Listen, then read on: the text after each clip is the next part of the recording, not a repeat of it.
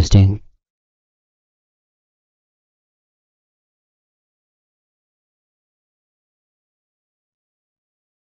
Can ye so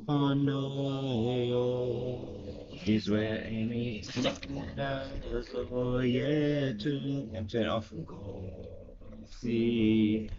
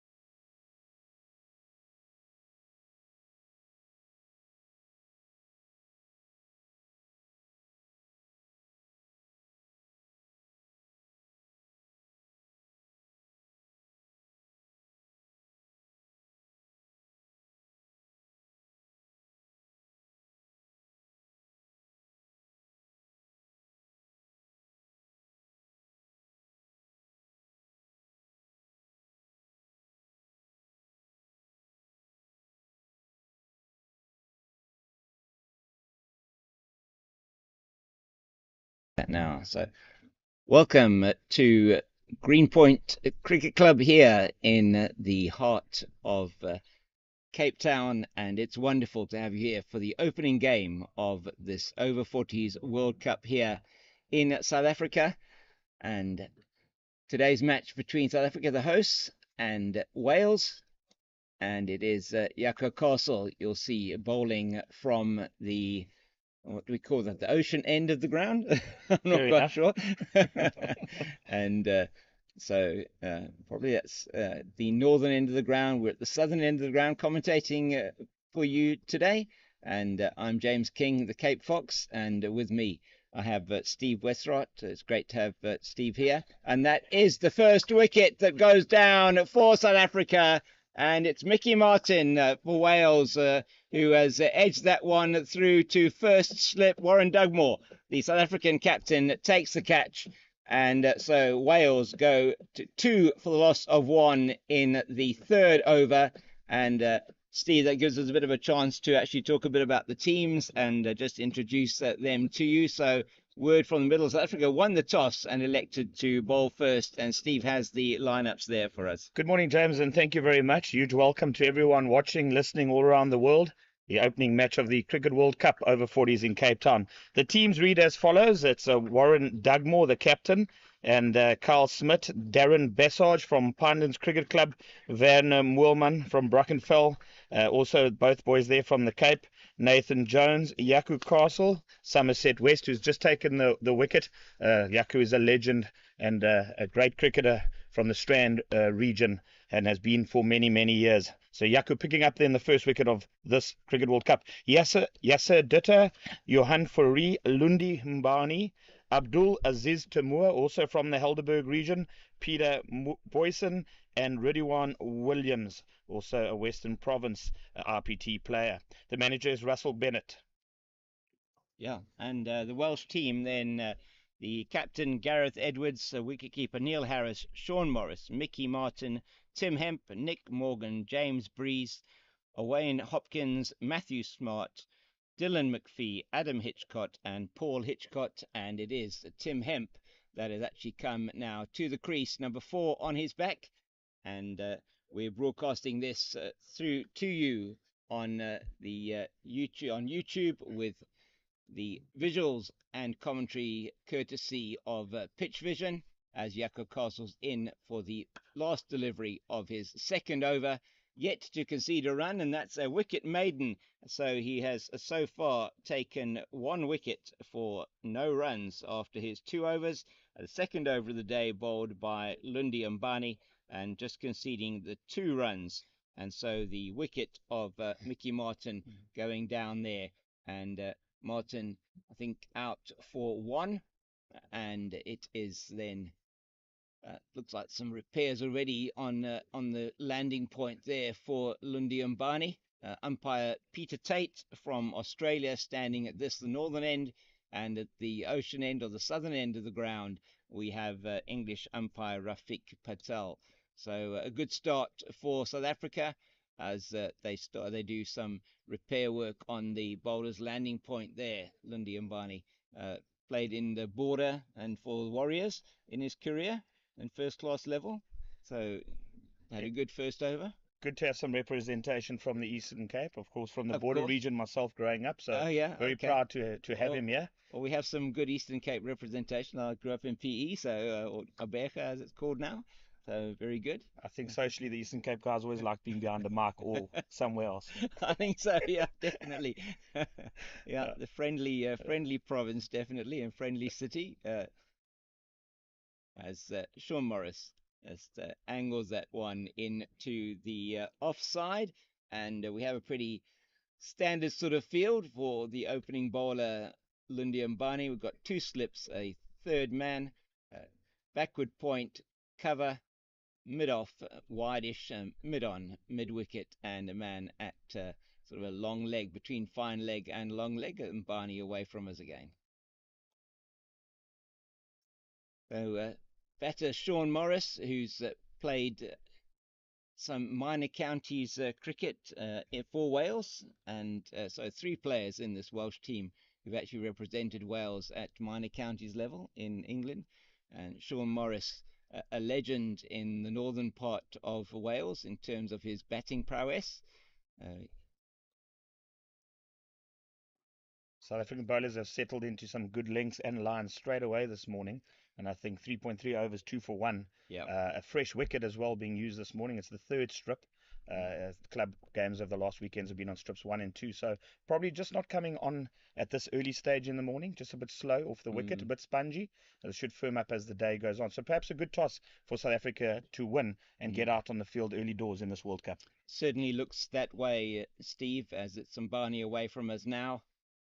And just playing inside the line. Not sure if he's leaving that. It looks like he is doing a leave, as he's expecting that ball to just swing a little bit away from him. A little bit of movement from Barney first thing, but the conditions here today, absolutely perfect in Cape Town. Beautiful blue skies, and we're right here in the Greenpoint area, right next to the sea, and it is really a beautiful day.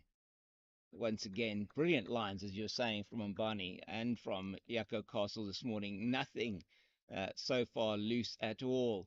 And they'll want to be making sure that, particularly in this opening power play period of 15 overs, that they make sure that there's nothing to hit. I think the batsmen need to be slightly circumspect because you obviously can't win the game in the first hour, but with the ball moving around, you certainly can do some damage up front here from the South African bowling perspective. Another brilliant over by Mbani. So another maiden over for South Africa. 3 maidens that they've bowled so far in the 4 overs that we've had. And that one, a maiden for Mbani, 2 maidens for Yako Castle, and the wicket of Mickey Martin, the opening batter for Wales, who was caught at first slip by captain Warren Dugmore. And we have got Werner Moolman at wicket-keeper, Warren Dugmore first slip, Kyle Smith at second slip, and Lundi Mbani coming down to his position here at third man, just to the right of us in our commentary position. And in the gully, we have another... Sorry, it isn't. Oh, sorry, it's Darren Bassard who's actually keeping wicket. Werner Moolman actually in the gully. Apologies for that.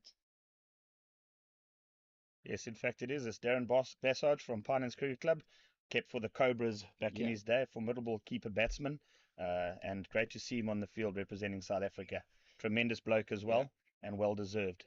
So one of 6 players in this South African squad of 16 that play first-class cricket here in South Africa, and really good to see them out on the field. And it's Yako Castle in towards us again.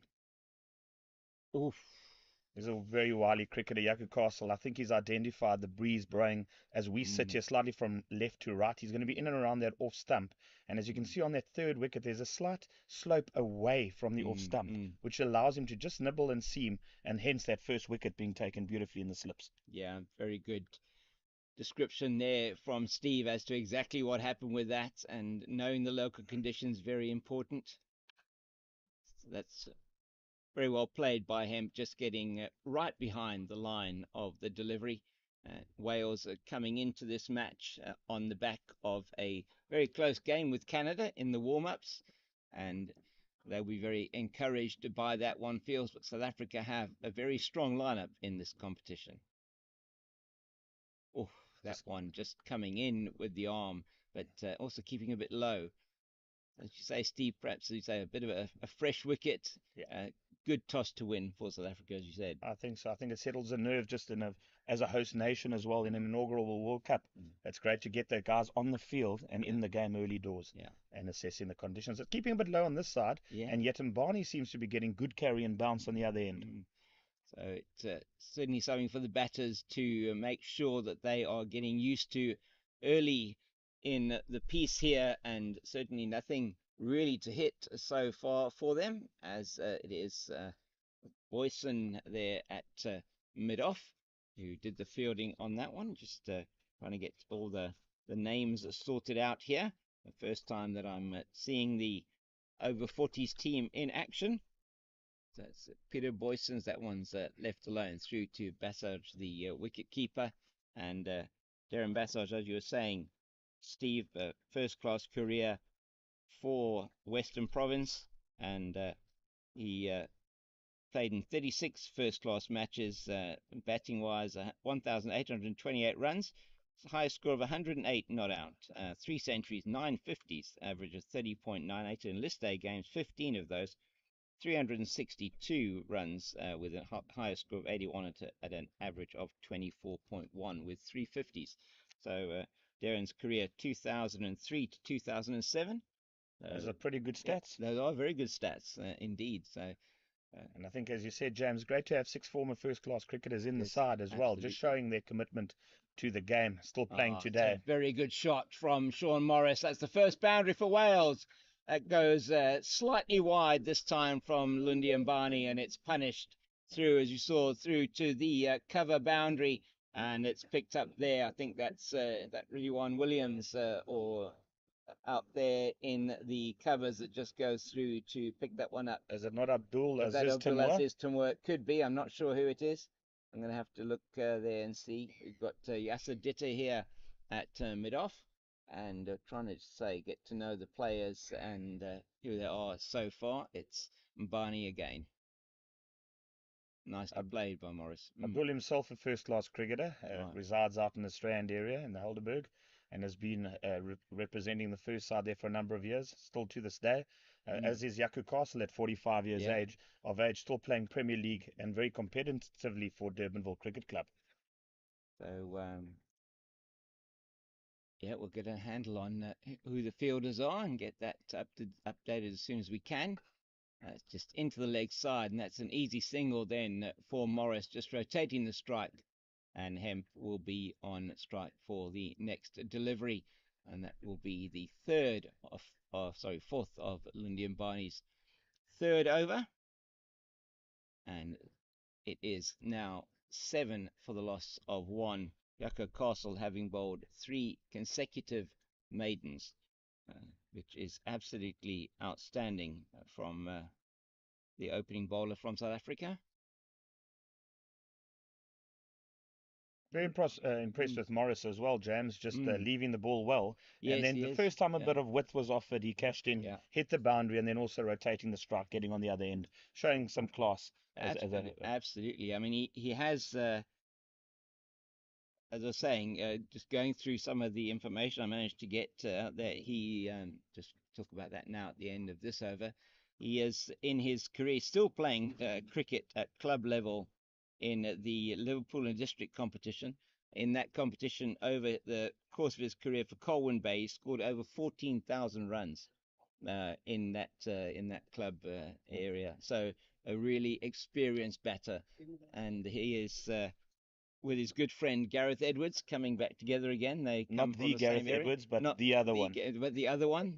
It's a very good delivery from Barney. Yeah. Another good over. Just that little bit of width costing him in the boundary, but that's just been the one delivery in 5-6 overs from the South African side. Incredible stuff from South Africa early on. 7 for the loss of 1 now are Wales after 6 overs. Castle, who has still, after 3 overs, taken 1 wicket and yet to concede a run. And unsurprisingly, he is going to be continuing the bowling from the ocean end of the ground, the southern end of the ground.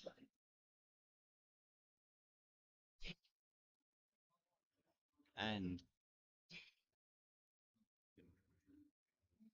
yes, as Yaku Castle continues his spell into his 4th over, I think having not conceded a run, always in that channel, always asking questions, always in and around that off stump, just looking to take it away for you and hoping you nibble. But very difficult to leave a man of this accuracy, as he tends to come straighter and straighter later on in the day. Absolutely. It's just keeping that on a sort of between a 4th and a 5th stump line outside that off stump, which is really, really impressive. And no great pace necessarily, but I think he probably could surprise you with 1 or 2. Just looking at his action, very, very economical action, and just comes in off a reasonably short run up. Nice, smooth action, and just angled into the gully where Moolman does the fielding. It's just the evolution of Yaku Castle's game. I remember playing with him in 2004-05 at Somerset West Cricket Club. was in a very aggressive, sort of hard-hitting opening batsman and fast bowler who wasn't scared to be in your face and drop a couple short. Okay. But I think he's figured out at this level just what's required, and hence prolonged his Premier League cricket career as well. Which is great. I mean, the longer you can play cricket, I mean, just want to be out there in the middle, don't you? Oh my goodness, that just at him again in that channel of uncertainty. And that has stopped in front of us here, and they're coming back. Chance of a run out here. Bassett takes the bells off. Very good running from Shawn Morris. Sorry, Tim Hemp it is, and they get back for how many there did they go through for? That was 3, wasn't it? Or was it 4 that they ran? I don't think 4, but I think very impressed by the fielding there, straight over the top of the stumps. It was Bassett takes the bells off in a flash, very close from this viewpoint. Was very, very close, but I think, as you said, just in. And we're trying to see how many runs actually. They did take 3 there, wasn't it? It was Morris on strike. Sorry, I was thinking it was Hemp on strike. It was Morris on strike, trying to play the sort of lap paddle or whatever. I'm not quite sure what he was trying to do there, but trying to invent a stroke. I think he was caught in 2 minds, just wondering whether am I leaving, am I playing, and then too late. And then he managed to get then 3 off that particular one. Very good running by him to get there. It was so close to the off stump. Could easily have been the 2nd wicket for Jaco Castle. But, bit inventive there, trying to be inventive.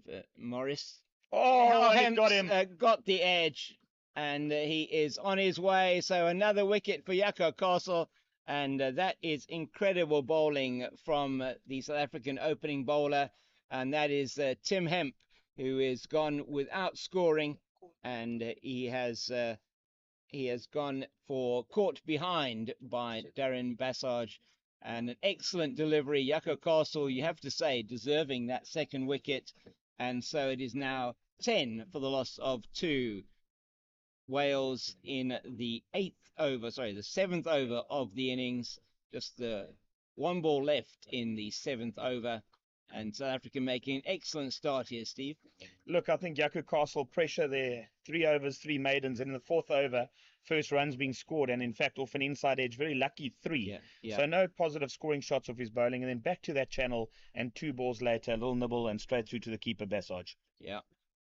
Very, very good bowling. And we said batters in that, when that 3 did come, it was out of a shot that was played more in inventiveness and trying to get some kind of runs rather than actually was really a false stroke. So he has been outstanding this morning. Number 22 on his back, Jaco Castle, and that wicket falling with the total on 10. So it has been tough out there this morning for Wales. And just the nagging accuracy of both of these bowlers, particularly Jaco Castle, has been outstanding. And while he's in view as well, wouldn't you have a better manager than Russell Bennett, former Springbok fullback, a border boy, of course, I think, who played some rugby for the Sharks, South African rugby legend. He's the manager and he's in the middle there. I guess a guy like that could really pull a team together. Yeah. Well, absolutely right. And it looks like he's doing his Rassie Erasmus thing, water boy, or what was it? Very similar. I think Russell's also a good cricketer, a good sportsman from the Eastern Cape region. Yeah. But I think as well, just a great guy to have in your camp, playing for the badge. Yeah. He knows what it's all about. He's been there. Absolutely right. And we were saying earlier on, I was chatting to a couple of my commentators on sort of WhatsApp earlier on, and just saying to them, it is certainly very social, the over 40s and over 50s cricket, but when you get on that field, you go over the line, go over the boundary ropes, it's on. Nothing changes, I can tell you that much. Took a Jaco Castle again. Good bowling, just first ball up, knowing you only had 1 ball left in the over, attacking the stumps and almost getting through. And this is, so the new batter is Morgan. I'll get his first name for you now. That is Nick Morgan, the new batter, number 7 on his back, Nick Morgan, and he's at the crease because in that over, Jaco Castle conceding 3, his first runs that he has conceded, but getting the wicket of Tim Hemp caught behind by Darren Bassage. So Castle now has got 2 for 3 of 4 overs. What an outstanding bowling from him, what outstanding bowling from him so far this morning, as it's Mbani to continue from the northern end of the ground. And that one goes straight through Shawn Morris. Nothing on that one at all. Delivery. It was a fantastic delivery, just coming in towards the right-hander, and Wales are really looking, staring into the abyss at the moment at 10 for 2. Another wicket now could be very, very important for them. The key man here, Morris, and I think he was just caught by surprise as the ball shaped away through the air, and for the first time came back, and in fact went straight over the stumps. Yeah. So lovely delivery from him. And as you say, he's been shaping that ball away really nicely, and it's all about setting up the batter, isn't it? So, Lundi Mbani, also a distinguished first-class career for him. Played the most matches, in fact, out of any of this team at first-class level. 62 first-class matches between 2004 and 2016. And that one again, as you would see, just moving away from the batter. And so just to show you that field, perhaps, I think we sort of have it in, and we've got our cameraman, Pat, just giving you an idea there. So there's the 2 slips, there's the third man, there's a gully, backward point, extra cover, and a mid-off. And that's played to the gully, and that's excellent fielding by, I think that's Moolman in the gully position. So it's Jones in the gully position there, Nathan Jones. Nathan Jones, isn't it?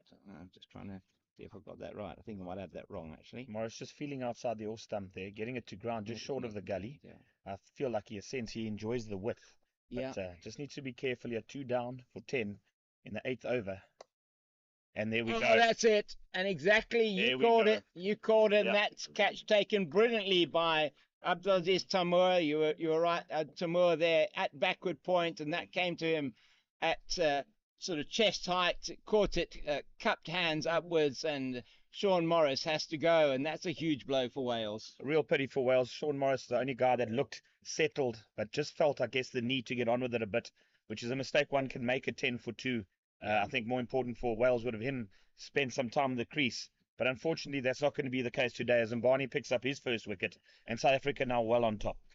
Yeah, very much so, Steve. This has been an outstanding opening spell from both Castle and Mbani picking up his first wicket. So he's got figures of 7 for 1 now, 1 wicket for 7 runs with the 1 maiden that he's bowled. And Jaco Castle, he's got 2 wickets for just those 3 runs with 3 maidens out of his 4 overs so far. South Africans in the huddle taking on a drink while they are celebrating that wicket, and it's going to be the number 5 for Wales who's coming out to bat now. It's number 8, and we'll just see who that is now. And it is going to be, the new batter is James Breeze, and he's coming out to join his partner at the crease, who is Nick Morgan. So it'll be Breeze and Morgan now, the 4th wicket pair for Wales, and they've got a job to do to see off this opening attack from South Africa. My understanding is, looking at the numbers, it's not going to be that easy for them, even when the second change come on for South Africa. Yes, that certainly seems to be the case, James. I think just with the new strip, as we've alluded to earlier today, a little bit spongy and not coming on. That first hour is always something to reckon with. And then, as history would show, the Greenpoint Club, in fact, a great batting deck as well. So during the course of the day, it just seems to flatten out and get better and better. But unfortunately, Wales not keeping wickets in the bag here. No, and that's really what they would have needed to do in this first 15-over power play that we have. In the first 15 overs, 3 fielders allowed outside the circle, and South Africa have only employed the 2, just keeping the pressure on, which is understandable considering the wickets that have already fallen. As Mbani is going to be bowling now around the wicket to the new batter, Breeze, who's a left-hander, and number 8 on his back. Mbani will have his tail up now, and he's going to be bowling the last ball of his 4th over to James Breeze. And nothing to report on that. Through to wicketkeeper Basaj, and it is the end of the over. So it's 8 gone, and it is 10 for the loss of 3. So only 1.25 runs per over, the scoring rate at the moment. 3 wickets down. It's not looking very good at the moment for Wales under the cosh here. I think what we might see here as well, the experience of Castle and Barney, two wily cricketers, they've been around a while. I think they would realize at this point they could probably get slightly straighter as we have two new batsmen on the crease and maybe look to strike again in the LBW or bowled even, just because of the position that Wales found themselves in. Bit more aggressive maybe. Maybe, yeah, as you say, perhaps see what is happening here with the batters, how they're playing those ones outside the off stump, and whether they're tempted to have a nibble at them, and try and maybe just change things up slightly. And there he is, Castle at the stumps, looking for that LBW early. And that was a good ball, and that is Morgan, who is off the mark, and so it takes the score to 11 for the loss of 3, and it'll be the left-hander on strike. That's Breeze. James Breeze going to be taking strike for the first time, and he'll be getting his guard from umpire Rafiq Patel from England. Standing at this end, the northern end of the ground is, and we'll probably call this the stadium end, as we've got the beautiful Cape Town Stadium behind us. So we'll have to make up some names as we go along. It's really a picturesque part of the world. I mean, Cape is. Town voted most beautiful city. And I think as far as club cricket environments go, Greenpoint Cricket Club's got to be up there as one of the best in the country. Most certainly. Absolutely beautiful setting here, as just into the covers, and fielded there by number 42. And that is Johan Fourie. Yeah, it is absolutely beautiful down here, and there's a little bit of a breeze just cooling it down for the players out on the field at the moment.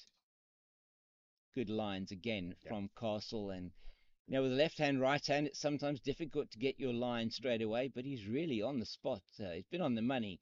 It must be said, every single ball almost of his 5 overs. I don't think it's any surprise with Yaku Castle, and as we alluded to before the over started, he's made him play at every ball in this over. He's now at the batsman looking to make an error because they now got their tails up. Absolutely. And they're really looking to get in the tail.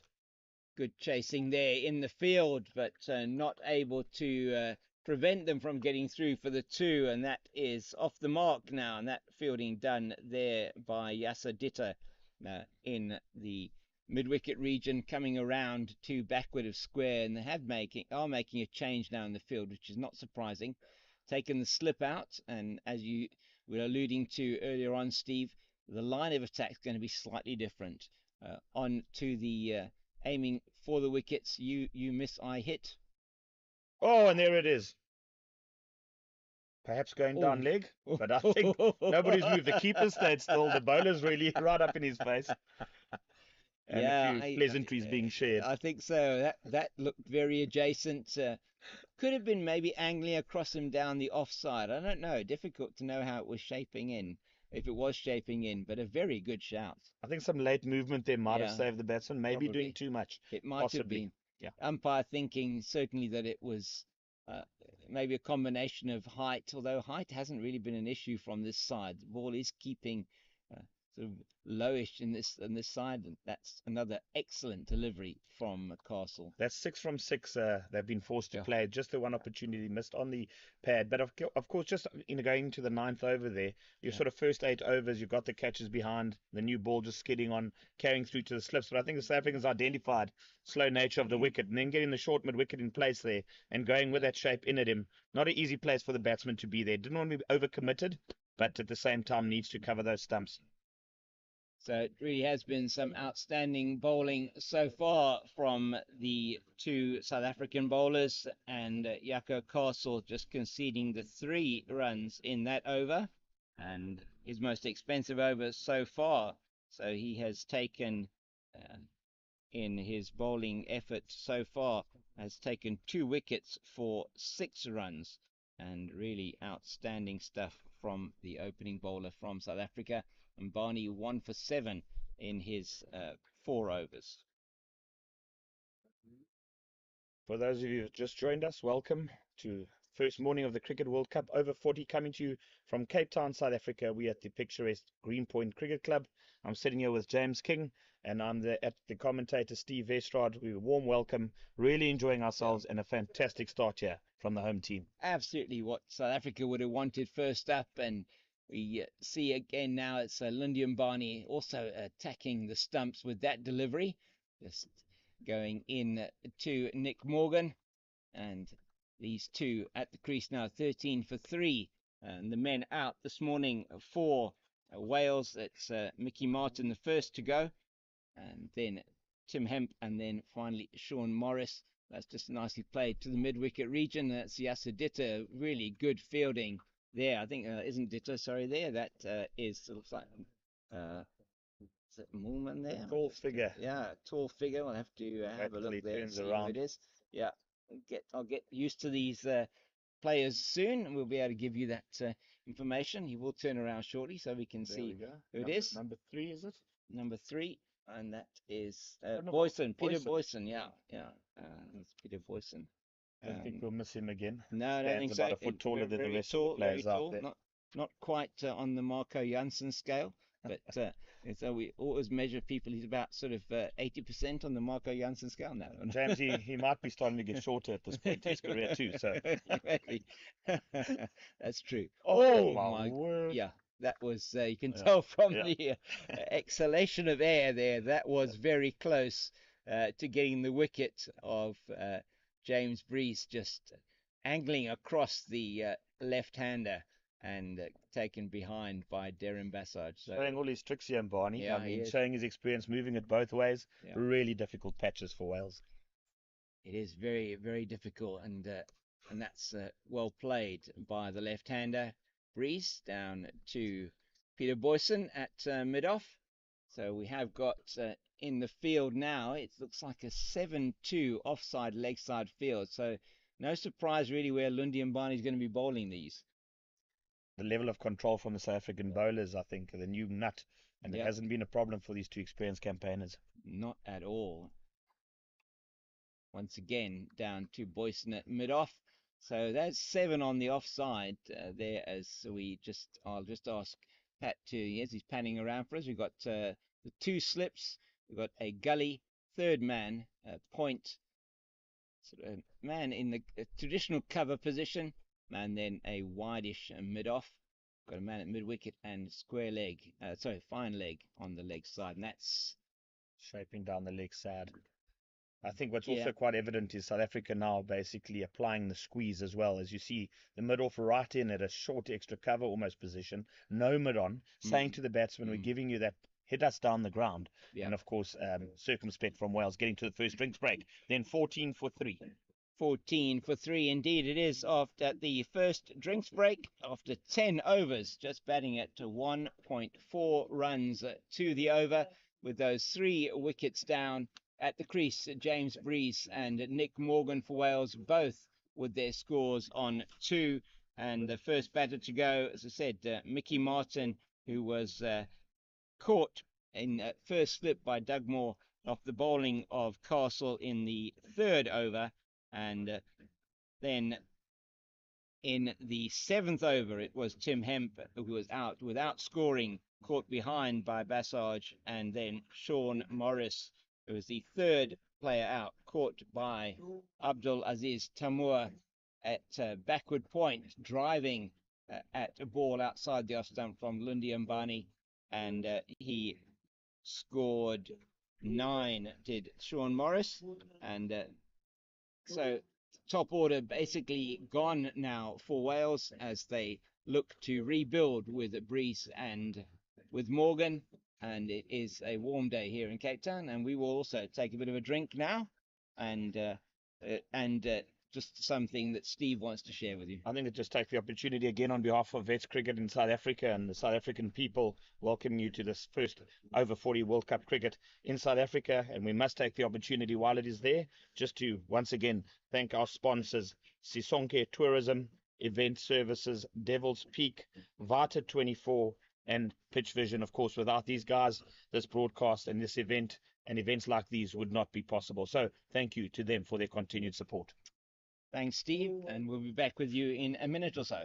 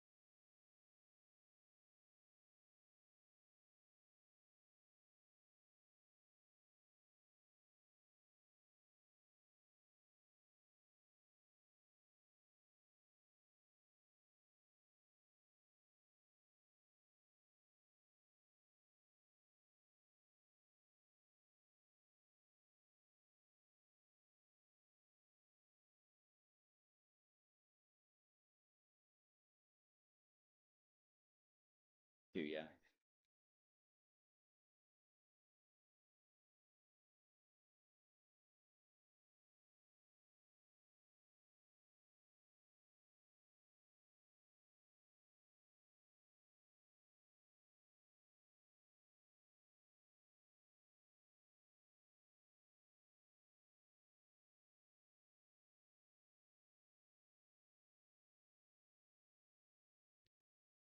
So you join us, second ball after the drinks break. Some outstanding fielding by Tamur at backward point. Just coming around, that ball went past the gully fielder and almost exercising a run out. And Wales managing to get through for an overthrow as that ball narrowly missed the stumps from Tamur. And he really has been outstanding in the field. Took a sharp catch this morning to get rid of probably the best batter in the Welsh team, Shawn Morris at backward point.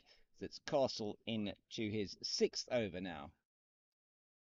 And Brees, just a left-handed batter from Wales, just coming forward nicely to that one. So I'm here. I'm James King, the Cape Fox, and with me here, Steve Vesrot. It's great to have Steve here with me on commentary today. Steve here from Greenpoint Cricket Club. Oh, that one just angling down the leg side. And the first extra of the morning as some exercise for umpire Rafiq Patel, as signalling wide through to the scores. And the first one that we've seen that's been even slightly loose from Jaco Castle. Speaks volumes of the South African discipline this morning. And also, as one can pick up here, the mandate was for a fit side and squad. Very athletic, obviously in the over 40 category. But what we've seen out here is a team that's been highly drilled and worked hard on fundamentals such as fitness and fielding, and great discipline so far. So they have been outstanding in the field, as Steve has mentioned. Some good catches, nothing that has gone to hand this morning that has been anywhere near gone down. That's outstanding work from Basoj behind the stumps yet again, and just perhaps in his sixth over now, just losing that line a little bit as the second wide goes down the leg side to the left-hander. Left-hand, right-hand combination sometimes does not help the bowler in terms of keeping that line and length exactly how they would want it. Doesn't take him long, though, to get back on that line and length. I think maybe the drinks break just stiffening up a couple slightly there, and back on it again is Yaku Castle. Is indeed, and that's down into that backward point area. Yasadita, who does the fielding, and it will be all change of the field for the right-hander, Morgan. Nick Morgan, the number 5, should I say, for the so he is the number 4 batter for Wales. Apologies. James Breese coming in at number 5. South Africa opting to give Yaku Castle that 6th over. Looking for that one more wicket out of him, and I think that will be him now. Yeah. What a tremendous spell. 6 overs, 2 for 10. To the local man, Yaku Castle. Yeah. Well bowled, Yaku. Very, very good bowling from Yaku Castle. That over there going for 4. And as I said, 18 now for the loss of 3. The first extras in that over, and that the end of his first spell, undoubtedly. And it is going to be Mbani to continue from the northern end, or the stadium end of the ground. We have the beautiful Cape Town Stadium behind us, built for the 2010 FIFA World Cup, and it is now the home of the DHL Stormers, as well as Cape Town City, the football club. So sporting hub of Cape Town here in this complex here in Greenpoint, as Mbani's away from us now. That's wideish outside the off stump, but absolutely fine from a wide point of view. No exercise yet for Peter Tate, the Australian umpire at this end. And a beautiful day here in Cape Town. And just to remind you, once again, this broadcast brought to you with the visuals from Pitch Vision. That's again wideish outside the off stump. Good take by Bassage. That one just dying on him a little bit. Shawn is off the ball, it seems, at this point, and I think the extra over showing Captain Warren Dugmore's intent here in terms of attacking, looking to just get that 1 or 2 more breakthrough and looking to get into that middle order early on. South Africa, of course, also blessed in the spin department here today with the left-handed Hendricks and also the leg spin of former Western Province cricketer, Cobras cricketer Abdul Aziz Tamua. So I don't think it'll be too long before we see one of them in the attack, but going that extra over each, just trying to penetrate one more wicket. Yeah, and one more wicket you feel may bring about a couple more. And one thinks that, as you say, Steve, that the spin, Williams also, I believe, able to... Ridwan Williams, left hand, also orthodox, and very, very, very good bowler. Managed to play against him in the trials in March last year. He bowled himself into the Western Province team at that time with a phenomenal spell, and obviously then kicked on at the RPT, the Inter-Provincials, and that's why he's here today. So over 40's cricket and veterans cricket, which here in South Africa managed by the Veterans Cricket Association of South Africa. You can find all the information about this over 40's World Cup on that site as well. Well played by Breese. Back to Mbani. That's VCASA, the Veterans Cricket Association of South Africa. If you look that up on your Google search, you will find all that information. And really is an outstanding job that tournament organizer, it's Roger Malt, I think it is, that his team do. Roger Malt, of course, integral part of Vets, I think one of the founding members and chairman of Veterans Cricket, of course, has already hosted a couple of over 50 World Cups in Cape Town. If we can remember back to 2020, where the players were here in the middle of the tournament and obviously, unfortunately, had to go home. And then again, I think it was last year, we re-hosted the over 50 World Cup. So a sure fit for hosting events of this standard and caliber. Cape Town, a fantastic place for the families and friends and children of all the players, which is lovely to see at this level. Just seeing the hospitality tents behind us here, obviously out of view to yourselves, all the families, the children and wives and all the rest have come through and joined us here for this lovely event. And I'm sure as word gets around, this is obviously the first morning, but I'm sure to see a couple of guys trickle in during the course of the day and over the next few weeks. Let's get down, let's support not only South Africa, but a great opportunity to support World Cup cricket at over 40s level. And Jaco Castle continuing with his spell from the ocean end of the ground, the promenade just behind us here in Sea Point, and this beautiful area of Cape Town, the Greenpoint area, and those blocks of flats that you probably, perhaps you can't see them, but beyond the sight screen you can see on your screen there in front of you, there are a few blocks of flats on the seafront here at Greenpoint, and that's in the gap through third slip down to Mbani at third man, and that just not going to hand wide outside the off stump, and perhaps thinking it was there to be hit, and Morgan gets away with that one. One feels just it was certainly not a control shot at all. Well, there it is, Jaco Castle getting entrusted with a 7th over, so possibly looking at a 7-over spell with maybe keeping him back for 2 later on. Having said that, the chance was created, and if that had gone to hand, he may just well have bowled his 9 on the trot here, because he's well on top in South Africa. Yeah, most definitely. South Africa are in the driving seat here, 19 for the loss of 3, and we're into the 13th over. So Wales at this stage that are just struggling to get the ball off the square, just the one boundary so far for this Welsh team, and that's just defended nicely by the left-handed Breeze. And we are broadcasting here to you, the visuals coming courtesy of Pitch Vision, and Steve, the sponsors here of the tournament for this over 50s World Cup. Over 40s World Cup. Over 40s, sorry, yes, listen to me. We've got to get used to it. We've had 2 over 50 World Cups, and what a venue to have the over 40 inaugural Cricket World Cup in Cape Town, South Africa. And of course, our sponsors once again, Sisonke Tourism, Event Services, Devil's Peak, Vita 24, and Pitch Vision, without whom this broadcast and tournaments such as these would not be possible. Thank you very much, Steve. And Steve was saying the hospitality tents and everything here to our left in front of the pavilion. That's round the wicket now. To the left-hander is Castle, and just defended as that one's angling in towards off stump. 1150 people. Great. So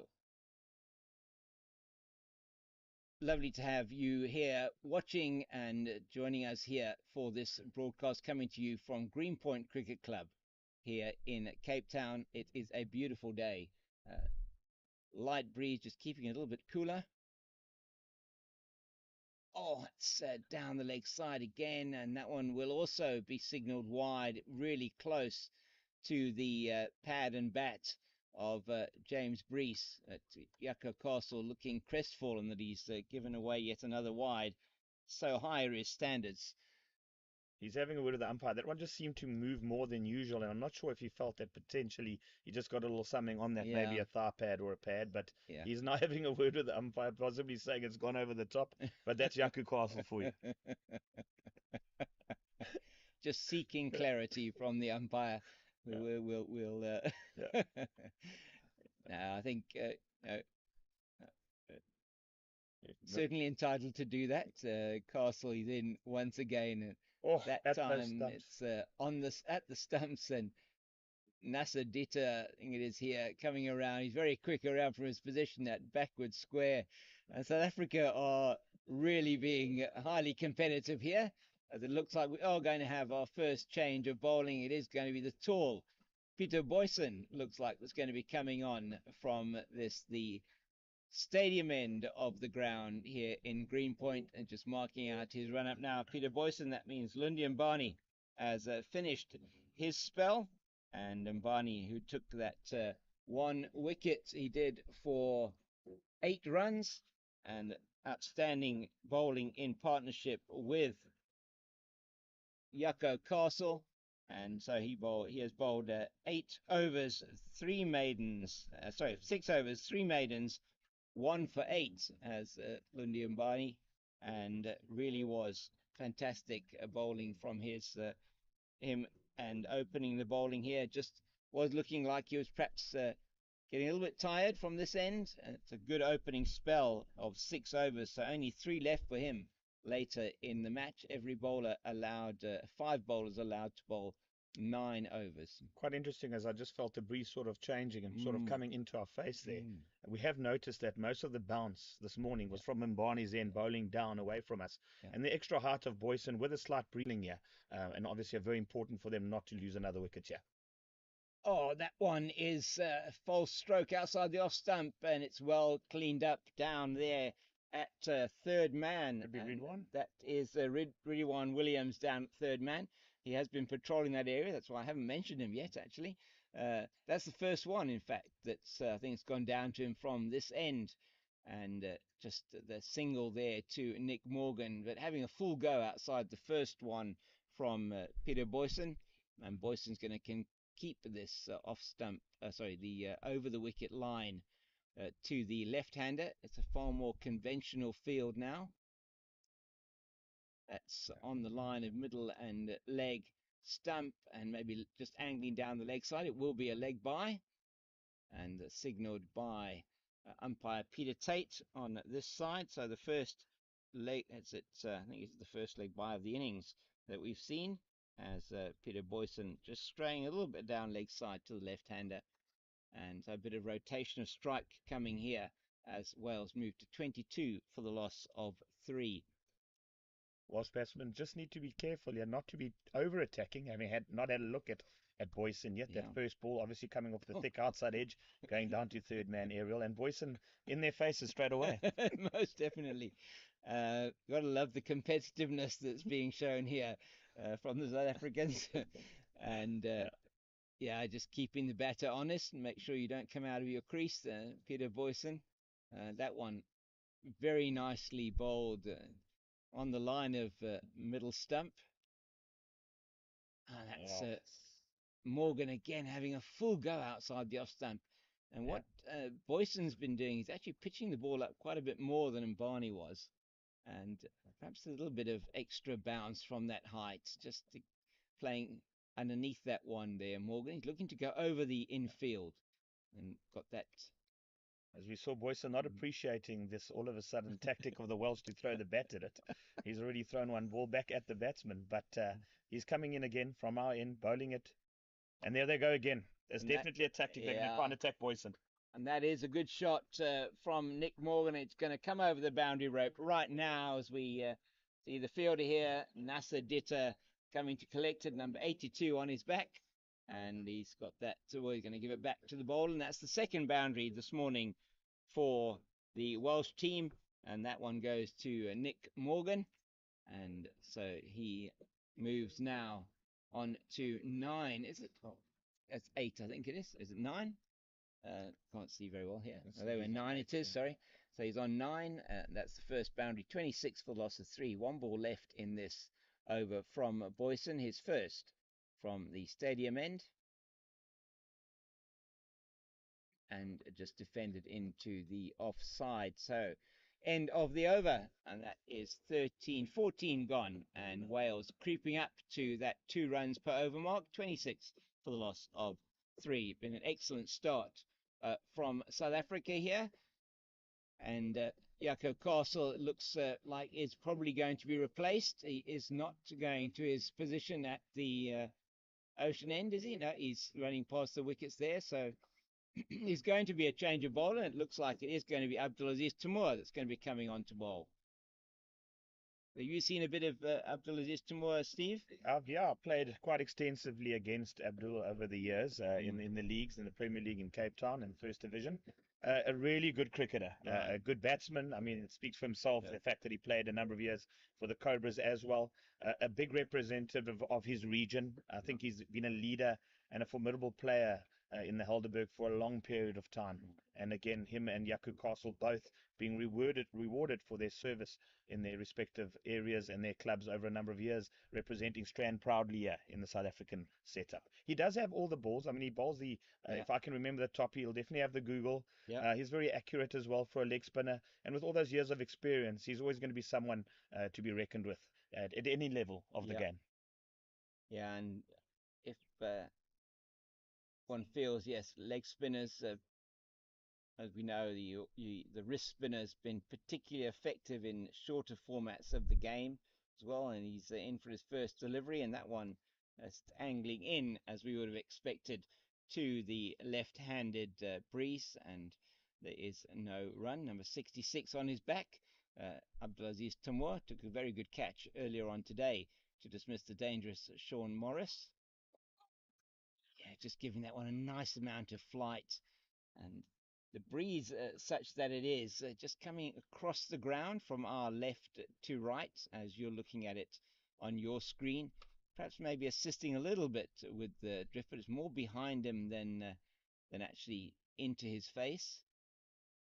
That looked like the googly to me, just pitching outside leg stump, going on the sweep shot, not making contact. So 3 dot balls so far in his spell here from Tamur. And I'll keep an eye. I'm going to try and keep an eye on that wrist action as he's past umpire Patel now. And he's given him. He has given him.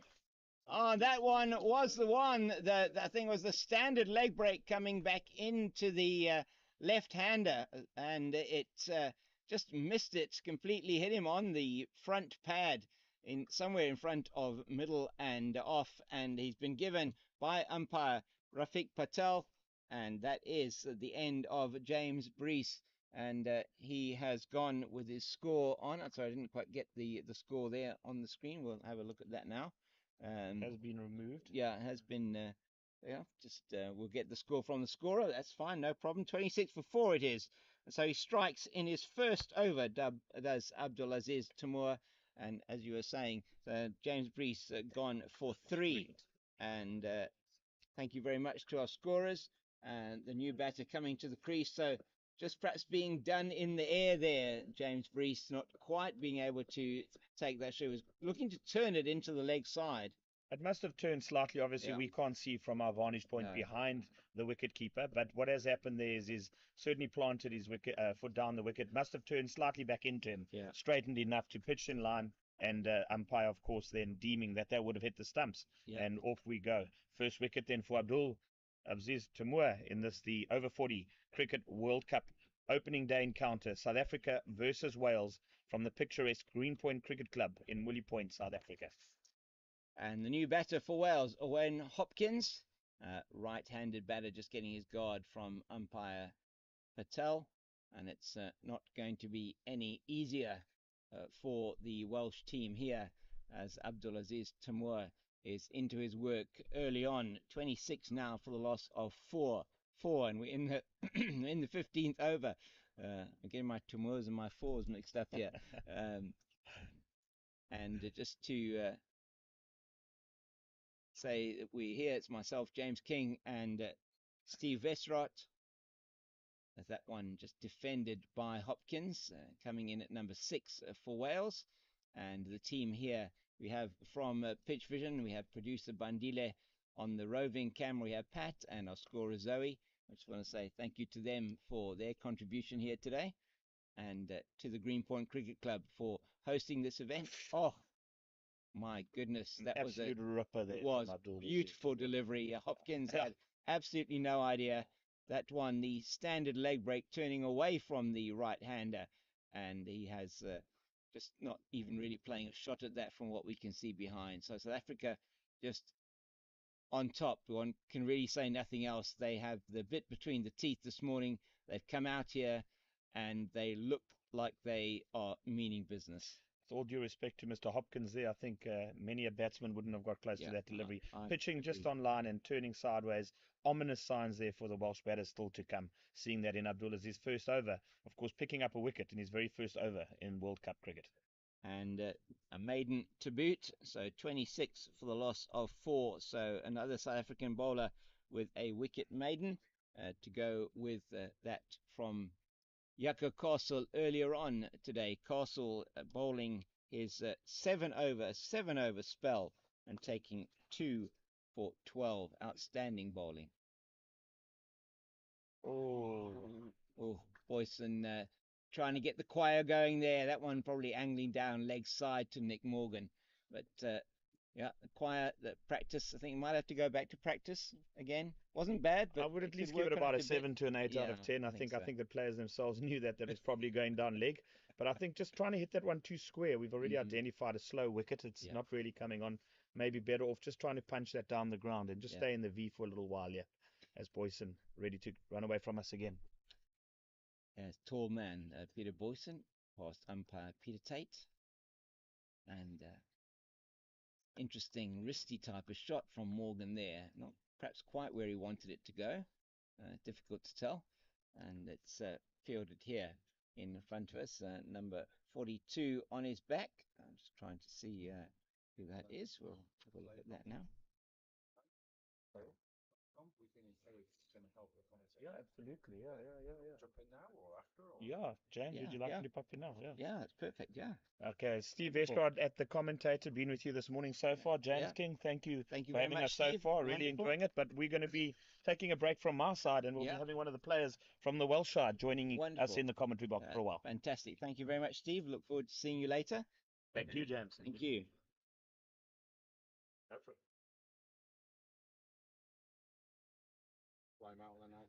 Yeah. So just yeah, getting some logistics going here. We're up here on the scaffolding above the sight screen at the stadium end of the ground. That's just nicely played by Morgan into the covers, and Abdulaziz Tamur is in quickly to get that as we. It's, we get the logistics of getting one person off and one person on up on the scaffolding. But really is a fantastic vantage point to watch the game, really close by to the play that's happening in front of us. And it is Boyson that will be going away from us again, just outside the off stump, and take a nasty vibe passage.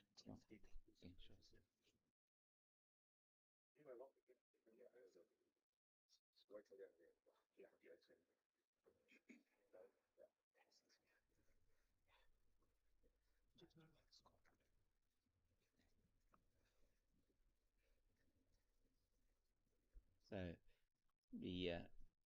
we'll be having a representative from the Welsh team joining me at the end of this Peter Boyson over. Just the one ball left in the over, and that left alone by Morgan outside the off stump, and there's no run. So the end of 20. So the end of the 16th over, and the score is 26 for the loss of 4. And great to have a representative from the Welsh team here with us in the commentary box. Sorry, I didn't catch. Shawn Morris. Shawn, fantastic, Shawn. Thank you very much for joining us here. No problem at all. Really great to have you with us. Shawn, you've been out there this morning, and very briefly, unfortunately.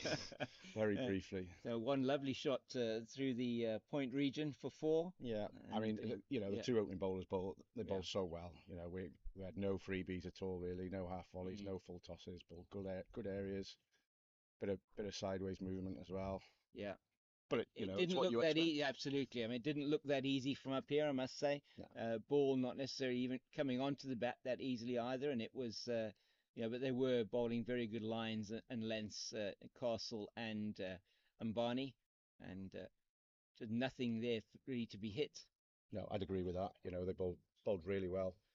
Wickets quite hard to score on. It has to be in your your slot or the short where you could just tuck it in and tuck it in for 1, but. They bowled really well and put us under pressure. Just hoping these two can get us up to a score now and build a partnership, and hopefully we can host a challenging score. I'm not sure what a good score is here. Seems a very big ground. It is quite it's quite a big ground. I mean, the boundary's not that easy to come by. Outfield is perhaps a little bit spongy as well. Very lovely. It's a lovely outfield, but the ball not, as we saw with the one that came down here fine. That you played down here fine for the 3, just not even running down to the boundary. So no, and they're probably conditions that are quite similar to what we expect. Or what we have at home, really. We've been a little bit surprised by the pitches that we played on so far. You know, we had a training session over in Stellenbosch yesterday at a school, which was such a beautiful setup, as this is. You know, what a beautiful ground to play at. Yes, bit cooler here probably with the breeze, sea breeze coming through that isn't Stellenbosch. You're probably at one of the top schools there, either at could have been, I'm just trying to think now, Paul Roos Gymnasium. That one. So one of the top schools there. Oh, that one beats everybody. Looks like could have got maybe something on that. We'll wait and see the signal from the umpire. Looks like it may be going to be signaling byes. But he does indeed. So that the standard standard leg break just going out past the edge of Wayne Hopkins' bat down for 2 byes, the first byes of the innings for Abdul Aziz Timur, and that then score moving to 28 for the loss of 4. Another maiden by the wrist spinner for South Africa, and his second over then going for the 2 runs, but they were both byes, and so nothing really to report on that one. And but great to have you all here with us. Really wonderful to have the Welsh team, and of course another 14. It's another 11 or 10 teams. So there's 12 teams I think in the tournament.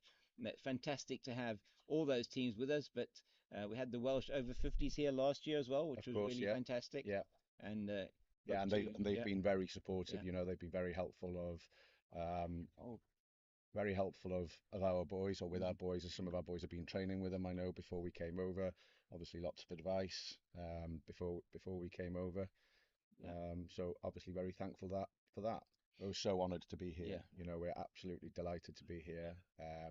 First World Cup. You know, it's such a fantastic concept now, this Masters cricket. It's given club players a new lease of life as you come into the twilight of your career. But you know, it could now not be the twilight of your career, could it? You know, it's absolutely right. I mean, it's and yourself still playing club cricket, I believe, for Colwyn Bay. That's right. I'm still playing for Colwyn Bay Cricket Club in the Liverpool competition, which is excellent league.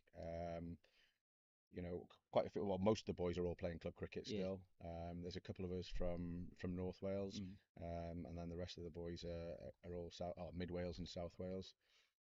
So you know, we do quite a bit of travelling. We don't have a domestic 40s tournament. You know, we played 3 fixtures last year, twice against England and against Ireland. Right. As sort of, you know, that last year was our first year as a team, really. Yes. I was talking to a couple of the Kiwi boys yesterday, and they were saying, you know, they've been playing for 2 years, which is brilliant. But it's a learning curve, isn't it? Absolutely, it is. And I mean, this is, as you say, the inaugural over 40s World Cup. Wonderful to have those 12 teams here, and always wonderful to host. We did last year the Welsh team, very really jovial and you know, very friendly people last believe year. They were renowned for their singing. As the Welsh are. Yes, you know, absolutely. So they didn't quite. Well, I hope we did them proud this morning on our national anthem. So. Yes, most definitely. There weren't any of us that that knew the words necessarily, but we have to try and learn them for over the next week or two. You're here. And do you know what? It's so lovely. We you know, we've got quite a big group. Quite a big group of us here, quite a few partners and families, and it's been lovely having them with us, really supportive. I think there's a group of about, I'm not sure if it's 35, just maybe a little bit less. Wonderful. We had a lovely team meal down in V&A Waterfront last night, you know, or, you know, a whole group meal, really. So it's been... And where are you based? So we are based in, is it the Southern Sun, Cape Town City Bowl? Yes, So you're good, nice and central, really. Very central. For that, and not a long trip to get here this morning. No, we were here in we thought we were going to be 20 minutes in the bus, but we were here in 5 minutes. So That's very good. Yeah. It is I'm not very sure. Oh, thank actually, you we're at for Weinberg School. Weinberg or Wein, Weiberg? Weinberg, Weinberg School. Yeah. Wynberg. Yes. Yeah, we're there tomorrow. Okay, So, lovely. been told that's a beautiful ground. It is a beautiful ground. The Jacques Cullis Oval, I think we'll be playing at. Yeah. And it really is another picturesque ground. In fact, you'll have the more the views of the mountain than we do here. The mountain behind us at the moment. Yeah. So and Signal Hill and Lion's Head behind us here in Greenpoint. Our commentary position looking out towards the Atlantic Ocean and Table Bay, and behind us we have the Cape Town Stadium venue built for the 2010 World Cup. So it is a beautiful day here in Cape Town. So you were in another beautiful part, and there we have members of the Welsh contingent walking around the ground. Our cheerleaders. There we go. The Suns pom-poms at the moment. Yeah. Well, Yeah. It's very good to have you all with us, Shawn. Thank you so much. Absolutely delighted to be here, to be honest. Absolutely loving it. And really, again, a thank you to the sponsors of this particular tournament, Sisonke, the City of Cape Town. Also have Pitch Vision, who are bringing you these visuals and the commentary, and we really thank all the sponsors of this tournament and the Veterans Cricket Association of South Africa for putting this together. As we were saying, hosted a very successful over 50s World Cup last year, and this year the inaugural over 40s World Cup, as it's Abdulaziz Tamur bowling his leg breaks, his right arm wrist spin, and he's bowling at the moment to Nick Morgan. And yeah, so we've got Nick Morgan facing from Penarth Cricket Club, just outside Cardiff, our capital city. And then Owain Hopkins at the other end, who also plays down in South Wales for a club called St Fagans, just outside Cardiff or in Cardiff. It's great to get the insights from you on the players. I mean, not very much. I tried to do a little bit of homework, but very difficult to find anything too much. Did manage to find a little bit of information on yourself, Shawn, having played in that league for quite some time, in that Liverpool and District League. Yeah, well, you're saying I'm an old man, basically.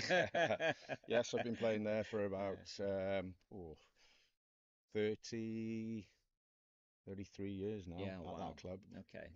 We moved from the North Wales pyramid over to Liverpool, sort of, I think it was 1996, and have been playing in that in that setup since then. Fantastic. Yeah, it's good. There's some excellent clubs in that league. And do you know what's been lovely so far is meeting a couple of the lads who, so at the club I play at, we had Andre Nell pro in for us in 2003, I think it was. So caught up with him yesterday because he's obviously here with England. Caught up with James Marshall from the Kiwi squad, who pro'd for Northern Cricket Club and Formby Cricket Club in our league. So it was lovely to see them again. Yeah. And that's what cricket is about, isn't it? I mean, sport, but cricket, certainly, you meet people along the way, and you just never really lose touch with them. I mean, you have that bond in common, really, around. You love this game. It's just something that, that's something that Steve and I were talking about earlier. You have a passion for the game. You never really far away from it, are you? No, not at all. It's obviously an international game. It's great catching up and meeting new people as well, which is, part of the reason why we're all here, isn't it? Yeah, and it's so wonderful you were able to bring so many of your friends and family and with you, which is it's always lovely to have people here visiting South Africa. I'm sure a few of you for the first time. Yes, I think we've got 4 or 5 lads who have been before. Couple who have played over here.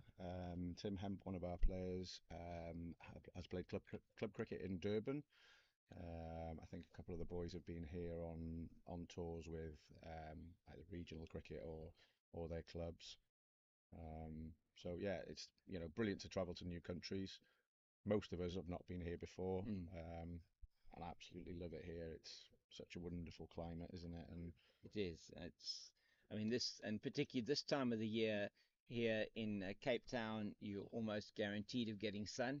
You might get a lot of wind as well, but you are guaranteed certainly of having beautiful sunny weather. the hottest time of the year here. That's a good delivery from Boyson. So South Africa just keeping the pressure on here. It's been a period of consolidation here over the last 5 or 6 overs from these two, Hopkins and Morgan. And you were saying, Shawn, both from the southern part of Wales, Yes, and, both and from the yourself, Cardiff area. yeah, and yourself and a few of the others from Northern. I believe Gareth Edwards also come from the north of Yes, Wales. there's two of us. So Gareth and I first started playing cricket together when I think the first time we ever saw each other was at a county, as in the old Welsh counties, Clwyd cricket trial at under 11 age. So to still be playing together, 35 years later is absolutely superb, really. We don't play club cricket together. He did play for the club I play at back at the start of the century, but he plays up in Bury now, which is just outside Manchester, for a club called Elton Cricket Club. They play in the Greater Manchester Cricket League, which is a strong league. Obviously, Gareth's a very, very talented cricketer. Spent some time on the staff at Glamorgan when he was younger as an off spinner. But yeah, and I know he is immensely proud of the fact that he's getting to captain his country at a World Cup. He spoke about that this morning. Something we're all very, very proud of. But I know he's a hugely patriotic Welshman, and in every way, shape, or form with sports and everything else. So I know he's delighted to be here.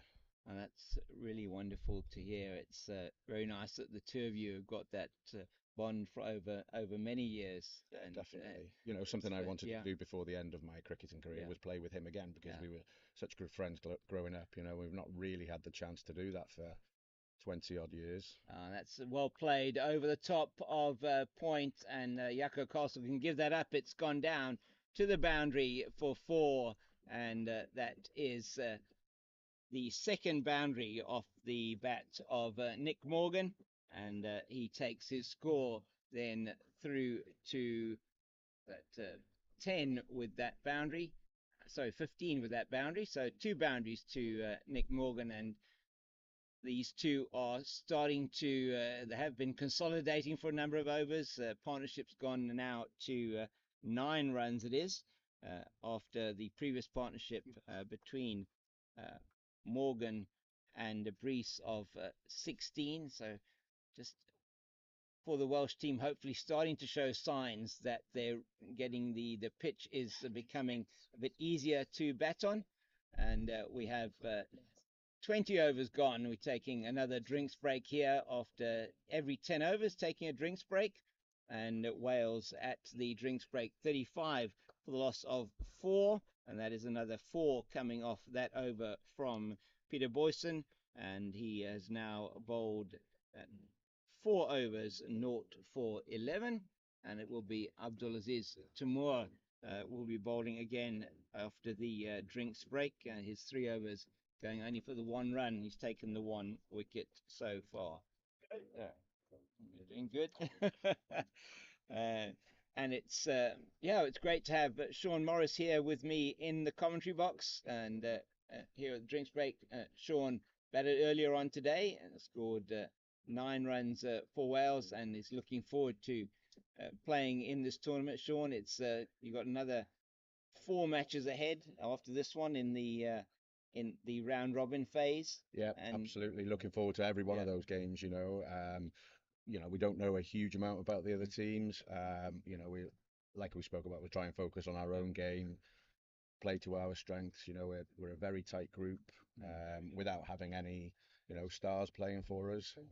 So to compete and try and put runs on the board and put pressure on teams is how we plan to play our cricket.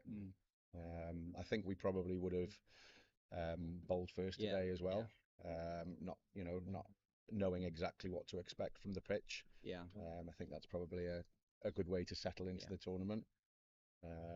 We had heard a rumour that the South Africans wanted to have a bat, but obviously they've come this morning and thought that having a bowl was the right way to Yeah. go, and that's been proven so far, isn't it? You know, Has certainly. I mean, Steve was saying earlier, Steve, who's now the coach here at Greenpoint Cricket Club, was saying this wicket is not one that was used over the weekend for a Greenpoint Cricket Club, and so it's a fresh pitch today. So that probably influenced the decision of South Africa to bowl first. And as you say, you certainly would have made the same decision. It's Yeah. a bit was a little bit spongy, Yeah. a little bit spongy up front. It will dry out a bit more as the day goes on and probably become better to bat on. Yeah. Is that the general yeah. pattern for pitches here, or would you say, or does it depend exactly where you play? It does depend really where you play. Yeah. I mean, some of the pitches are generally, some of the pitches will remain reasonably the same throughout the day. But yeah, I think that, the morning time, it depends on I mean, weather conditions are a factor, but certainly if you're playing on a used pitch, it probably will remain very much the same. Fresh pitches, yes, probably difficult to know how they are going to play. Yeah. Generally, the standard of the pitches that you're going to be playing is going to be very good. Yeah. Across the peninsula, the school grounds and the club grounds that will be played on are top notch. Really, let's say the school grounds, and you will be at the Weinberg Boys High tomorrow at the Jacques Callis Oval. Outstanding field as well, and most of the fields are very picturesque, and you really hopefully will enjoy wherever you're going to be going to on the peninsula. Last year, I mean, the clubs love hosting the over 50s, and the schools love hosting the over 50s tournament last year, and this year will be absolutely no exception. So we hope you have a wonderful time here. Sure we will. And that. So and just in terms of the Welsh team and your sort of from a bowling point of view, I mean, in terms, I mean, Gareth Edwards, really your key bowler. Yeah, Gareth as our spinner, we've got a decent seam attack. Quite similar to the South African seam attack. I would imagine from a we've got one Matthew Smarty, really tall bowler, likes to bang the pitch. Dylan McPhee, who's bowled really well for us last year in our games, and then we've got Paul Hitchcock today, bowling some left arm seam as well. So yeah, we'll whatever score we get on the board, we'll try and compete and get ourselves amongst the wickets. We don't know too much about the South African batting lineup, but they're not going to be weak, are they? No. I mean, there are just in terms of. I mean, I have not got too much inside information in terms of South African batting, but you do have a number of players there that have played first-class cricket as well. I mean, Warren Dugmore, Brandon Buckley, both the opening batters, both left-handers, have both played first-class cricket. We have got, they've had some good performances in some of the warm-up games that they played, and also they had the African Championship towards the end of last year, so they sort of have come together. As you said, I mean, over 40s international cricket, not much of that has happened. Looking at the statistics we have so far around the records and statistics that we were given, very little to go on, and certain teams have played a lot more than others. So, sort of is will be interesting to see, say how that does play out. But a number of the sort of top order have scored both in the African Championship and in a couple of the warm-up games have gone in and got some 50s. So do expect that there will be a good batting lineup from a South African point of view. Dugmore and Buckley will be opening the batting for them, we expect, today. Both have been played in a few of those international games as well. This is our I think it's our fourth international game anyway. Good shot there. Yeah, it was a good shot. Very nice shot out into the mid-off region and fielded there. But I think that's is that NASA Ditta out there. It is indeed. And it looks at the type of pitch where it needs to be right up there for you to score. Anything off the front foot. Absolutely in the V really. And anything short, you can certainly get there, but they're not bowled too much on the short side. No, It they must be haven't. said. I mean, the one ball that you did get that was slightly short and wide, you managed to play that one beautifully through the point region for 4, but there's been very little to hit. No, they've bowled very well, haven't they? They have. They kept it tight. Even the first change has kept it tight. Talking a bit to Steve about that earlier on, and that was a bit of a faster one, perhaps the googly. And he brought out there. He does have both deliveries. Does Abdulaziz Timur. Um, so we'll see. They seem to be This, yeah. a strong bowling lineup, aren't they, so far? They have certainly been on the money, not really giving anything away. I mean, there's it's hard to recall too much loose. Yeah, I mean, and as a that's what you're batsman, looking for, isn't it? I came Yeah. when I came back in. I just felt, we didn't get one, No, well, more than a couple of bad balls. no, you didn't at all. I mean, and I think that was something certainly for me that if you're looking at that from a bowling attack point of view, that's exactly what you would want from your bowler. And that's also nicely played there down into the mid-on region, and another run is taken that to Owain, also to Nick Morgan, and score now 38, I think it is, for the loss. Oh, sorry, 37 for the loss of 4, and Morgan on 16. Hopkins off the mark. He's got 1. That was actually Morgan who played that one, but off the mark with that shot into the covers earlier on. And these two now have been put in 11 for this wicket. Very important for them to stay there and build this innings for Wales. Absolutely, yeah. Obviously, bit of consolidation. Hopefully, they can bat for another 10, 15 overs, and try and get us up to, well, at least 150, 160. Well, yeah. I'm not sure if that'll be enough. We don't know. But at least then, if we can get up to that sort of score, then we've got something to bowl at. Exactly, as I say. I mean, you really want to have something that you feel you can bowl at, Definitely. and you could try and defend in the 45 overs. As Boyson continuing here from the stadium end of the ground, that is very nicely played, and taking on the fielder here, which was well done by the Welsh batter Nick Morgan, as he plays that down to Ditter here on at mid-off, and just putting the pressure on the fielder and knocking that ball on slightly, and not able to effect any kind of pressure on the batter as such. So yeah, it's good to see. I mean, the standard of fielding and ground fielding also and catching has been good from South Africa so far. That's something you've also, I mean, you would have worked on. Absolutely, yeah. It's a crucial part of the game, isn't it? Wherever you can stop as a fielding team to help your bowlers, then if you can pinch 10, 15 runs as a fielding side, then that can be crucial in any type of game, really. So we've spoken long about doing our best, maximum effort, sticking together, bowling straight, trying to put runs on the board, partnerships on the board. So yeah, hopefully we can keep going and get up to a score. Yeah, absolutely. Good to be here, have you here with us in the commentary box, Shawn. Really appreciate No problem at all. coming through to spend time with us. No problem.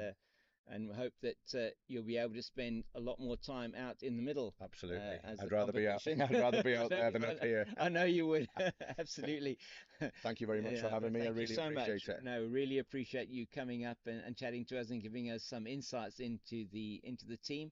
And I hope that we'll have the opportunity to chat again as the tournament progresses. Definitely. Thank you very much so indeed. Thank you. We'll see you later. Thank you very much.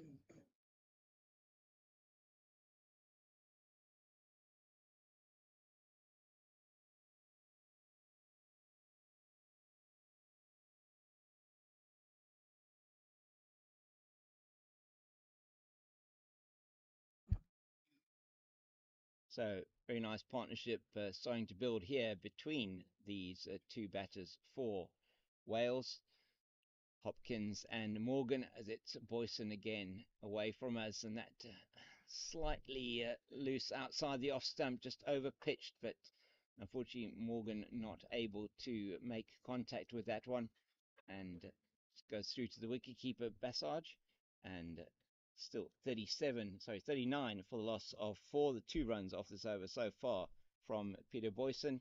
And once again to say thank you to Shawn Morris for coming to spend some time here in the commentary box with us, as he is on down now off the scaffolding here. And one a bit of extra bounce from Boyson, just pitching it a little bit shorter than he has been, and just getting a little bit of bounce. And we've certainly noticed that from the stadium end of the ground, the northern end, where there's been a little bit more bounce on offer for the bowler.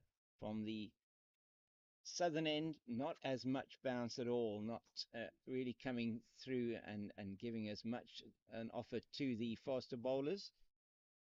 It's Boyson once again, last ball of his over. And that's played down to Williams at third man. And the left armour throws that one in to wicket-keeper Bassage. It's another run for the batter Brees, and he takes his total to 2. Score is now 40 for the loss of 4. Another economical over from Peter Boyson, just the 3 off that over, and his figures looking particularly good at the moment, as we see more members of the teams walking around the field. We have the Welsh team gathering there by the nets, just having a look at how things are going with their team, and they really are relying on these two, their numbers 5 and 6, James Brees and Owen Hopkins, Owen Hopkins and Nick Morgan, to get them through to a good total. As Shawn was saying, one feels that if they can bat through until about the 35th over and then perhaps start to accelerate, so in very little on offer for them to hit, as that is played nicely by Brees. Listen to me, Hopkins into the offside. Do apologise for that. By Hopkins into the offside, and Ditter is around from his position at mid-off, I think. Oh, tried to play that one on the offside. I think that was actually the googly just coming into the right-hander. It is Yasser Ditter there at mid-off. And we have one slip, that's Kyle Smith, a man at a shortish extra cover. That's Johan Fourie, it looks like. That's just missed there by Abdulaziz Tamur at mid-wicket, but no danger really, as it's through to the fielder at mid-on, which is Williams. And Williams, no doubt we'll see him in action as well early on. So Tamur is actually on Nathan Jones, who missed that one in the covers. And that's beautifully played by Owen Hopkins through the covers. That's gone down to the boundary at extra cover for 4. That's his first boundary. An excellent shot, just over pitching from the wrist spinner Tamur. He's given them really nothing to hit. That's the first boundary off his bowling. And he now is only conceding in this over, then conceding the most runs he has conceded in any over so far, as he's into his 5th over, is Tamur. The first boundary, and as I say, into his 5th over, and he conceded 7 runs so far off his bowling, and has taken the 1 wicket, that in his first over, as he's towards us again. Just defended nicely into the offside. So let's the field is a ring field for the wrist spinner. 5-4 offside leg side field, and that's played down to Yucca Castle at backward point. So nicely picked up there by roving cameraman, as Steve Westwright is coming back to join me here in the commentary box.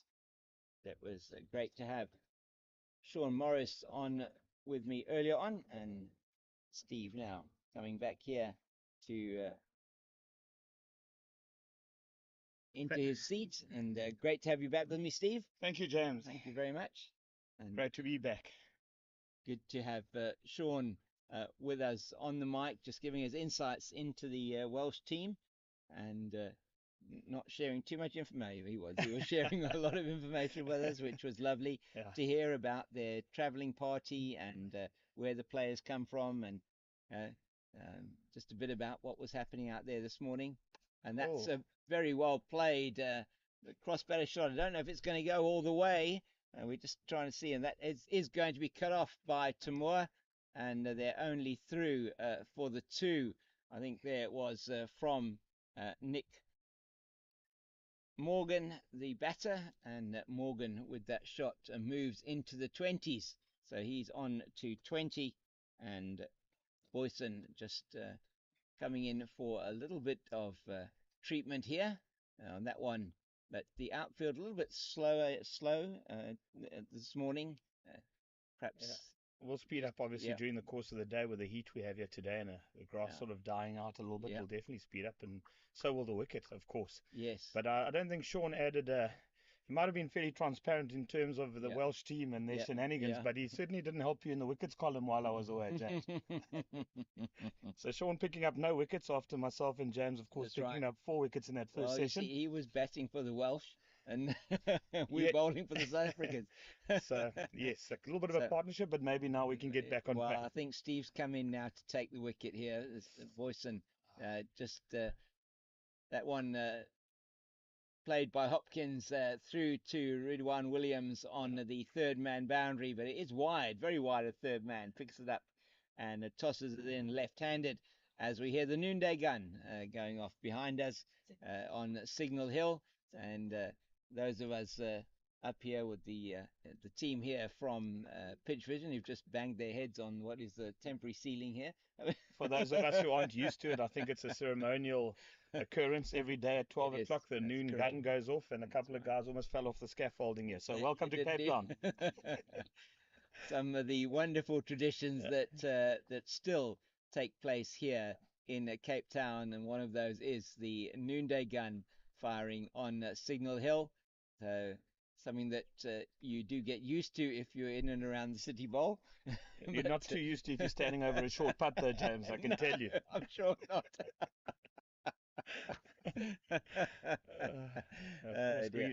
Metropolitan Golf Course also just a stone throw away, this precinct of Mully Point, probably the sort of sporting and event capital of South Africa. Absolutely. I mean, this area which hosts so many outstanding events, not just with the DHL stadium behind us here, the one built for the 2010 World Cup, FIFA World Cup, but it also hosts musical events, both football and rugby that are played there.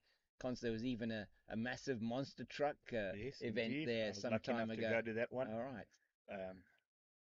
Supporting the American traditions, as that's it down the ground. Pick up a couple, I think they will. That's they're turning for the second, as it's Morgan that is back quickly for that, and that's 2 more to Hopkins, and he takes his score to 11 now, and 53 for the 50 up in that over from the Welsh team, and it has been a much better performance from them here so far in this particular over from Boyson. Perhaps Boyson now, after his 5 overs, in fact that's his 6th over, should I say, has probably done his piece for the moment. That a good over for the Welsh. I say moving, in fact, in the last 2 overs has been very good from them, moving from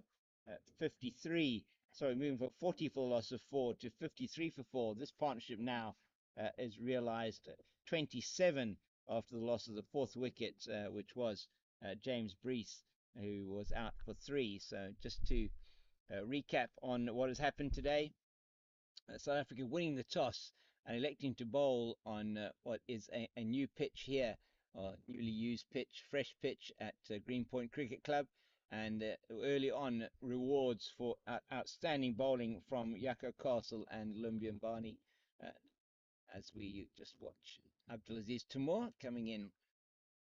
That one very close to a caught and bowled off the bat of Nick Morgan, but just to the left of Timur. So first man to go, Mickey Martin, was caught in the slips by Captain Warren Dugmore for a single. Second man to go, Tim Hemp, caught behind, also off Castle by Bassage, and that's played nicely down to Williams wide mid-on for a single. And third man to go then was Shawn Morris, who was in the commentary box with me earlier on. He scored 9, a lovely boundary through the offside, but perishing in that backward point position. Very well caught by Tamur off the bowling of Mbani. And that's good fielding in quickly, Yako Castle. And South Africa looking very sprightly in the field today, Steve. Abdul, I must say, has the ball on a string. He's flirting with the batsman here, really getting it above the eye line, taking the pace off it somewhat. But the control he's had so far in the spell for a leg spinner has been exemplary. It's been outstanding, hasn't he? That's another lovely shot from Hopkins. He did that in the previous over. He's done it again now. Threaded the needle there through the offside. And that's a beautiful shot down to the extra cover boundary for his second four. Both him and Morgan now, both having hit 2 fours. And Abdulaziz Tamur goes for his second boundary, both in the same region, off the same batter. And he now conceded 14 off the into his 6th over.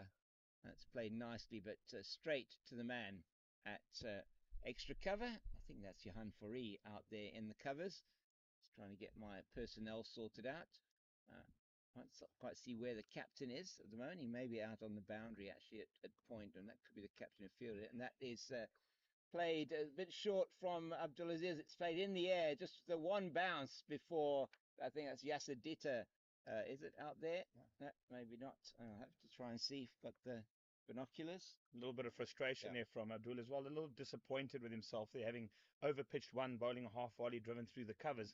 He then proceeds to drop one short, just a couple, but the frustration is slightly evident. I think the Welsh find themselves in a slight sweet spot here at the moment, having recovered from sort of 26 for 4, now 60 for 4. So I think a little bit of momentum with them, and important that they now carry this forward.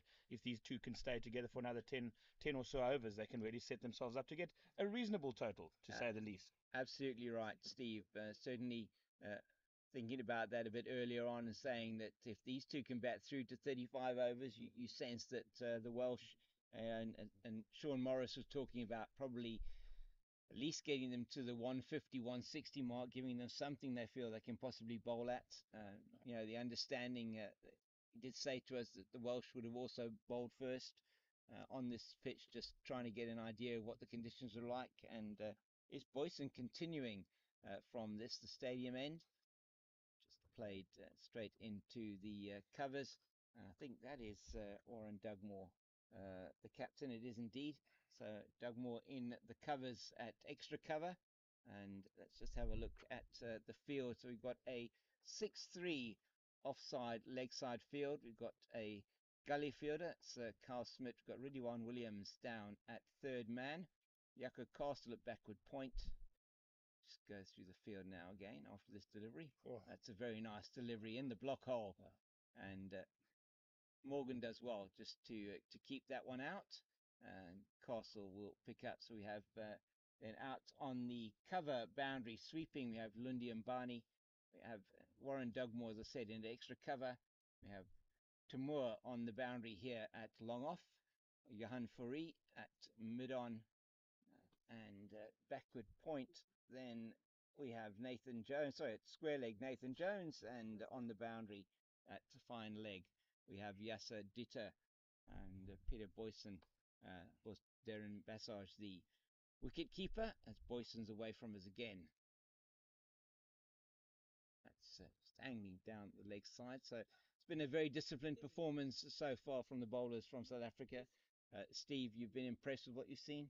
Certainly. I think we've alluded to the fact that this side is very well drilled. They've walked a long path together to get to this point. There's been a fair amount of build-up in the last year or so. The excitement has been palpable, and now we're here live with the first day of the inaugural Over 40 Cricket World Cup, coming to you from Greenpoint Cricket Club in Cape Town, the most picturesque of venues and a great place to pop in. Maybe later come down, bring the family, come and have a cool drink or a beer and just enjoy the cricket. Absolutely. Couldn't have said that better myself. And it is free entry. Please, beautiful grass banks here. There'll be some trees to sit under with some shade here on the western side of the ground as we go a bit later into the day? I think it's been most impressive how busy the team physiotherapists have been this morning in terms of dealing with guys who haven't played a game or been on the field yet. So some running and repairs before the tournament gets underway for a couple of the lads. On Whitish outside the off stump, and Peter Tate has a good look at that one, thinks about it, and does raise his arms wide for the second time in this over. And Peter Boyson 2 wides in this over so far, and he's now into his 7th over on the trot. And you feel that this probably, from a South African point of view, will be his last over in this spell. In long spells for the South African bowlers so far, and that's brilliant fielding in the covers there. Outstanding stuff from is that Kyle Smith in the covers? I think it is. He's come out of that gully position. Yeah, Kyle Smith at cover there. And as we can see, the conditions have just settled a little bit since the first hour. The ball's still moving through the air, but not much off the wicket. No. And obviously that has given Wales the chance to somewhat recover. And as we said earlier, hopefully put up a fairly respectable total against a very strong, athletic and well-drilled South African outfit. Yeah, they're certainly looking like that at the moment. On that's played down into the mid-wicket region, just shortish outside the off stump. And Nick Morgan is playing a very good innings here. His 3rd boundary, that is, for Morgan, playing it into that leg side for 4. Take a picture of the end. Yeah. Okay. Yeah, that's great.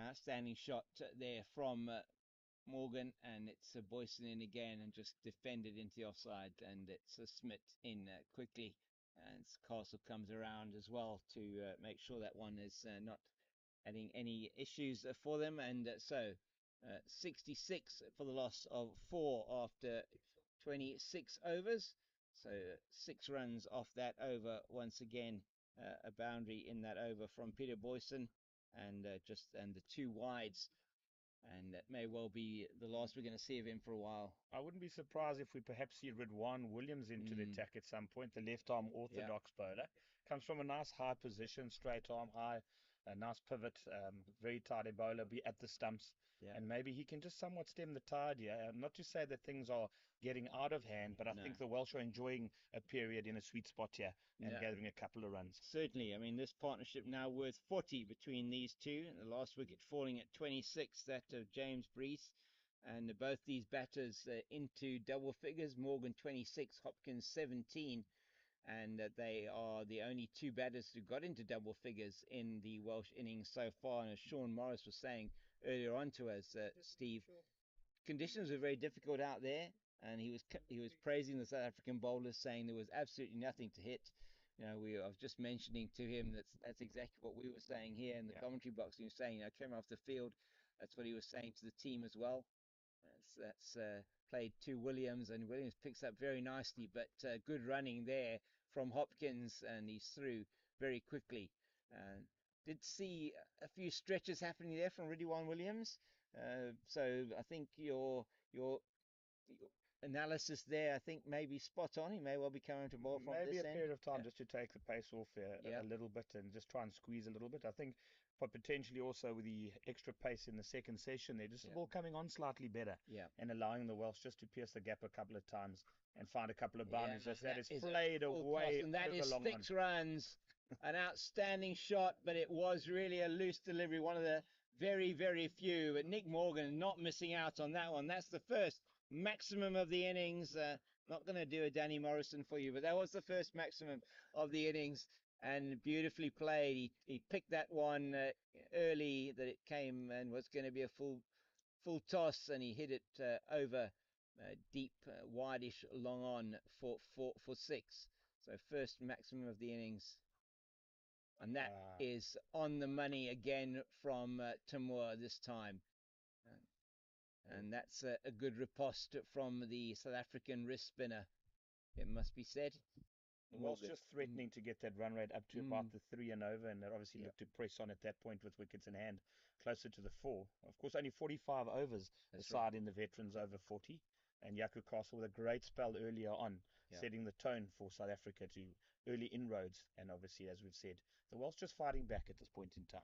Oh, indeed, and the fight back being well led here by Nick Morgan. He's into the 30s now, and he tries to play that one forcibly again, but just off the inside half of the bat down to Lundi Mbani at backward square, deep backward square, and they go through for yet another single. So 7 off this over as well from Abdul Aziz Tamur so far, and 8 off the over so far.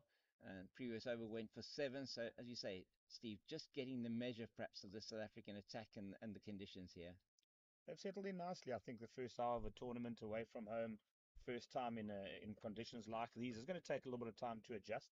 But this pair seem to have done that and done that quickly. And they look a sort of really organized duo out in the middle. Yeah. They seem to understand each other. They're running well. They've been selective in the shots they've played. And from a Welsh perspective, it would be nice to see them continue for a while. It's been fairly entertaining and really good on the eye. It has, most certainly. And where the ball has been loose, what's been good to see is that they have taken advantage of that. And in fact, it is still going to be Boyson to continue. So interesting. He's already bowled 7 overs. Perhaps he's going to just bowl out his entire 9-over spell here. It's interesting that he's been kept on, but it's I think all, in terms of all 4 bowlers used today have all been given long spells. So they have, yeah. strange from our perspective, potentially, that we didn't see a little bit more rotation of bowlers, Yeah. allowing the batsman potentially to get used to them as he goes over the top He again. does. That's a very good shot from Morgan, but it will be cut off here by Tamur, and that's good fielding from the wrist spinner as he goes round to his left. But again, a good shot over the infield, over that extra cover region.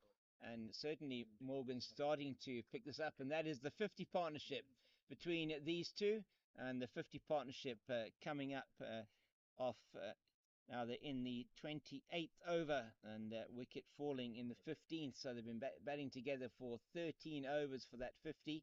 Just starting, as you said, nearly 4 runs and over for this partnership so far, and starting to challenge that 3 runs per over mark.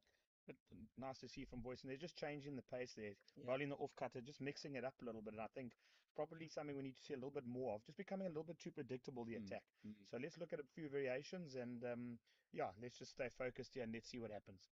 Well, certainly what they were doing earlier on today was exactly the right tactics, but as now maybe the opportunity to do something, as you say, a little bit different. That's pulled away once again, slightly short outside the off stump, and Morgan is going to get yet another boundary. That is his 4th boundary, and to go with his 1-6, his 4th 4, and that takes them up to 80 for loss of 4, 6 off this over so far, after only the 3 balls from Boyson, and Morgan really looking very comfortable now at the crease, and he's moved up to 39, I think that is for him, and good batting from this pair. 54 they put on so far for the 5th wicket. They did look at 26 for 4 that Wales were potentially staring down the barrel of I wouldn't say a sub 100 score, but certainly something in the 100 to 120 region. And they're looking now as if these two stay together, it could be certainly a lot more than that. The only explanation I can think of, James, for the bowlers staying on, being in sort of the veteran category myself, is that potentially the guys do stiffen up and it's tough for them to come back for a second or third spell. So the idea from the captains possibly leave them on as long as possible, but that is hooked. It's very, very nicely played. Short again from Boyson and down to the backward square leg boundary. There was more protection put out there after that previous ball, but put out at square leg, and that is Nathan Jones who was put out there, but he's not able to stop that one from going down for a boundary, and that's the 5th 4, and that takes Morgan into the 40s. And so, I understand the point there, Steve. Definitely, you don't want to be getting stiffened up. You're not going to be able to come back on to bowl again, and it is certainly a fair point.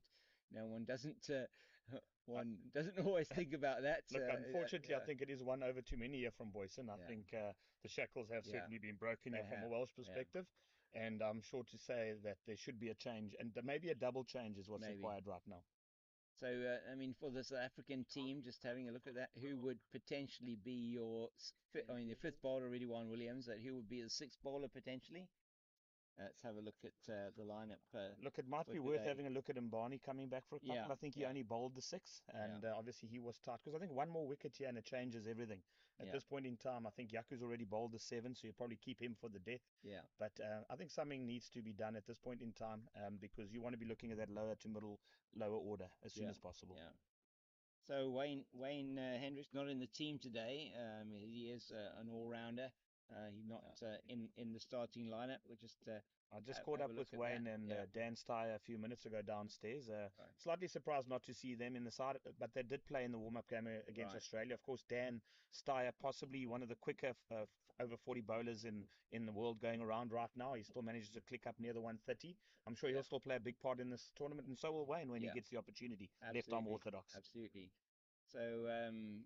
So Yasser Ditter, perhaps. Not sure if he bowls Johan Fourie. We'll just see what the South Africans have got up their sleeves for us in terms of that fifth and sixth bowler. In the meantime, it is going to be Abdulaziz Tamor to continue 11 off that last over then from Peter Boyson, and I'm sure he will probably bowl him out, although with the 11 coming off that over, quite an expensive one, and Welsh team now are up to that 3 runs and over mark, so 85 for the loss of 4. And only 16 overs left after this one, and 15 after that. So that puts us to ask the question: is the fifth bowler going to be sharing the duties with somebody else, because he's not going to be able to bowl the full quota of 9? Exactly. And we're only looking at a situation we're looking at now is that it's just nice to play it again down the ground. Hopkins and Morgan in particular, just easing that ball around the field now and taking advantage of anything that is there to be able to be hit. Oh, that one surprised me a bit. He shaped to play that one leg side and just going away from him with the natural wrist spin of just pull the length back a bit, slightly quicker through the air, and it's gripping in the wicket. Maybe the pace at which he's bowling, something he could mix up slightly more after having seen that happen there. Back to floating it up. He's mixing it up quite nicely, getting that one nicely above the eye line of the batter, getting perhaps a little bit of dip, nice dip on that, and that's out to Dugmore in the covers. That looked like it came out the front of the hand, very hasty there. Run out opportunity. No, he's back safely. Just hitting the batter, I think, there. And see, went back in to his ground. No chance of a run there to I think Nathan Jones in at mid-wicket. It is indeed. And getting used to these fielders now. That one's very well fielded by Williams there at mid-on. But again, can't prevent the single being taken by these two. Really good the way they're transferring the pressure back onto South Africa. They are. Not missing the opportunity to take the quick singles, pressurising the fielders. They've been running well between the wickets. I mean, they took 1 or 2 chances earlier on, but it's been really good to see. That time just hit too well out to the fielder Williams at mid-on, and there is no run. So a better over that one from Abdulaziz Tamor, only the 2 off it, and 87 for 4. So they're batting at exactly 3 runs on over now. And you just to give you some information about the tournament, and Steve, over to you. Once again, welcome to all our listeners in South Africa and around the world for this inaugural Over 40 Cricket World Cup, coming to you live from Cape Town, South Africa. First and foremost, the Veterans Cricket of South Africa would obviously like to thank our sponsors for this tournament and for this particular match day as well: Sisonke Tourism and the event services, Devil's Peak, Vita 24 and Pitch Vision. As we've said earlier, obviously without their support and their continued support, events such as these would not be possible. We're coming to you from the picturesque Greenpoint Cricket Club in the Muli Point region of South Africa. Of course, Cape Town voted world's most beautiful city recently once again. So I think as a veteran player being out here, having been able to bring their wives and their families, great seeing the kids running around and just seeing families supporting their men on this venture of theirs. In their sort of golden years, it's a really great place to host something of this magnitude. And thank you very much, Steve. It is going to be Ridwan Williams to come in for his first over of the match. It's the 30th over of the innings. There will be a drinks break after this particular over. Williams replacing Peter Boyson, who went for 11 of his last over. Slow left arm orthodox spinner, and it'll be interesting to see how he goes. He did do particularly well in the Africa Cup, and some of those he took 3 for 7 in just 2.4 overs in the final of the Africa Cup, which South Africa defeated Namibia in that final, and he's going to be bowling away from us now. Beautiful control straight away from Ridwan Williams. That's what we've come to expect from him all the way through the trials, right from the provincial RPT right through to Africa Cup, and hopefully some more of the same year in the Cricket World Cup. That was very nice control there. Quite fast, that one, first one. That one tossed up a little bit more, but it's getting a little bit of purchase outside that off stump, just away from the right-hander. And looks like this was a good move on the part of the captain, Warren Dugmore, to bring him on. Batsman just having to have a look again. Look at that one really spat up off a length, didn't it? Beautiful delivery. Prodigious turn and bounce there from Ridwan. He's a wily bowler, and I think this is just an opportunity for us just to put the brakes on a little bit, and the Welsh just have to be a little bit more circumspect for a moment or two. It's Hopkins on strike, and this partnership between Hopkins and Morgan amassing 61 runs so far, absolutely crucial for the Welsh team, taking them from 26 for 4 now to 87 for 4, and they just want to be able to get the sort of a view of Williams and see what he's about first up in this over. Yeah, another good delivery on the line of middle and off stump, and just coming forward. Does look very compact and industrious type of bowler, doesn't he? He's nice action that he's got. Williams away from us again, just a one ball left in the over, and he's hit the mark, and he starts with a maiden over. Tremendous start there from Williams. As you can see, he's got quite a fan base down here to our left. Definitely. They're out here, they've got the tops on and the caps, the families are down.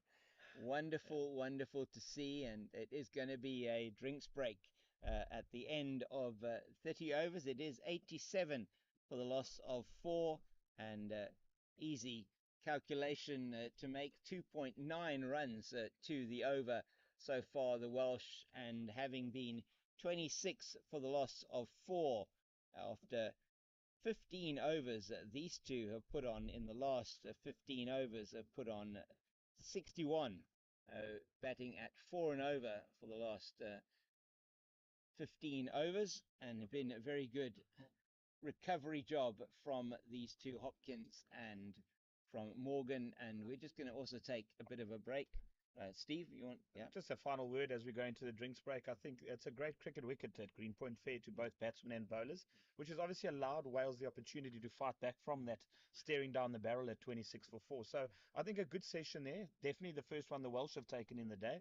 They've taken that one, and now with a 15 over session left to the 45 over point, just the conditions allowing Welsh the opportunity to fight back. So really important what they do in the next 5 overs, and then with wickets in hand, hopefully a respectable total for the chase this afternoon.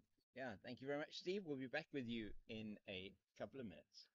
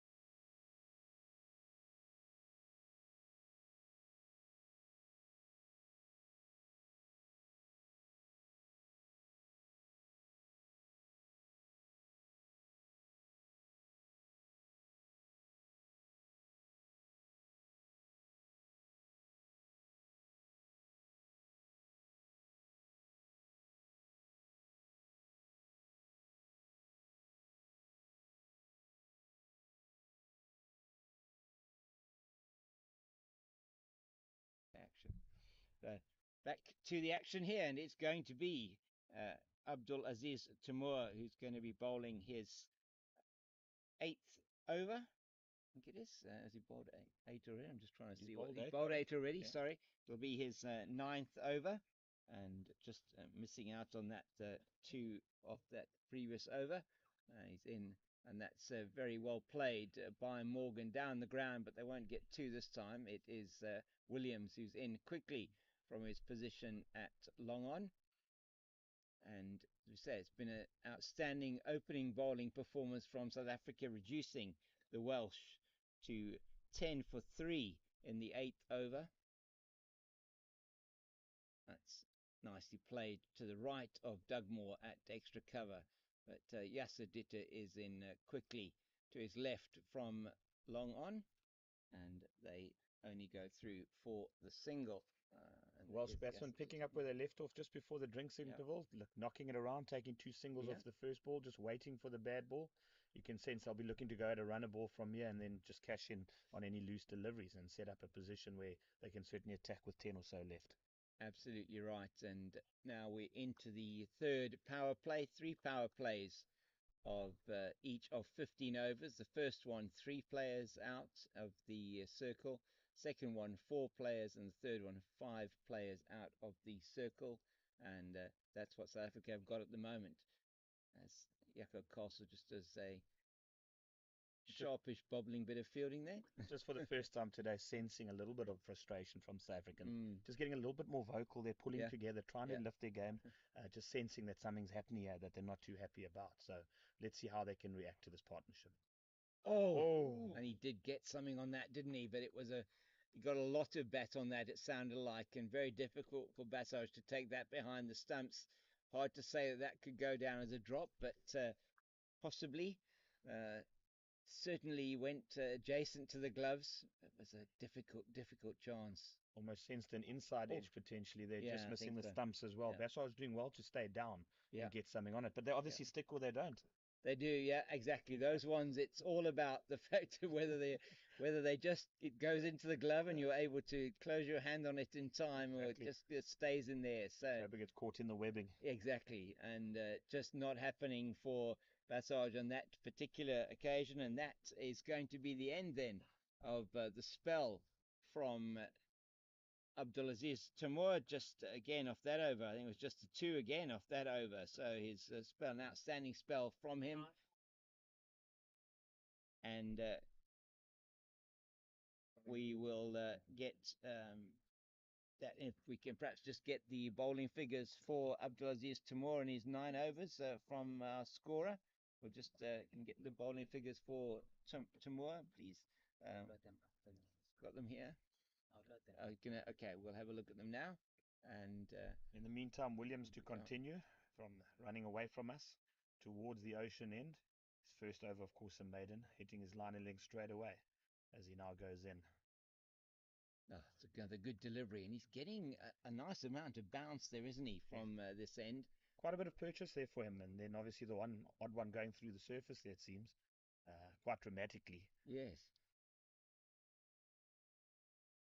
So this probably be outside half of the bat, just squeezed away. Very Carl Smith there, is it? No, it's actually Peter Boyson, the tall man. I say Carl Smith has moved to backward point, I think it is. Very lanky figure to be standing in the cover region, as you say. A bit of a Marco Jansen feel about it. You can stretch out the gadget arm, hopefully, and cover some yards for us there.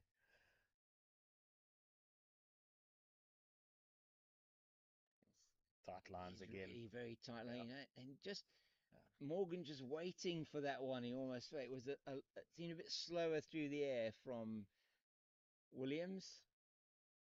Tough period for Wells, as he's only in his 2nd over and can easily bowl through to the death. The only problem is the 6th bowler has to be bowled at some point as well. Mathematically, it seems like they're going to have to share this sort of 5th bowler. Certainly. I mean, there are only 2, 3, 4, 5, 6 overs left that can be bowled by the top 3 of Castle, Mbani and Boyson. So Boyson with 1 left, and Mbani with 3, and Castle with 2. So you feel definitely we're going to see 2 from Castle and 3 from Mbani. Probably not that, maybe not that extra 1 from Boyson. That swept beautifully, and that is going to go all the way down to the boundary for 4. That's an excellent shot And from Morgan. That's his 50. And well played, by Nick Morgan there, going through to his 50, and that 50 coming off. I will tell you now in terms of how many balls that's come off. We can get that back up on the screen, but an outstanding knock 69 from balls, him. Jan. 69 balls for that 50, and my calculation says 6 4s and 1 6, and so just marking down on my scorecard. And the end of the Ridwan Williams over, it went for 5 that over from Williams after a very good first over, and just that last ball being taken to the boundary by Morgan, and he moved, as I say, to his 50, and he's been given great support by Owain Hopkins with 21, 94 now for the loss of 4, and just looking at those numbers for Abdulaziz Tamur, 9 overs, 1 for 28, so just 3.1 runs to the over, and it is going to be the spinner coming on from the northern end. It is going to be Nasser Ditta. Yasser Ditta, sorry, coming on from the ocean end of the ground, the southern end of the ground, as we look at it. Probably the northern end of the ground, looking at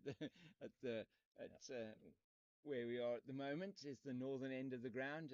Table Bay, this part of Table Bay facing north, although you would always expect that you're looking at the sea from the south, and you in the southern hemisphere you're facing south, but that is not the case, as Carl Smith just comes around from his position at backward point to field. So Ditta, who bowling ways off spin, it looks like.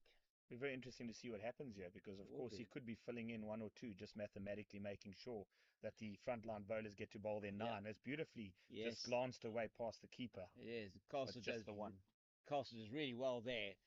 Quick across the ground is Jaco Castle, and he comes through beautifully to stop them getting through for 2. So could have certainly been 2 had he not reacted as quickly as he did do. So there's right arm conventional finger spin here for Yasser Ditta.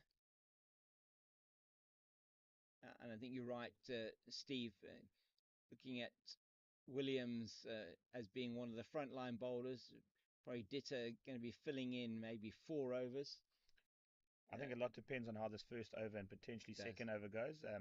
You would expect, of course, Mbani and Castle to come back at the death as well, having been so successful up front, unless, of course, Warren Dugmore feels that the lack of pace is useful at this point in the innings. Yeah.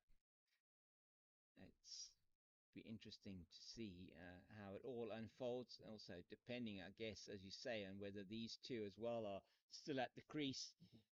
One feels one breakthrough, and it perhaps will be the opportunity for Dugmore to bring in his pace, his bowlers, just to see if they can then get another breakthrough. Oh, and he's having a full go outside the off stump is Morgan, and he's earned himself the right to do that, hasn't he, with his 50? But you feel that he feels like he's missed out. Very disappointed does, there. But I must say, to say the least, James, he's been very easy on the eye as Hopkins, and I think very much, and so has Morgan, I think. But Hopkins obviously playing the junior role, Morgan more the aggressor. Morgan a little bit in the mold of Murray Goodwin from Zimbabwe, if you ever watched him play the game. Yes, definitely. Actually, it's quite a good comparison. Yeah, he certainly. Short and compact. Yes, I was going to say, Murray Goodwin I've always felt very compact player, and plays the ball nicely. He was also very good as the ball sort of square of the wicket as well. Yes, indeed. But anything that's short, hasn't he? And he played that ball quite nicely from outside the off stump as well, where he's had the opportunity from the spinner. Anything short he's going to punish, and he's been quite good on the front foot, although I must say there's 2 cover drives that Hopkins played off Tamur, excellent, and that's good from Williams not bouncing as much as he perhaps thought there. It's been interesting from this end that certainly been a lot more bounce. Yeah, it's also been a bit up and down, I think extravagant bounce and then use his feet outside half of the bat again. I think it's got to be looked at to be hitting him down the ground to mid-off, and anything up, you surely got to be looking to go over extra cover with the spin. I think that's got to be, he's just teasing you outside the off stump. Absolutely. I feel that's got to be an area to look at. You're right. I mean, playing with the spin, very important. Don't want to be playing across the line to anything pitched up. I mean, that shot, easy to play, it just came into the body. But exactly as Steve is saying, and if you are perhaps a youngster listening to us, very important to make sure you know what the bowler is bowling and exactly what his perhaps his variations are as well. You just get a feel for the bowler, and Williams is naturally getting that one to, on that length, he's getting it to bounce quite a lot, and it's spinning away from the right-hander. And so playing it into the offside is certainly the most logical thing to do. Absolutely. I think one would be inclined to look to give yourself a little bit of room and just ensure that the ball is pitching outside the line of the off stump and then being able to free the arms. Of course, going to be interesting to see if these two players are able to up the tempo. I mean, they've been really good in rebuilding and through the middle overs. That seems to be outside the line from this vantage point. Yeah, I think there as well. I think the umpire perhaps, well, it did seem as if it hit the pad first, then onto the bat, and it would be a bit hesitant to potentially give something like that. But yes, outside the line, he seemed to be getting outside the line. He is batting his stance is quite far outside the leg stump, must be said. That's true, yeah.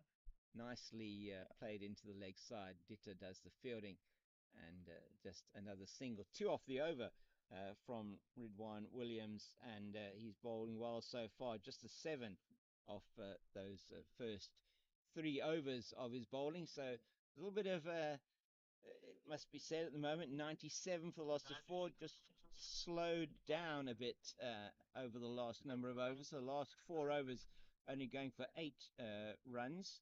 Sorry, 10 runs off the last 4 overs, sorry. So 2.5 and over when they have been batting 4 and over through the partnership.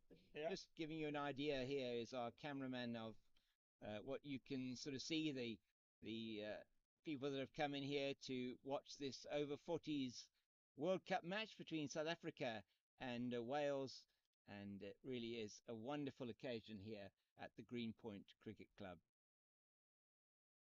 Couple of tight overs there from South Africa. I think we expected between overs 30 and 35 a little bit more urgency from the Welsh. We're obviously not sure what they still have left in the dressing room in terms of batting depth, and perhaps that's the reason they're trying to take it slightly deeper. But one does feel if you're going to have something competitive, especially against a strong South African side, they would now certainly look to be up in the tempo from here.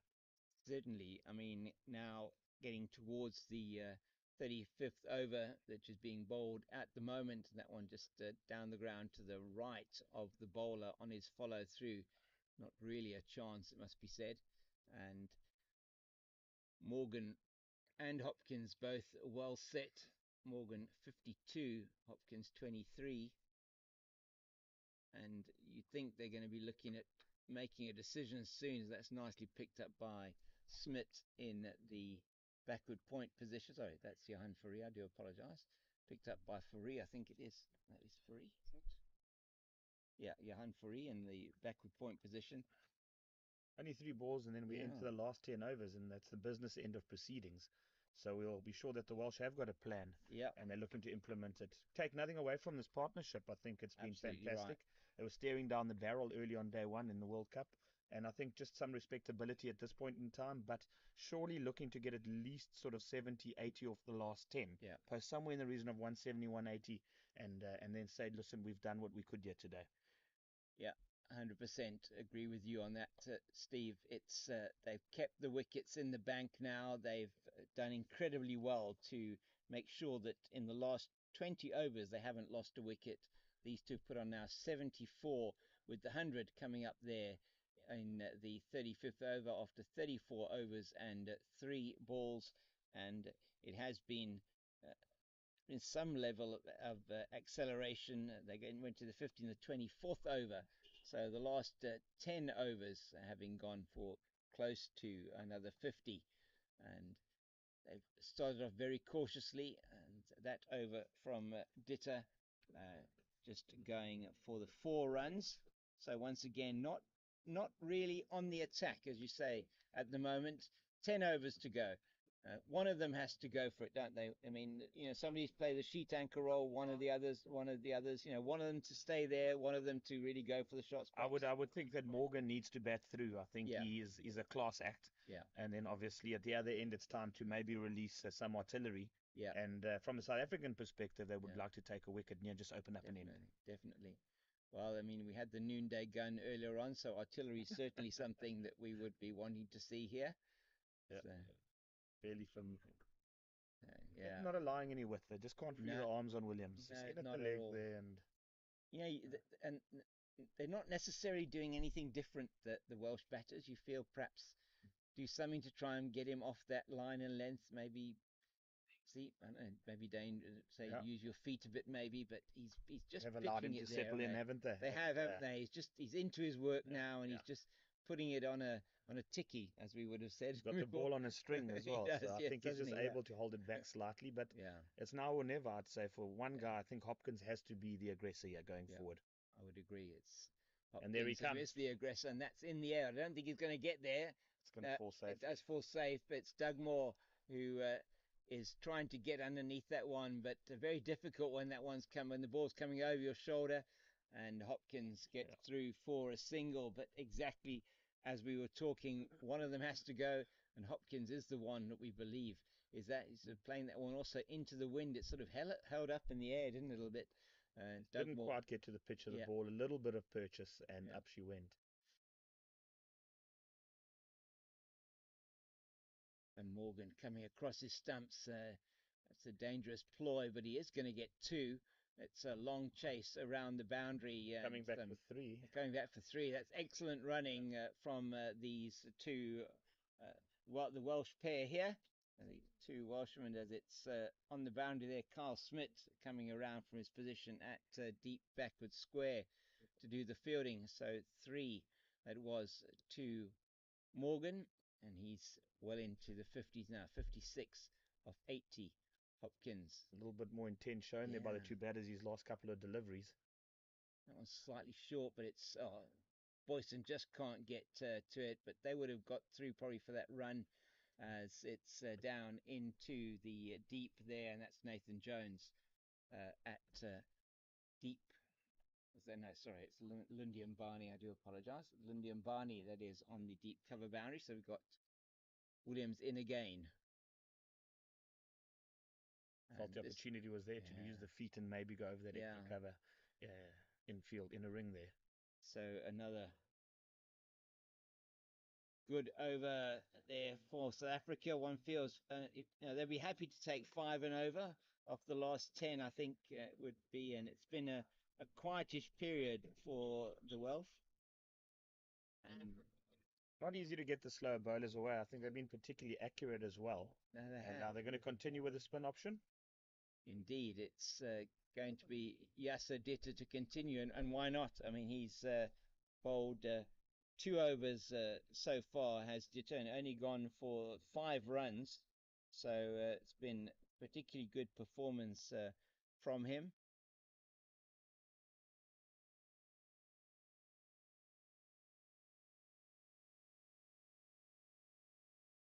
Gave that one quite a bit of a rip. Did the off spinner. Played nicely out by Hopkins to Kyle Smith, who's in the deep. Both batsmen looking very comfortable. It's just whether they can, with a little bit more urgency, find a few more boundaries in the closing stages to push them up to somewhat of a competitive total. But the singles are certainly coming a lot more freely, and the intent is certainly looking to be shown. Yeah, definitely. So they're going to just work around what they can work around, but it'd be interesting to see now what Hopkins does. So they've had 2 singles off the over so far. Is he going to take him on? The boundaries are loaded at the moment, 5 men out, and that's 3 on the leg side and 2 on the off. And that's played into the... Yeah, it was a good piece of fielding by Johan Farid there at backward point just managed to get around, and that's always difficult to field off a spinner, isn't it? Because The side spin. the side spin as that one came off the bat, sort of spun in towards him, and he just managed to parry it and prevent the single. That is in the air, and that is going to be out. That's exactly what we thought potentially was going to happen. Peter Boyson takes the catch on the deep mid-wicket boundary, and Hopkins had to go for it, and now he does go. So, and that was really excellent. Just looking at the replay again here from our producer, Bandilia. Thank you for this. And it's just short enough to be able to play the shot, and Hopkins takes him on. And great work from our cameraman there, Pat, just showing you that catch being taken in the deep. And it is the end of Hopkins. So a fantastic partnership comes to an end, a partnership of 82 between these two. And that is Hopkins, who has to make his way back to the pavilion. It was a very good innings, a very good partnership, and well played by Owain Hopkins, as new batter is coming to the crease, and it is going to be one of the two number one Hitchcocks that are in the team. So number one, just to see which of those two Hitchcocks it is that is in the team today. So we've got Adam and Paul. Adam Hitchcock it is coming to the crease, number one, and be interesting to see. So good hand by Hopkins. Unfortunately, they're just heading into the wind to a long part of the ground, into the deep, not quite getting it in the middle. I think it just got a little bit big on him, hit it maybe a bit high up on the bat, and unfortunately that brings to an end a very good partnership from a Wales perspective. But now South Africa, with one end opening, will certainly be looking to contain, if not take a flurry of wickets here and make sure that they keep Wales within a total that they would be happy with. Yes, certainly, Steve, and almost the script was written, wasn't it, as we saw that wicket, and we're just seeing it again now on your screen. A shortish from Ditter, exactly the right type of shot to be played, but he just picked out the fielder on that just about maybe 5 to 10 meters in from the boundary, and a good catch taken there on the boundary by Peter Boyson, the tall man from South Africa, first change bowler. Looked very composed, never looked like dropping it. No. Very good to see. Safe pair of hands out in the deep. Absolutely right. Well balanced. I think that's one of the things you talk a bit about, sort of catching technique, and it's really is you make sure you're balanced in the right position. You've judged it properly, and you set your base to take the catch. One just feels he got into position early, so he had the base. He didn't have to move late, and it was easy from there. Yeah. So 36.4 overs bowled, and Hitchcock just plays that one straight back to Ditter. So slightly slow, fresh wicket. Also difficult to just come in and hit the ball from ball one. Yes. You just feel like he needs to get off strike, and at this point, Morgan obviously needs to lead his team home from here. 100%. Oh. So just get something on that, probably back onto the pad. I don't know how it missed the stumps, and just going down to the leg side of straight there, that one, as a Hitchcock doesn't get off the mark. But an excellent over it was there from the spin bowling of Yasser Ditter, and he takes the wicket of Owain Hopkins, and that gives him wicket 1 for 2 in that over. So currently bowled the 3 overs, and he's taken 1 for 7 runs. The other end, it's this end here from the stadium end, Ridwan Williams. He's bowled his 4 overs and taken 0 for 12, and he's going to be coming in yet again from the stadium end of the ground, and been impressed with his bowling so far, Williams. He's been really on the money. That one, of course, he goes and bowls down the leg side because I said that. Thank you very much, James. And also, unlike Darren Bassage there, I think that one just slipped between the legs. Not his tidiest moment of the day. Yeah, so unfortunate there. Just as I go and say how nice and tight and tidy. It always happens, doesn't it? Commentators curse. So just down the leg side, and they pick up a run as well as the extra. So it's got to start it over all over again. It does Williams, and that's much better. Ball. Oh, Has he overstepped there? he's called it. It's a no ball, first of the innings. It is the first of the innings, and that's very interesting. Called there by Peter Tate, and it will be a free hit, and it is the first no ball of the innings. The South African bowling attack has been disciplined. My calculation, only 6 wides in the innings so far. Just He's got to be hitting straight at us here in the commentary booth, I would say. Trying to get to the pitch of it and hit it straight. Well bowled. Well bowled. He did bowl that exceptionally well. He held it back and shortish of a length, Beautiful. not giving him anything, any room necessarily, and getting a lot of purchase off the surface, and bounce and well, turn, Oh my goodness! And then just one to sneak on straight there, wasn't it? And lovely little variation. It was a lovely variation, and that one kept, as you say, quite a bit lower. Not there's a patch on this wicket that's just short of a length that it's really bouncing very nicely for the spinner, and Hitchcock. Probably would have wanted for that no ball. You would have wanted Morgan on strike, wouldn't you? If you're absolutely from that point of view. Just Hitchcock just trying to get the feeling of the wicket at the moment. Just difficult with no pace on the ball to get that through the inner ring. But I think South Africa obviously persisting with the spin option at both ends here, with a lack of pace. That Welsh don't really have a plan against the two spinners, one taking it away, one bringing it in, both orthodox. But the lack of pace certainly finding it difficult for Wales. I certainly think so, and he's not able to get it away, is he? It's been a very good over so far, even considering with both that wide and the no ball, and just them taking the single off that wide meant that Hitchcock has been on strike, so just the 3 off the over so far. And again, it's not going to be able to get the last delivery really much off the square, and Dugmore does the fielding, and that's an excellent over, and it keeps it Nelson for the loss of 5. So 1-1-1 for 5 it is after 38. Just 7 overs left, and it's been some really good bowling. I mean, the last 3 overs have gone for only 10 runs, and since the 31st over to the 38th, so 8 overs, we've only seen how many? 23 runs, 24 runs in those 8 overs. So just 3 and over for the last 8 overs. Difficult times for Wales as our camera just sort of swoops across the Hamilton rugby field in the distance. One of the oldest rugby clubs in South Africa. And we're, of course, coming to you live from Greenpoint Cricket Club itself, one of the oldest cricket clubs in the country, in the Muli Point area, the events and sport capital of South Africa, on a magnificent Cape Town afternoon. We're thrilled to be here with you live, bringing you this World Cup encounter between South Africa and Wales. But correct, James, as you say, I think we've hit the brakes here. Very difficult for Morgan now because he's going to be starved of strike. You just want to get him off strike, and I think that frustration may lead to bigger problems for Wales.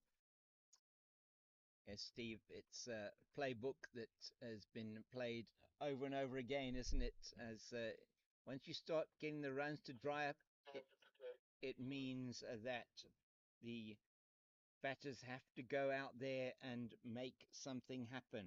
And it's been really good from these two spinners. And he does, yes, exactly was what exactly has happened as Morgan tries to play the reverse sweep, and unfortunately for him and for Wales, he does not manage to do that successfully and gets trapped in front by Yasadita. And Steve, you called it exactly what's happened. Scoreboard pressure from South Africa has caused the wicket to go down, and a very good innings there from Nick Morgan. Played an outstanding hand for his team. It came in when all about him were falling at the score at 10 for 3. He's taken them through to 111 for the loss of now 6 wickets, and he well should get applause as he comes off the field. And 57 of 83 deliveries, 6 fours, and the 1 6 for Nick Morgan. and it has meant that the Welsh team has been given an opportunity to at least put something on the board. As we look at this again, take us through this, Steve.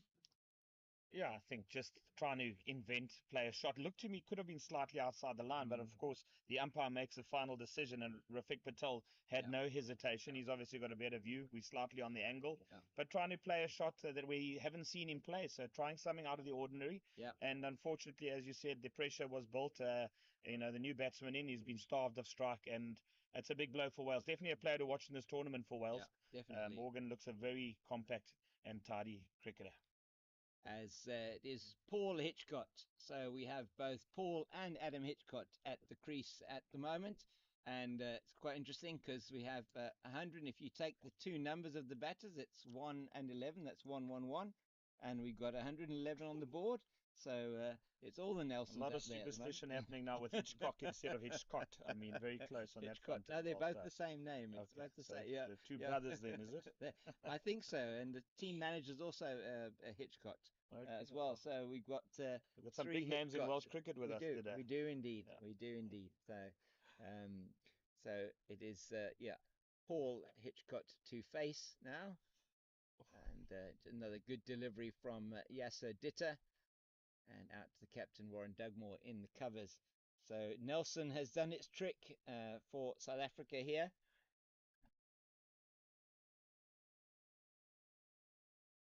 And the runs are now completely dried up. Yeah, completely. And those 2 wickets, whilst we sort of were expecting Wales to try and accelerate the rate, and just these spinners have just put the brakes on them completely, made it very difficult for them. And it's going to be Paul that is going to get off the mark here, as just a single down to Lundi Mbane comes around from deep backward square. So Adam now on strike, which is going to call them Paul and Adam. It's probably easier. Very easy. I think that's what their mom calls them too. Yeah, I think so. Yeah, it depends obviously how angry she would be at the time. But it's good passage of play here for South Africa. After the third drinks break, they've certainly come out and controlled proceedings from there. And so a single to both of Paul and Adam. And just to show you this wicket once again of Morgan, who just trying to play that reverse sweep, and it's difficult to see from here. It may well have hit him on the back leg, actually. Potentially. But, and hence... but certainly looked like on the angle it was hitting. It was just a question of whether it was in line. But, of course, we're not directly behind the stumps. It's difficult, just slightly away from the direct line, and also with the batters back to us. But... a good piece of bowling, nonetheless. It was a very good piece of bowling, and you have to feel that, with Hopkins gone and Hitchcott, unfortunately, just coming to the crease, that was Adam Hitchcott, who's on strike now, number 1 on his bat. That's very nicely played down the ground, but there's only going to be 1, as it's well fielded in the front of us here by Johan Fourie. Picking up with one hand there, very comfortable. So, good. South Africa have been very disciplined in the field. They have. As we've said, a well-drilled team, very fit side, and very athletic, considering the age group of veterans. Yeah. Yes, very impressive. They have done really well. They've caught well. It must be said, their fielding has been very good, been lively in the field. And another one here that Carl Smith is going to prevent going for 2, as he also picks up one-handed and tosses it in to Darren Bassage behind the stumps. And it's been impressive from every department so far, in the field and in the bowling from South Africa. Welsh being restricted to just this 115 for the loss of 6 into the 40th over, so batting at just under 4 runs to the over. And sorry, 3 to the over, apologies, meant to say 3, just under the 3 runs to the over. And that is just to the right of Captain Dugmore, and fielded on the boundary by Abdulaziz Timur. And Timur's bowling earlier on today, outstanding as well. Just 1 for 28 in his 9 overs, just 3.11 runs per over. And that's Lindy Umbane doing the fielding in that backward point position. It's the end of the over. Another very good one for South Africa, just the 3 off that, and it is 40 overs gone, just 5 left, 116 for the loss of 6. So Ridwan Williams doing a job for his captain here, and just the 3 again off that over. So he has bowled exceptionally well, just off his 6 overs, just the 18 runs, Steve. Look, I think Wales have to throw caution to the wind now. They have nothing left to offer but to, in these last 5 overs, see what they can get on the board. If they get bowled out, then so be it, because 116 for 6, I don't believe will be anywhere near enough to contain the South African side this afternoon.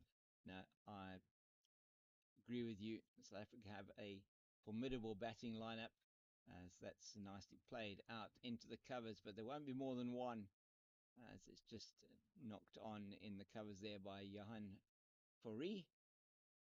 I think it is. Just getting my Fouries and Smiths mixed up there. It is Fourie. I have got that right.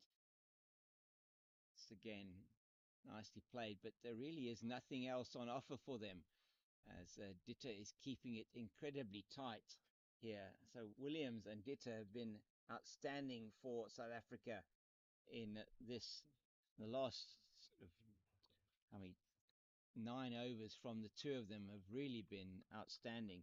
I mean, Ditter only going for 7 in his 3 overs, and 18. I do think this is the over. They need to be going sort of with the slight wind they have behind them, shorter boundary towards the nets, potentially the last over from the spinner. You want to be trying to clear the boundary here, because you've obviously got Castle and Barney up our sleeve. Yes. So you would want to cash in on what would be considered fifth, sixth bowler. Of course, I wouldn't say necessarily is that. No, it's been far better than that. It has been. But you need to be identifying who you're going to take on, and this should be that over. You would think so. Only 4 left after this, and Hitchcock just trying to play. Hitchcock trying to play, just angling it into gaps perhaps to get runs, but it's just wonder whether perhaps Paul is not the bigger hitter. Adam at the moment only 4 runs of 18 deliveries, and you get again defending, and just feel 1 or 2 4s just to try and break some kind of the shackles here. They need to show some more intent in this, unfortunately. Of course, in Wales' defence, they would certainly be considered, I guess, one of the minnows in terms of this tournament.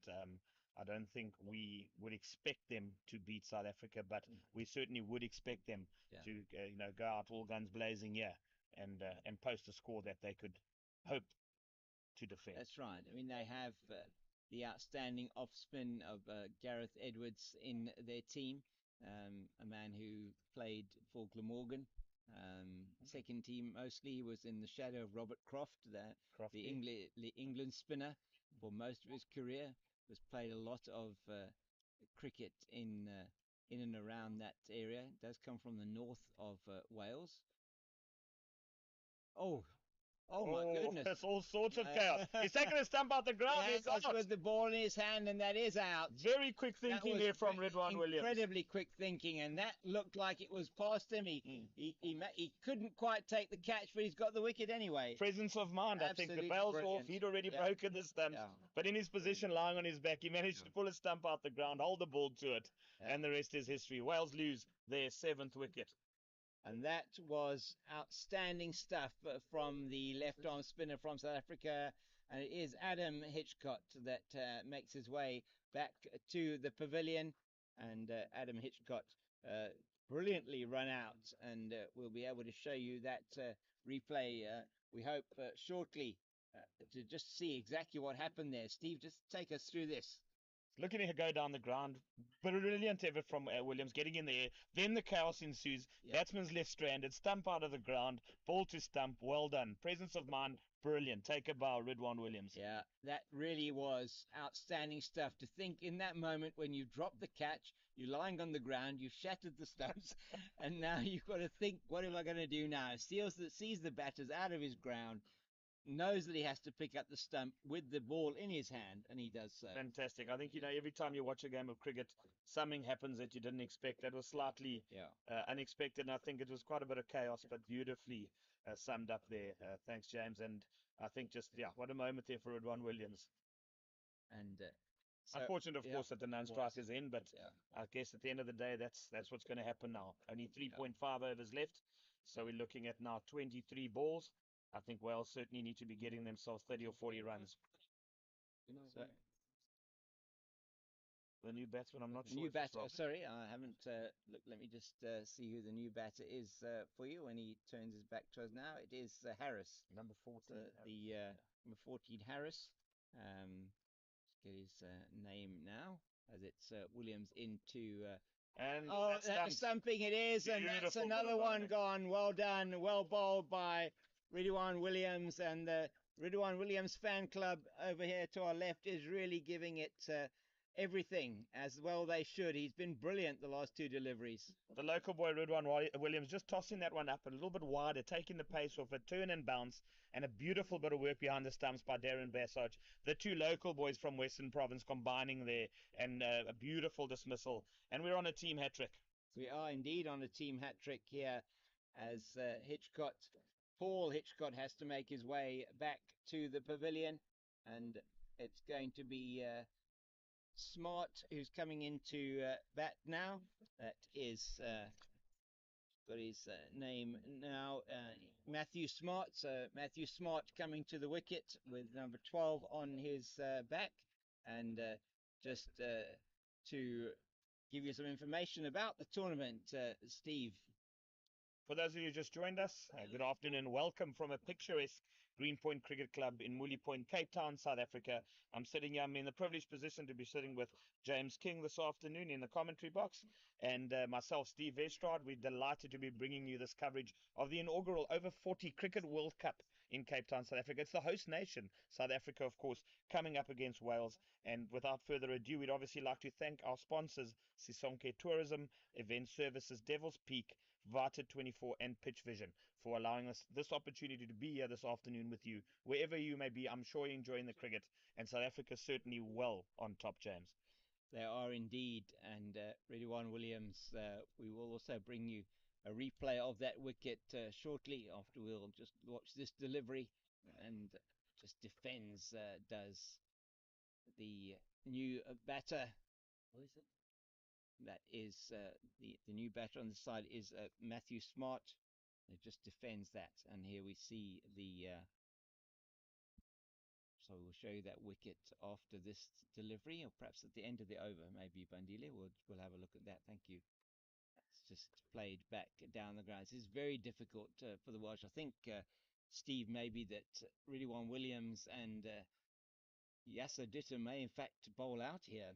I've been inclined to think so. I think so at this point in time. I think at the point is they can't get the ball away. Wickets are falling. Yeah. Lack of pace has proved to be very difficult to get hold of.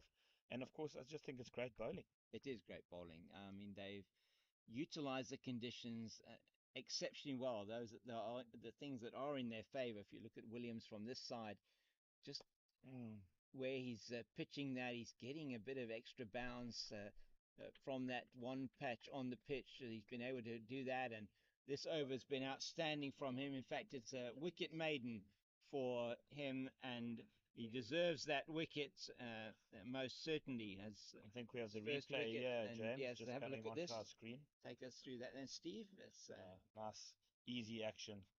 Takes the pace off it, just slightly wider, turn and bounce, and the batsman is left nowhere in the pixel. Yeah, it's from that point of view, it was he was didn't actually come towards the ball, did he? And that, I think, made it more difficult for him to get back, and he sort of overbalanced, lost his balance, and unfortunately for Adam Hitchcott, Paul Hitchcott, not able to make contact with the ball, as Yasser Ditter does continue. This time it is to the Harris that he bowls, and all credit, of course, to Williams anyway. I think he saw him coming and just took the play slightly wider, slightly shorter, and there we go. Oh, he's bowled him. Yep, he's bowled him, and so another one goes down, and it really has been very difficult. 118 now, 3 wickets have fallen with the score on 118. It's gone from 118 for 6 now to 118 for 9, with 7th, 8th, and 9th wicket all falling on the score. The score on 118, and the spin twins here of Yasser Ditter and Ridwan Williams are making life very difficult for the Welsh. The Welsh found themselves between a rock and a hard place, of course, at about 111 for 4, I think it was. The hard work had been done, but obviously not anywhere near enough runs on the board. Decided to have a go, and unfortunately, the tail just hasn't wagged at all. And here we look at this dismissal again, just playing across the line, trying to sweep that, but not in any position to play the shot. Not down on one knee, not covering the line at all, and just with the turn naturally into the right-hander from Ditter, just taking that off stump. Beautiful bowling from South Africa's Gareth Edwards, with number 10 on his back, comes to the crease. Thought he might have been number 9, perhaps. And this is Gareth Edwards, as we all know the story goes. So it's not that Gareth Edwards, but it's this Gareth Edwards who now comes in at number 11. Oh, no, got in fact, he's the skipper, isn't he? Of course. The skipper, the Welsh skipper is now joined us at the wicket. Sorry, it is McPhee. Is it McPhee? So Edwards is not playing today. Maybe he's holding the 9. Sorry, I think maybe they do have maybe a replacement. Maybe there's a replacement rule in play here. Sorry, I think that probably hit him outside the line. Sorry, this is Daryl McPhee. Apologies for that. Just with the wickets falling here, it's been difficult to keep pace, but it is Daryl McPhee. Well, I think what Wells can do at this point of time is now actually bat out the 45 overs. Dylan McPhee, apologies. Dylan McPhee. Just try and get a couple more runs on the board, get to the close and to the luncheon break. And obviously, not an easy ground to defend on as it is. The sun is baking down. It's a magnificent day for cricket. Wicket should bake a little bit during the luncheon interval. So if you were a punter today, I think you certainly would be favouring the South Africans to knock off these runs and knock them off fairly easily as well. I think you would. Odds-on favourites, most definitely South Africa, and they'll be looking at getting those within a good scoring rate as well, you'd feel, to try and make sure that the net run rate does come into it, that they are able to increase that, as that's just nicely played by McPhee out to the man on the deep cover boundary. That's Kyle Smith, and 119 for 9. It is now at the end of 43, and it was a wicket there to the bowling of Yasser Ditter, and that was his second wicket. They've been bowling exceptionally well. In fact, Williams and Ditter in the pair of bowling exceptionally well in partnership together. Just a replay again, James, as you correctly said. Didn't get anything behind the ball. He could have got the pad outside the line, but of course not his job coming down late in the order. The batsmen didn't do their work up front, and Wales found themselves 9 for 118. Yeah, it's good bowling from the South Africans, and as you said earlier on as well, Steve, Yasser Ditter not looking like a 6 bowler at all, is he? He's looking like a frontline spinner today. And Ridwan Williams, most definitely a frontline spinner. He's been outstanding in his work, and into his, I think it's his 8th over now. And absolutely, with Hendricks not even playing today as well, also the orthodox left-arm turner, and Dan Steyer, the opening bowler, being rested for this first encounter. South Africa got some serious riches in the bowling department. And we'll see a bit later on in terms of their potential riches in the batting department as they come out to chase what looks like is going to be in and around the 120 level, as that's played straight to Doug Moore at extra cover. Good fielding from the South African captain on the bounce, and nice view there of the field from our cameraman Pat, as it's beautifully tossed up, and that's it. Look at him go. Oh yes, that was absolutely beautiful from the slow left armer, and that is his second wicket, Williams, and he has finished with his analysis of at 7.4 overs and taken 2 for 18, and that is really outstanding stuff from him. And 7.4 overs that he's bowled, and the innings comes to an end after 4 balls of the 44th over, 119 all out, and the wickets there of the Let's have another look Mark, at that. I think have a look at it if we again. may. Yeah. Just another McPhee beautiful it is, piece sorry, of bowling yeah. from Williams. Just look at that. Economical run up. Keeps his eye on the batter. Sees, tosses it up, turn and bounce, and a lovely piece of keeping from Yeah. Bassage, it must be Yeah. said. Just It the was. one mistake from him today. Really good effort behind the stumps. Clinical performance by South Africa. We wouldn't expect anything less as the host nation, and surely someone who's looking to be up there in the playoffs later on in the tournament. Off to a fantastic start. They are indeed off to a fantastic start, and we will be back with you after the luncheon interval. Lunch and interval is going to be, what I think, half an hour that we'll be taking here, and we'll be enjoying the lunch here at the Greenpoint Cricket Club as the players go off the field, and it is going to be, they're going to be led off by, we'll see now who they are applauding off the field, and it is going to be Ridwan Williams. In fact, they're applauding off the field. In fact, all the spinners that go off together, and that really is a testament to that. It was set up, though, by Jaco Castle and Lundi Mbani up front, with the first 3 wickets falling with the score only on 10. 4th wicket fell at 26, and then an outstanding partnership of 82 between it was Hopkins and Morgan for Wales, with Hopkins getting to 50 here, the first 50 of the over 40s World Cup for Wales, and that will go into the record books for him, for Nick Morgan, having scored the first 50 in an over 40s World Cup for Wales.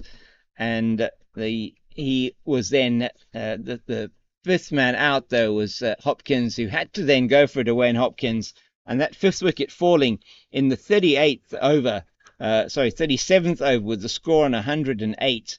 And from then onwards, only 11 runs added in an additional 8 overs for the Welsh team. Absolute carnage there for Wales, losing their last 6 wickets for only those 8 runs. But I think just a shout out today as well, Jaco Castle, a great spell up front, and unfortunately his brother, who obviously we all played a lot of cricket with in the day, no longer with us, Vinnie Castle, I'm sure, smiling down not only on his brother Jaco today, but on the South African side as they start their campaign in this inaugural World Cup over 40. Vinnie, we know you're looking down on us.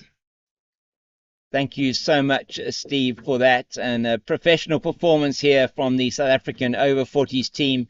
They'll be coming back out in about half an hour's time to chase this 120 they need at less than 3 runs and over for them to win the first encounter, their first encounter of the over 40s World Cup. And so from myself, James King, the Cape Fox, and from Steve Vestrot and from the team here from Pitch Vision, it's goodbye from us for now, and we'll see you in about half an hour.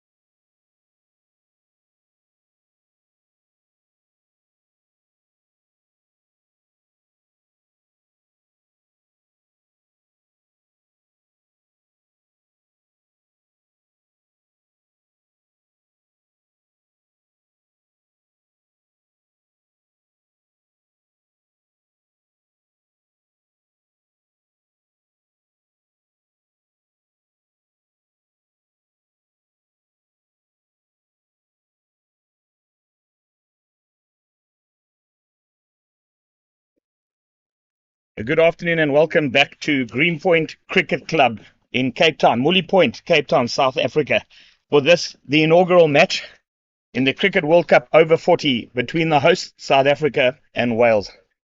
South Africa had a good session this morning, obviously bowling Wales out fairly cheaply. And I'll be fairly confident of coming here this afternoon and knocking the runs off, hopefully in style, very few wickets down. But that we'll wait to see on that. With me in the commentary box is James King. He's doing some data work on my left here, the Cape Fox, James King. Yeah, thank you very much, Steve. It's great to be here at this beautiful venue, Greenpoint Cricket Club. And we're sitting here at the end of the ground. We've got behind us Signal Hill, so we can't really see that. Signal Hill and the Cape Town Stadium and the Greenpoint Athletics track behind us. So we're going to be calling it now. I think we decided this would be the Signal Hill end of the ground. I think that was a great suggestion on your behalf. I think that was, I don't know who that came from, but it doesn't matter. And then the promenade end at the other end of the ground. So with the Greenpoint, Sea Point Promenade and the beautiful Table Bay. It looks an absolute picture today here from our commentary position here on the scaffolding at the Signal Hill side of the ground. And yes, a good performance from South Africa earlier on today as we're getting the wave there from umpire Rafiq Patel from England. I don't think he's talking to us, but if everybody can be ready. We just like people We're waving about at to us, get yeah. underway We for are. the second innings of this first match in the over 40 Cricket World Cup in Cape Town, South Africa. We have a beautiful day here, picturesque view as we look over the ocean one side and the magnificent Table Mountain and Signal Hill behind us as Wales opening bowler comes in for the first delivery. And Matthew Smart bowling from the promenade end and past, he actually dwarfs the umpire, Rafiq Patel, very tall man. Matthew Smart, and he's bowling to the left-handed Warren Dugmore, the captain of South Africa, and good delivery again on the line of middle stump. And we have to see who we've got here from Welsh point of view. We have keeping wicket. We've got Neil Harris keeping wicket, and then Tim Hemp next to him at first slip.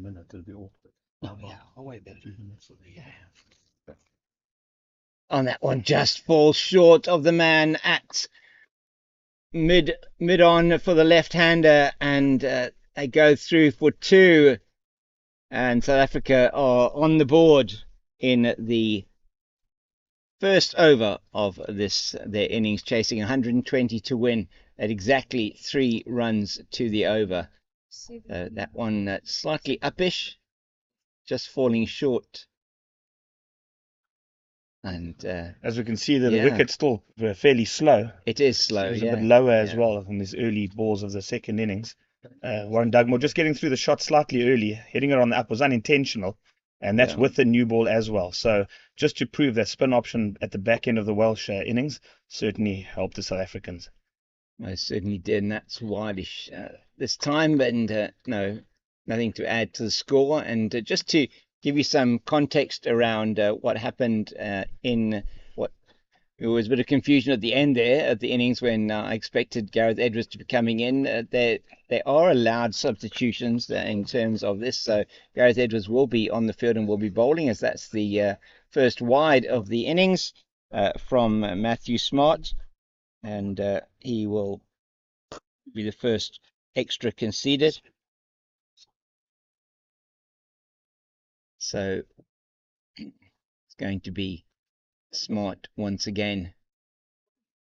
Fourth ball of the over, and that's the last ball of the over, and just played into the backward point region where it's fielded there by Breeze, James Breeze, and there is no run there. So end of the first over, South Africa 3 without loss, and Warren Dugmore having all the strike in that particular over.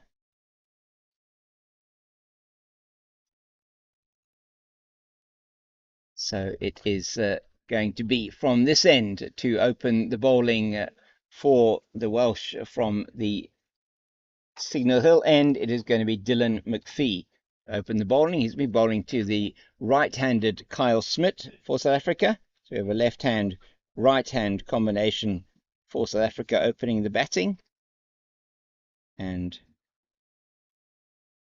South Africa will be looking to try and knock these runs off in as quick a time as possible. The most important thing, though, firstly, is to make sure that they get a feel for this wicket. It certainly was moving around a bit this morning, as well as the good line and length the South Africans were bowling. And that's beautiful shot straight away. And it won't make it to the boundary, actually, or will it? It just makes it to the boundary. My goodness, it like trickled over the boundary then, as you saw. Just literally the ball. Square drive there from Smith to open his account in terms of boundaries. And this is the second innings of the first match in this year's over 40 Cricket World Cup. A couple of the Welsh lads have been pretty keen to get up and into the commentary box and have a word with you. So shortly we'll have Simon Holliday from the Welsh squad just sitting down with James and having a little bit of chat about cricket. And again, over extra cover, and the floodgates open early. Wow. Stand and deliver, bit of width on the up, and a couple of bounces and into the picket fences. Ominous signs early doors here for the Welsh side. Yeah, Kyle Smith already faced 2 deliveries, and he's got 2 boundaries going through the offside. One through the offside, the other one over the offside.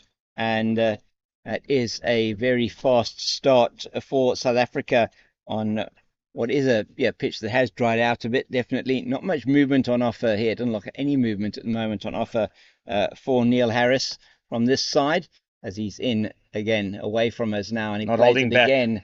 And that time sliced off the outer edge or outer half of the bat down to third man, and they just take the single. A strong frame of Kyle Smith, big unit, strong man. He's going to obviously come. He's made his intention clear. He's not holding back. You don't have to take any guesses as to how he's going to approach this. No, not at all. No. 12 without a loss already, just after 9 deliveries in this innings so far. Fairly fresh wicket this morning. It's the third strip. Probably hasn't been used as much of late. Ball just not quite coming on this morning. A little bit of movement, a bit of shape as well through the air. Well exploited, of course, by the South African bowlers Mbani and Yaku Castle, and then beautifully followed up by our spinners, who actually just curtailed the runs, choked the Welsh and restricted them to 119. Of course, just had one brilliant partnership of 80 odd in the middle order. Yeah, that partnership between Hopkins and Morgan, outstanding stuff, taking the team from 26 for the loss of 4 to 110 when they lost their 5th wicket. And after that, though, unfortunately for the Welsh, it went very badly for them, going from 110 for 4 all the way through then to being 119 all out. And it was the spinners of South Africa that made the difference there as we come to the end of the second over. 12 without loss, that one going for 9 from Neil Harris. Thank you once again for joining us. We're very proud to host you at Greenpoint Cricket Club this afternoon, and myself, James King, and Steve Estrad in the commentary box. I'm going to take a couple of minutes out as we have one Simon Holliday from the Welsh squad up here with us, and he's going to sit down and have a brief chat with James. Yeah, it sounds fantastic. Thank you very much, Steve, and welcome to Simon. Good to have you with us, Simon. Thank you so much. Just something on the ground here. I'll get back to you, don't worry.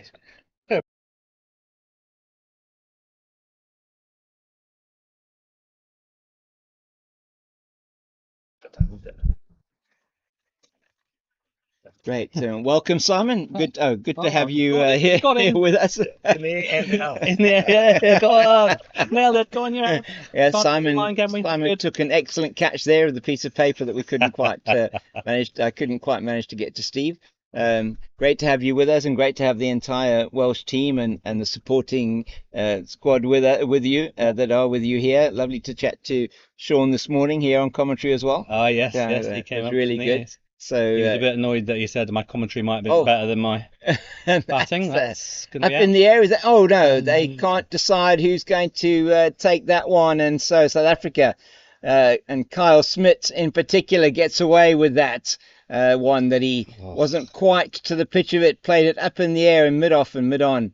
Unfortunately for the Welsh team, not calling it. We're going to look at that now for you on the replay. That looked So like it was mid-on's ball, didn't it? did, And didn't looked it? like he was about to take it and then just backed off the last minute. That's right. Mid-on was going towards the ball. Mid-off had come round, but mid-on was actually the player that was actually set. I think put off by the fact that the band from mid-off came around on that one. And Smith, in fact, Dugmore this time, the left-hander plays that through the covers. Not sure if it will get there. It's being chased, and they should get. They will actually get 3. That's good running, a good chase out there into the deep by James Brees, who's made some good ground there out onto the towards the boundary, but couldn't prevent them coming through for the 3rd. So yes, Africa moving to 16 without loss. So Simon, really good to have you here. Thank you. And you not in the starting 11 today, but no, we were a squad of 16, so yeah. 4 had to miss out, but Right. those 4 probably play tomorrow against the Kiwis. Right, So, very good. Another, well, every game a big game. yeah, for us, yeah, certainly. I mean, we're looking just to find our way in this, isn't it? So I suppose everyone is. It's the first game for everyone, isn't it? Got to see where you fit. And trying to look at the strengths and weaknesses of the other teams. I mean, it's been it has been, or is really, the first inaugural tournament of the over 40s. Not many over 40 internationals as such that have taken place. So that's very nicely played, well fielded by Brees. Is it in the mid-wicket region? It's good. He also doubles as our fitness coach and also our tour manager. Okay. So it means he's got a few hats on. Now he's just doing fielding, which he does well, actually. Yes, I mean, he's done some excellent fielding already. That certainly saved a couple of runs. He led the fielding yesterday, and we practiced the over-the-head catch just like that. So there'll be a fines committee looking at that later. As that one is just down the leg side from Matthew Smart, and you call him Matthew or Matthew? What's Smarty or Matthew? Smarty or Matthew? Okay, yeah, I know. I think it was when I was sitting down at lunchtime. We were talking, about Smarty. So it's he's in towards us again now, and that's very nicely played by Smith. But there is protection out on the boundary on the offside, which is a good fielding position within these first 15 overs. Only allowed I think it's three fielders or 2 fielders out. It looks like it must be 2, because that's also employing 2 fielders out on 2 in the first 15. Sorry, it's Richie Brennan. Yeah, it's okay. Got 222. He wants to add 2 more to that 2. Marvelous. Power bolt. And Dugmore now just defending into the leg side. So it's great. As I say, Shawn early on talking about travelling squad with the supporters, about 35 people or so. Yeah, that's great. We've got family and friends have come over. Wonderful. As many as could. I mean, they all seem to be enjoying themselves. They're all getting on well. It's good. It's just nice to be here, isn't it, really? First time in South Africa, is it? Not for me, actually. Okay. I was a medical student and came out here on my elective. Oh, wonderful. So I had 3 months out here. Okay. And just very backpacked nice. around the place and had a great time. So fantastic. Yeah, it's nice to be back. It's great. Oh, it's good. Good to have you back. Good to have this the entire Welsh squad back. Was chatting to Brian, the scorer, at lunchtime. He was here last year for the over 50s World Cup. Yeah. So it was really nice to see him again. It was commentated a couple of games for the Welsh last year. That's just they did well, didn't they? Beat Australia, they were quite happy with, and then just narrowly lost, didn't they? They did very well in their game. I mean, they had we were recalling the tough rain affected match in against India when it was really a very difficult. And that was a very good delivery there from Neil Harris, rushing Carl Smith. Dylan McPhee, actually, that one. Dylan, sorry. It's all right. Listen to me. Neil's behind the wicket, sorry. Dylan McPhee, thank you very much. It's okay. And Dylan, very good. I was going to say, without Simon delivery. Up here, no one would have known any the better today. I mean, Dylan's interesting because he'll bowl He'll bowl. Where's that gone? All the way along the ground there, the through mid-wicket region from Carl Smith, and he's taken that one again, bit fuller this time from Dylan McPhee, and he's put it through the mid-wicket region for 4. So that's his 3rd boundary, and he certainly means business here. And bit fortunate not to have been caught in the previous over when he didn't quite get 2-1. So you're saying about Dylan, sorry, yeah. Oh, well, Simon, Dylan, he'll bowl in nets at a sort of average enough pace, and then he has an effort ball. Okay. That's why he's broken one guy's thumb, he's hit one rib. He's a big liability in many ways, Dylan. That's very good fielding done here at mid-wicket. Sorry, at mid-on. Is that the captain, Gareth Edwards? Is it? No, I think that's Paul. Is it Paul Hookstock? 15 on his back. I didn't see. I don't recall seeing 15 earlier on in the day. Maybe. Paul was wearing number 11, wasn't he? Yeah. That might be Shawn actually then. That's Shawn. Okay. Oh, Mickey Martin. Sorry, Mickey Martin. Of course, yes. I got that wrong as well. He was in the bat earlier on today. Difficult conditions first up. Yeah, we definitely talked about it, and as soon as we got here, we're like, right, we'll definitely be bowling first if we get the chance. Just there was a bit of moisture there, wasn't there? Yes, there was, and the pitch being a sort of fresh pitch, it was a bit slow earlier on. Yeah, we talked to the club captain. He just walked past and went, "Are you playing against South Africa today?" And we said, "Oh yeah, we are." He said, "Oh well, let me tell you, you want to do the following things, and this pitch gets easier to bat on as the day goes on." And we're like, "Oh, thanks, mate." See, who we trust him? Everything he said seems about right, though. So he obviously wasn't shy of sharing a bit of information with us. No, which is always good. I think certainly the camaraderie last year with the over 50s, and you see it again with the over 40s. I mean, it's huge. It's just great to see that everybody loves being on the field playing cricket. I mean, we had the ceremony yesterday to open it, and they talked about it, didn't they? Said that we're mainly here to make friends and play some good cricket, but mainly make friends. Yeah. And I think that's spot on. And it was lovely, really. Everyone was just shaking hands, saying hi, dropping a few stories. I think we'll be meeting with the Australian and Kiwis after the game. We've got an off day on the third day, so there's talk of going out and just get to know each other a bit better. If you know what I mean. Wonderful. Yeah, it sounds really great. I mean, some great characters from the world of cricket out here as well. With the Kiwis, isn't he? Yes, Oh, that's a good delivery there outside the line of the off stump, and Kyle Smith trying to have a full go there at Matthew Smart. So if we're going to win this, we need to put some pressure on them early and just make a couple of quick wickets, aren't we? Yes, you feel that you can't let South Africa get away, can you? I mean, that's the difficult part now. I mean, that's good delivery, and he's given him. He has given him. There's that one going to hit middle and leg. One feels he walked across his stumps, trying to play it into the leg side, and very good bowling from Matthew Smart takes the first wicket for Wales, and that is South Africa losing their first wicket with the score on 23. So it's 23 for the loss of 1, and that is Kyle Smith. And our producer Bandilia will give us the replay of that, and I'll ask Simon just to take you through that. Oh yeah, so Smarty's come in. He's moved, well, not early actually, but he's missed a straight one, playing round to mid-wicket there, isn't he? Yes, big appeal, and then a lot of pent-up frustration released from Smarty. The hard high five, and everyone's come in. Honestly, we'll be relieved at least not lose by 10 wickets, isn't it? To get that wicket. Carl Smith, who had been very aggressive up front, and certainly be very happy that they have got the wicket of Carl Smith, as it's the number 3 for South Africa coming in now. Darren Bassage, who the wicket keeper, and a man who has played first class cricket for Western Province and the Cobras in his time, has a pretty impressive first class record. So South Africa will certainly be looking at Darren to make some runs. His first class numbers, 36 matches, 1,828 runs, highest score of 108 and not out, and played and 3 centuries, 9 50s in first class cricket, and played for quite a considerable amount of time. 2003, 5-year career that he had in first class cricket. And Darren, another left-hander. So he gets to 100, but it doesn't really go on. That's fair enough. So I'm going to test if this works. So Wales need wickets, don't they? They do. Early pressure. Absolutely. Like last time we got a wicket. Here we go.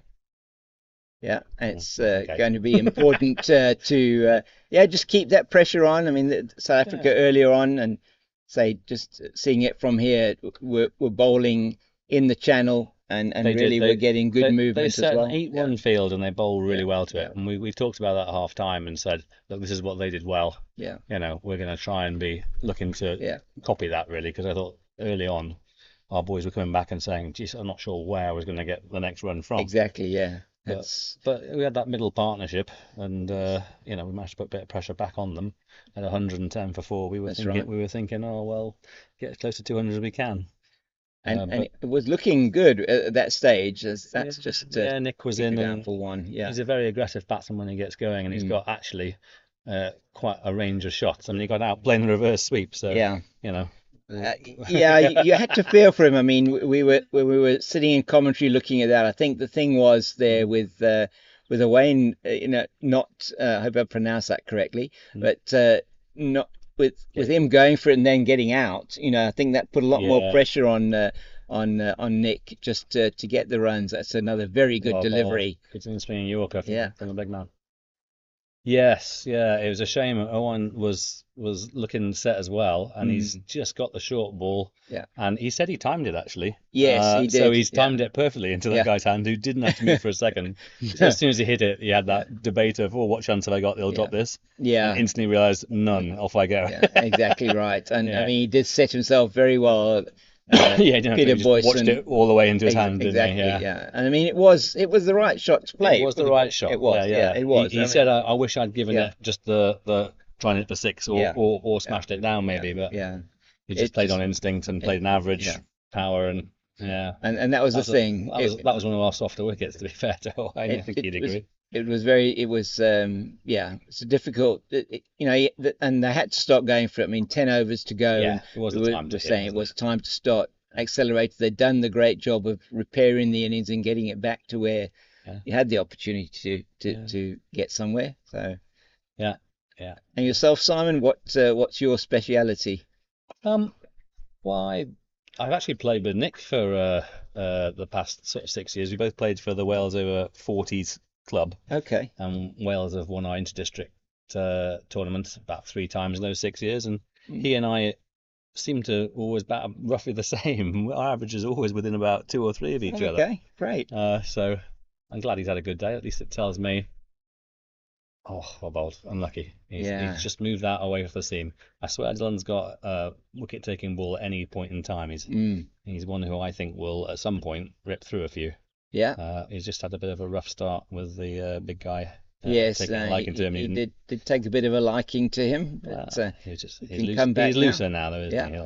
Definitely, that's actually a very good shot, but I don't think it's going to go. No, it's commentator's curse. It will actually go down to the boundary. That has gone before, as Doug Moore does play a very good off drive just to the right of straight as we're looking at it from this side, and that is a very nice shot. Classic.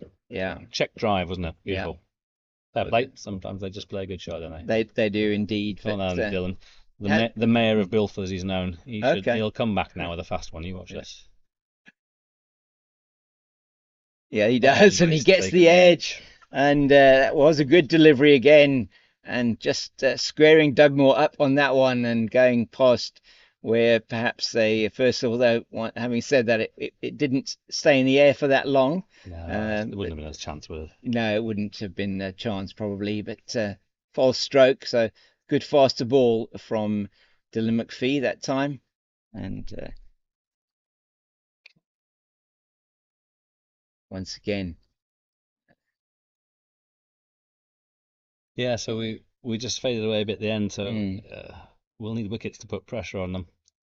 Definitely 30 for 1 at the moment, and we had a very good over the last over from Matthew Smart, just the one off it, and that's a good shout. Close. I think it might have just been pitching outside leg stump. We are going to need to work on our appealing. My goodness, we should have all been up for that one. Yeah. I mean, you'd think that you'd have a Welsh choir going for that. Yeah. There'll be a fine for Neil behind the stumps for not going up. I'd like to see that one again. Yeah, we will have a look at that one again. We'll ask Bandile to show that one again. So It's really good. Yeah, we got the chance to see that. Vandile's been doing a great put job a little here. whisper in the ear that was clearly going down leg, and we don't see it again. And that's absolutely fine. Yeah, I think it pitched outside leg stump A perhaps, little bit, and yeah. it might have hit the stumps, but not going to be given by umpire Peter Tate from Australia. Umpire Rafiq Patel it is at the other end from England, and he makes Matthew Smart look very tall. Does umpire Rafiq Patel? Just off the pad as it strays onto middle and leg. Looked like just off the pad there, and he's signalling now to be the first leg by, I think, of the innings. It is indeed. Put the swing in. Yeah, it did look good for a while. I mean, maybe there is a little bit of movement here with the wind coming across the ground. Not too strong a wind today. It has cooling a little bit things down a little bit, although it must be very hot out there in the middle as Bassage just comes forward to that one. And South Africa will be wise, I think, to consider what happened in the Welsh innings, particularly early on, where it was really about grinding something out, good tight bowling, not really too much to hit. And here again, we've seen that, I think, with the dismissal of Kyle Smith, is trying to manufacture something perhaps and getting himself out. Yeah, we found it very hard to get it away. If you put it in the right areas, it doesn't come off the pitch absolutely awful, just very hard to get away. Yeah. The South African fielding was brilliant as well. Yeah. I have to say that. They threw themselves around, and one of our openers tried to run a second one, turned, saw a fine leg, I think it was, without the ball in his hand, set off to jog the second one. And it was the opening bowler who promptly pinged it in right above the stumps. He had to dive in the end. He said, that was a moment of increasing panic as we realised these guys have got gun arms. And when you're over 40, arms are one of the things that goes. Absolutely. And it was certainly a feature of their effort that both in the field and with the ball, they looked particularly sharp. Ooh. And that one not coming on at all to Bassage, and he's just a false stroke, playing a bit too early on that one. Yeah, we did him for lack of pace, didn't we? Yes, he did rather. And that's been a feature of the wicket as well, though. It's not coming onto the bat at all. Yeah, if you're going to drive on this wicket, you've got to be right over it. You do. So if you can put it in, that nasty little just short of drive line, just there, exactly there. Just there, yes, exactly. Then I think you're going to be very hard to score off. And if we could put, I mean, as South Africa did, I mean, what were we? We were about sort of 40 off 20 overs and like that. And they put several. What were we? You were 35 for 4 after 20 overs. Yes, not quite 40. Yeah, not quite 40. So the early bowlers put it in good areas, didn't they? They did. They bowled exceptionally good areas. I think the testament to that the opening pair, I mean, had only gone before. It was 14. Was 10 for 3 after 8, 14 for 3 after the first 10. So it was a very difficult start for the Welsh batters this morning. Yeah, it wasn't the start we were looking for. They just shaped a couple away to remove our other opener. Yeah, we put ourselves a bit under the pressure. That's got to be out. Come on. It's a very good shout. And Peter Tate, once again, he's not giving anything today, Peter Tate, at all. That looked very adjacent. We'll see if we can have a bit of a look at this one. The umpire's hat might be in the way. Fines committee are watching this with a view to...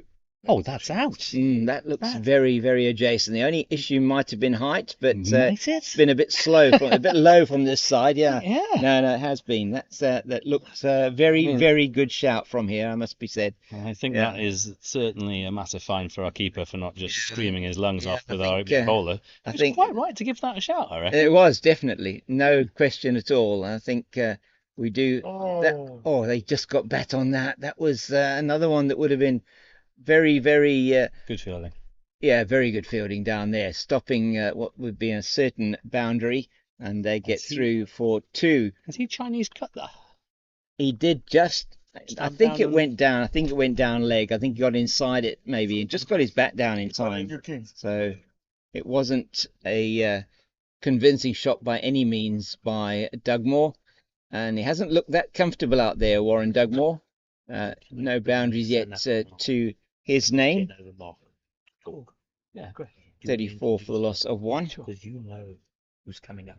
Cool. Yeah, that's great.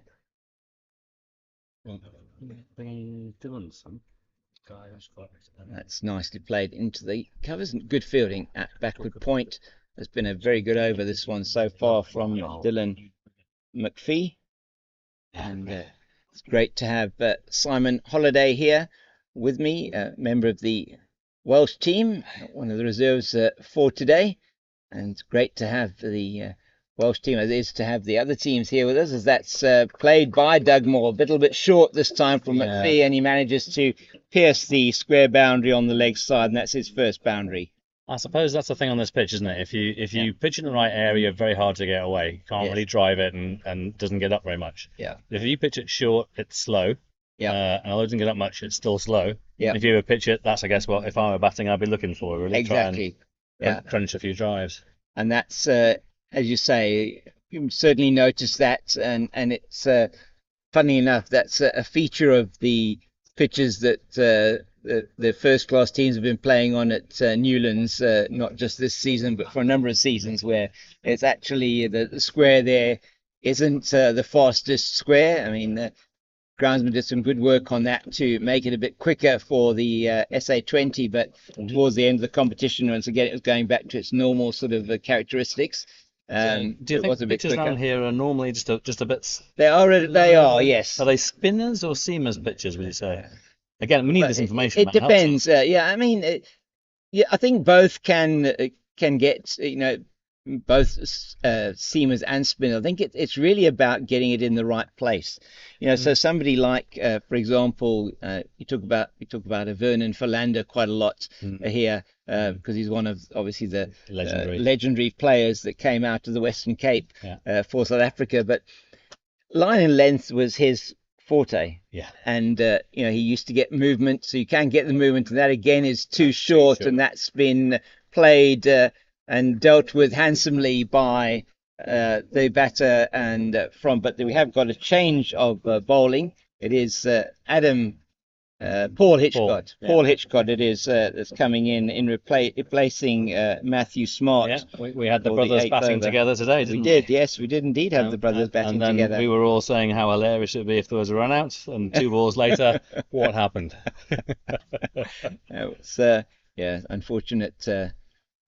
From that point of view, that was a really very, very unlucky run out. I don't think that's anybody's particularly doing it. No. Adam backing up and I thought the bowler did very well to remember to take the stump out. I think he fallen on them, didn't he? Yeah, he did. I mean, he fell on the stumps. I mean, we were chatting a bit about that with Adam actually at lunch, sitting at the table, and he was just saying how it was very difficult because just in the gap, it looked like it might have been going to mid wicket for a minute, didn't it? Just with the visuals here, error of parallax or something, bit of inhalation of air. Oh, it's an easy catch. Oh no way.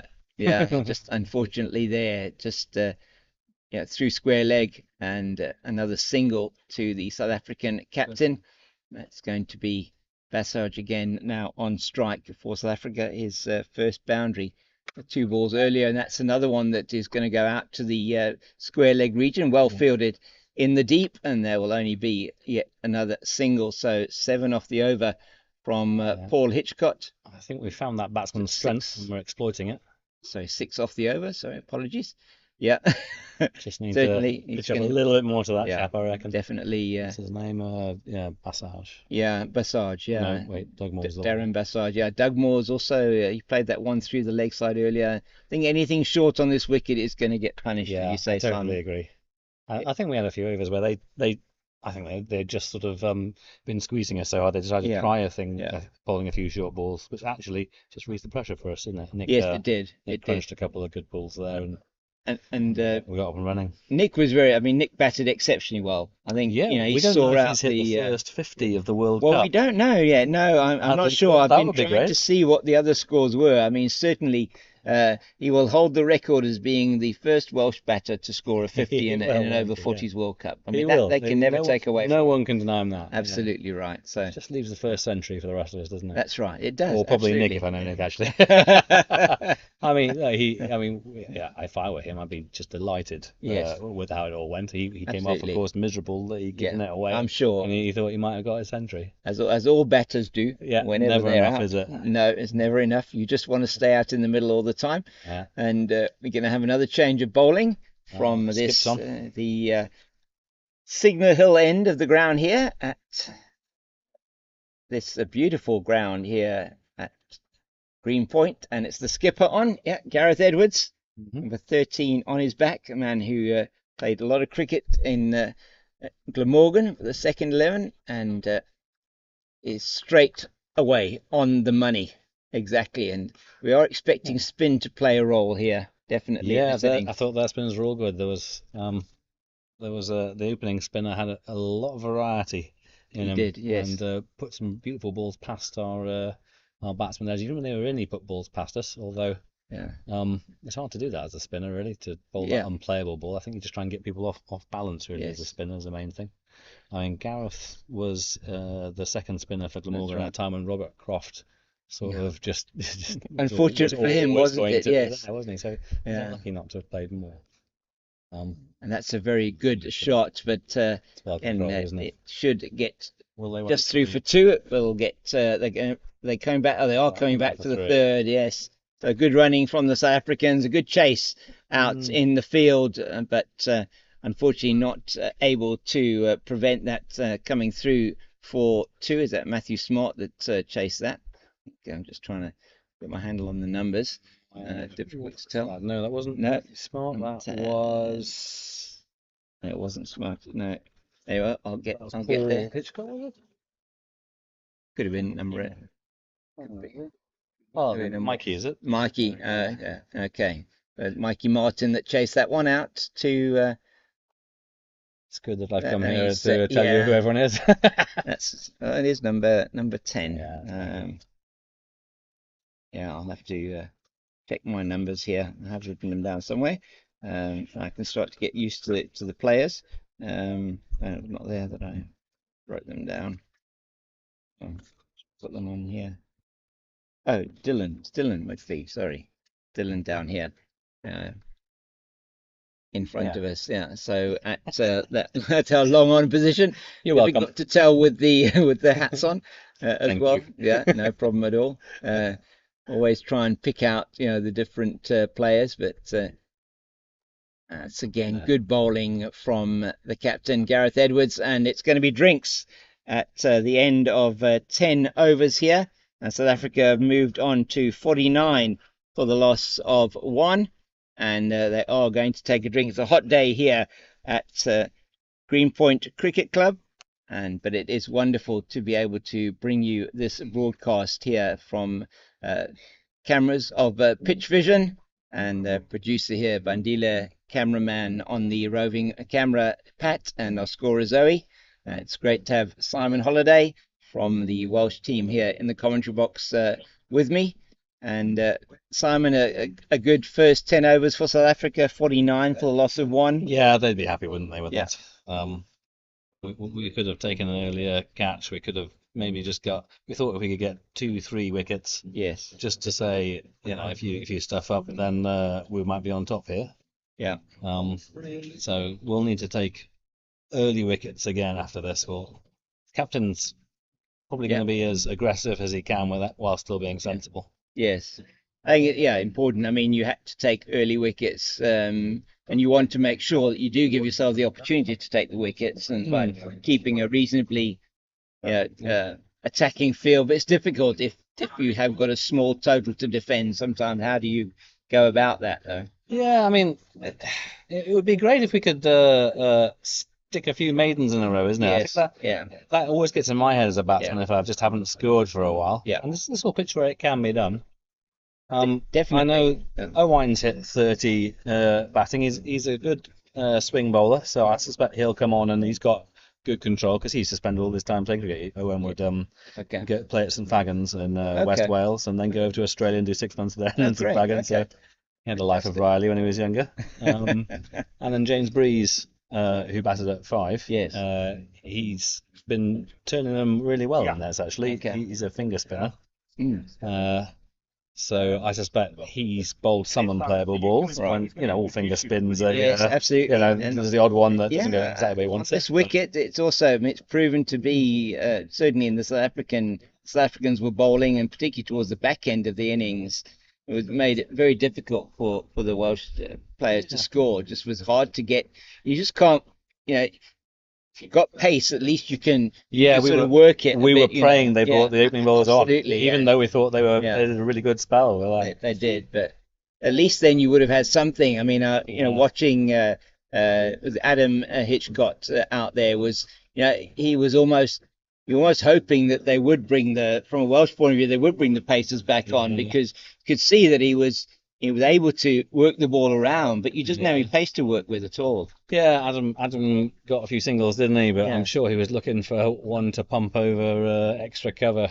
Yes. We never quite got one of those either, to be fair. No, not really. I mean, there weren't, and there wasn't really anything much to hit in that area. No, the spin bowlers came on and they just put it in the right areas, the right pace, didn't they? Yeah, they did. Even when we had a free hit, didn't we? Had our first free hit of it. Unfortunately, I thought that was a very brave ball. He gave it a bit of extra loop. He did. Put it in just the right area, and then we're back foot and trying to punch off the back foot for a free hit.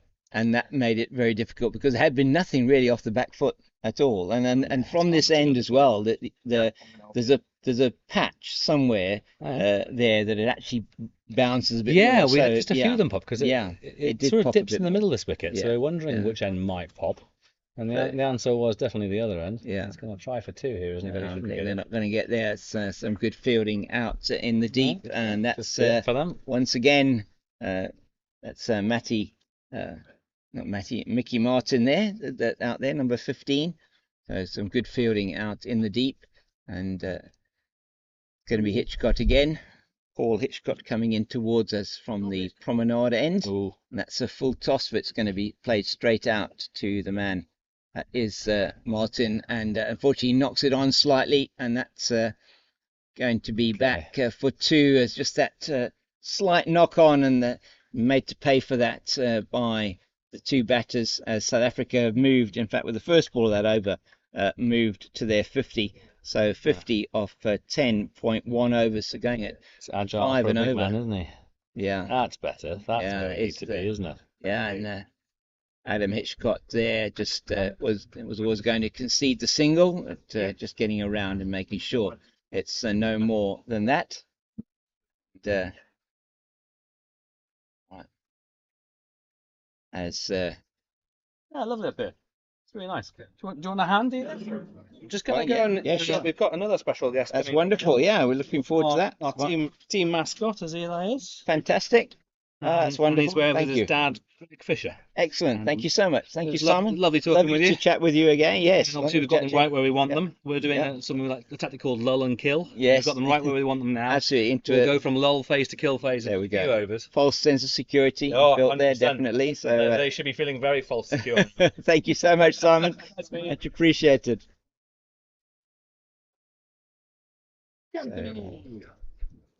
Oh, that's right. That's solid. This is normal. That's like metal. Sit with me. You're doing so well. You're just going to probably climb through this. There we go. He's going to climb over. Right, that's just played in to the offside by Dugmore, and South Africa are moving on. Dugmore 20 now, 31. Bassage 14 off 22, and we're just waiting for a bit of a change in the commentary box here, as we've got a special guest coming in to chat to us here, and we'll be getting that sorted out, as we do have an extra fielder on the ground here. Looks like a golden retriever, just moving from mid on to mid off there, and it's going to be Edwards to continue here, and is going to be bowling now. It is 54 for 1 after 11 overs, and Edwards just outside the line of the off stump, and a bit of turn on that one, moving away from the left-hander, and the tall frame of Gareth Edwards coming away from us again here at the You're almost there now. at the Signal Hill end. Oh, we're nearly there. There we go. We've got, as I say, our special guest arriving here into the commentary box. It's a difficult climb here up to our position. And Is he right there now? Youngster's done very well. Have a seat if you like. Yeah, he's fine. Thank you so much. Right. Good work there in the field, and we've got. You all right? Right, come on Here up. we go. Eli, you take this seat here Down next to this lovely I'm man. James. Yeah. You like to sit in my lap? Okay? Hi. Why, All man? right. Go on, do. So I've got Eli joining me here, and his dad. Hi, Eli. One touch, yeah. That's great. You all right? There we go. Hey, Eli, bluebirds. Wonderful. That's fantastic. I'll run read you. Wonderful. Go on, Greg. Dad's going to be coming up here now. Greg Fisher, Dad, love. part of the team. Oh. And that's in the air. He's taken it. What a brilliant catch.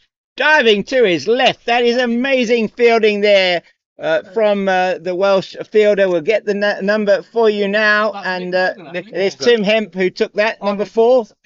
Brilliant catch. Sorry. Hi, I've got Greg Fisher here with me and Eli Fisher.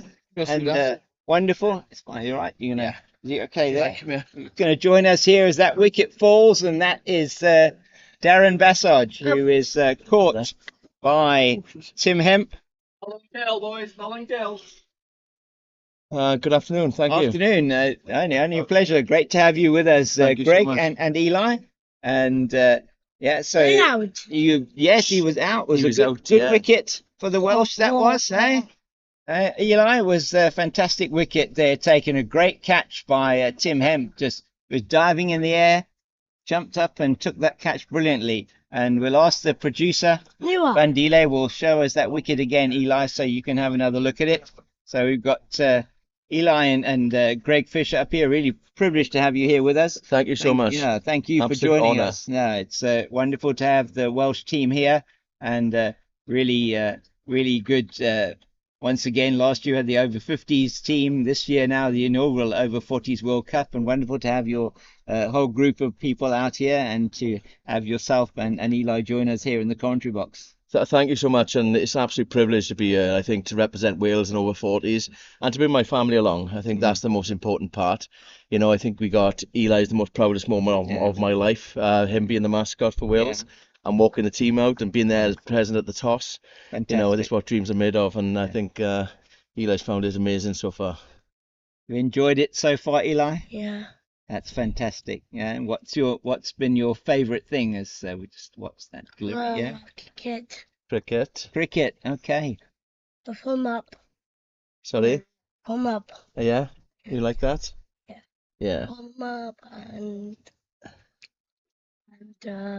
And the batter. And being your mummy as well? yeah. Yeah, that's wonderful. And I think, Wonderful. you know, he's quite well known with South Wales Cricket, Yeah. so a big shout out to South Wales Cricket Association that will be watching us, and obviously my home club, Consolidation. Right. But yeah, so absolute, yeah, thank you. I'm going down. Not yet, we won't go down Okay. yet. Just speak to the gentleman, okay? Yeah, so it's great, and we believe you've got a very important message that you want to share with us. Yes, we have, yeah. After this ball has been bowled. Yeah, that's just played down to mid-on, and no addition to the score.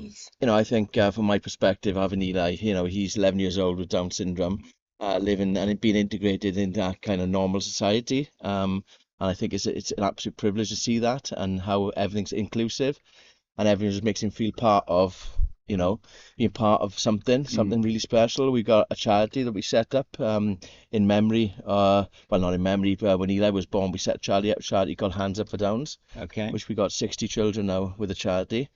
We do a lot of fundraising with speech and language therapy. We do a lot of sport inclusion stuff, helps with mobilities, and it's just an absolute honour, you know. And from my perspective, you know, just to represent the Hands Up for Downs Association and having Eli here, you know, it's phenomenal. It's phenomenal. It's wonderful. Thank you, Greg. That is, it really is a privilege for us to be having you here, and for you and your family and Eli to be here, and the entire world contingent, and wonderful that you have taken this initiative and really working, as it's so important, as you say, from a sort of normalized point of view, to make sure that that it is these type of situations are normalized within society. Absolutely. Yeah. So really appreciate you chatting with us and having Eli up here. It's great and it's very good. And have you ever been to South Africa before? No, this is the first time for okay. South Africa. Yes. We're going to do the safari now in a couple of days. Oh, wonderful. So I think that's going to be a nice honor, and Eli's going to like that. I think. Can you see the lions, boy? Now, want to see the lions? Yes, you do. You I want to see think the so. lions. Yeah. They're not too scary.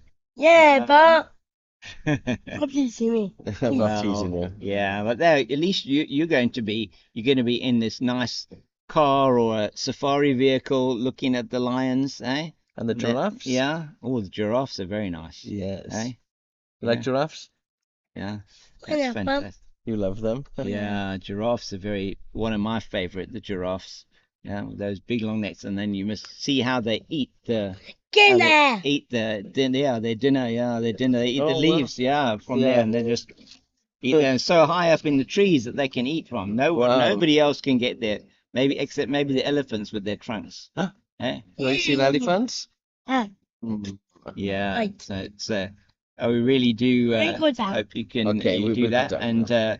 so wonderful to hear about your charity, Hands Up for Downs, Hands Up for and Downs. certainly we'll mention that once again on the Superb. air. And we hope that with this broadcast as well, and whatever you will be doing here in South Africa, and spreading the word around Down syndrome, and just the opportunities that you have to really make people realize that it is something that should be seen as being normal and normalized in society Absolutely. is very important. So He wish puts you a all the smile on best. so many faces, and I think that's so important. He has he touches so many lives, and I think that's the most important part. And that's what we want to do. We want to represent that. And I think it's all about being happy and being present and being inclusive. And I think every time you see him, he puts a smile on people's faces. So thank you for giving us the honor to speak today.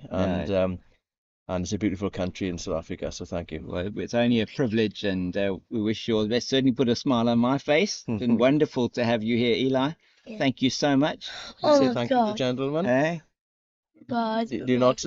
He's got this joke going on with Bluebirds. So I'm a big Swansea Okay. City fan, and Okay, right. we all wind him Okay. up. But No. Bluebirds is Cardiff City, so it's all Yes. rival. Yeah. Oh, this, So yeah, so he thinks it's quite funny. To wind Okay. his daddy up. Yeah. What did he do there? Tell us. He does. Nick Morgan does Bluebirds to wind me up, doesn't Does he? he? Oh, okay. Yeah, one of our players. He lives in Cardiff. Well, So my sort of what's it non-de-plume on my is the Cape Fox, because I'm a Leicester City supporter. wow, So okay. born in Leicester. So yeah, I call myself the Cape Fox. So which has a two prong, because I love wildlife as well. So there is an animal called a Cape Fox Right. Okay. as well, which is endemic to South Africa, and yeah, they're quite a rare sort of quite a rare species. Oh, that's a great delivery! My goodness, can't that was a beauty from Captain Gareth Edwards. What a fantastic over there! Yeah. That really has been outstanding.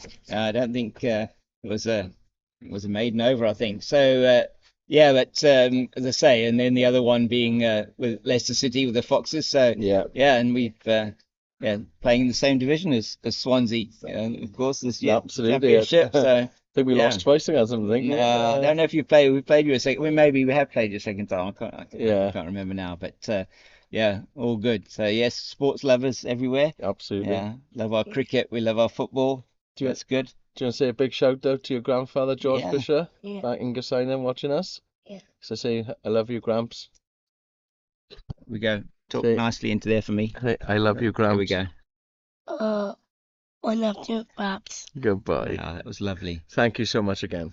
No, it's only a pleasure, and as I say, wish you all the best for the rest of your trip and your visit, and hope you see lots of lovely animals when you go on your safari, and enjoy the cricket. Lovely to meet you. All right, I'll give you a fist bump. There we go. Thank you. So, Very Okay. good. Thank you, Thank you so gentlemen. much. Really appreciate it. Thank you. Thank you. Okay. Back down. Yeah. I'll get Simon. That's It's played nicely there. Yes. Well, it's really a privilege having Greg and Eli Fisher here with us in the commentary box and talking about the charity Hands Up for Downs.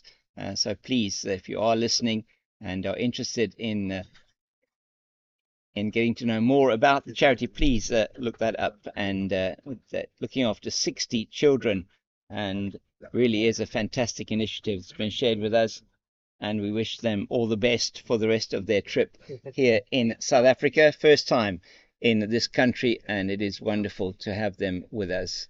As it's well played, this by Nathan Jones out into the offside, and you haven't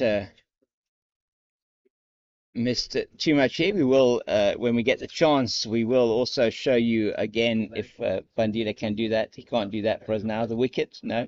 Okay, it's a bit. We can't show you that, unfortunately, but it's that's a really wide one, unfortunately, from Paul Hitchcock. Saw what he was trying to do there, perhaps to shape it away a bit from Warren Dugmore, but Dugmore will not even be able to reach that one as it goes wide outside the off stump. South Africa 64 for 2 after 14.4 overs. So batting it over 4 and over. Has been a little bit of a slowdown since the wicket fell, but that should help it down to the leg side. It's well fielded. It's been well fielded there in the deep by Michael Martin, and there is just the single.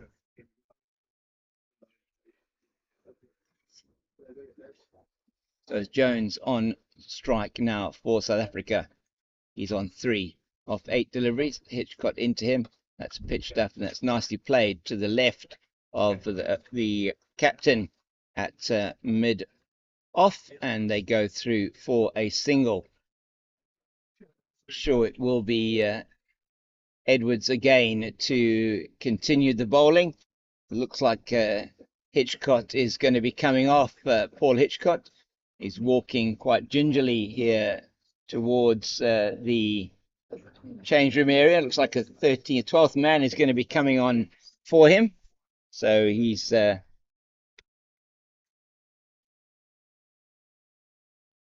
Edwards, who's bowled 3 overs for 6 runs, just getting that wicket in the 12th over of the innings of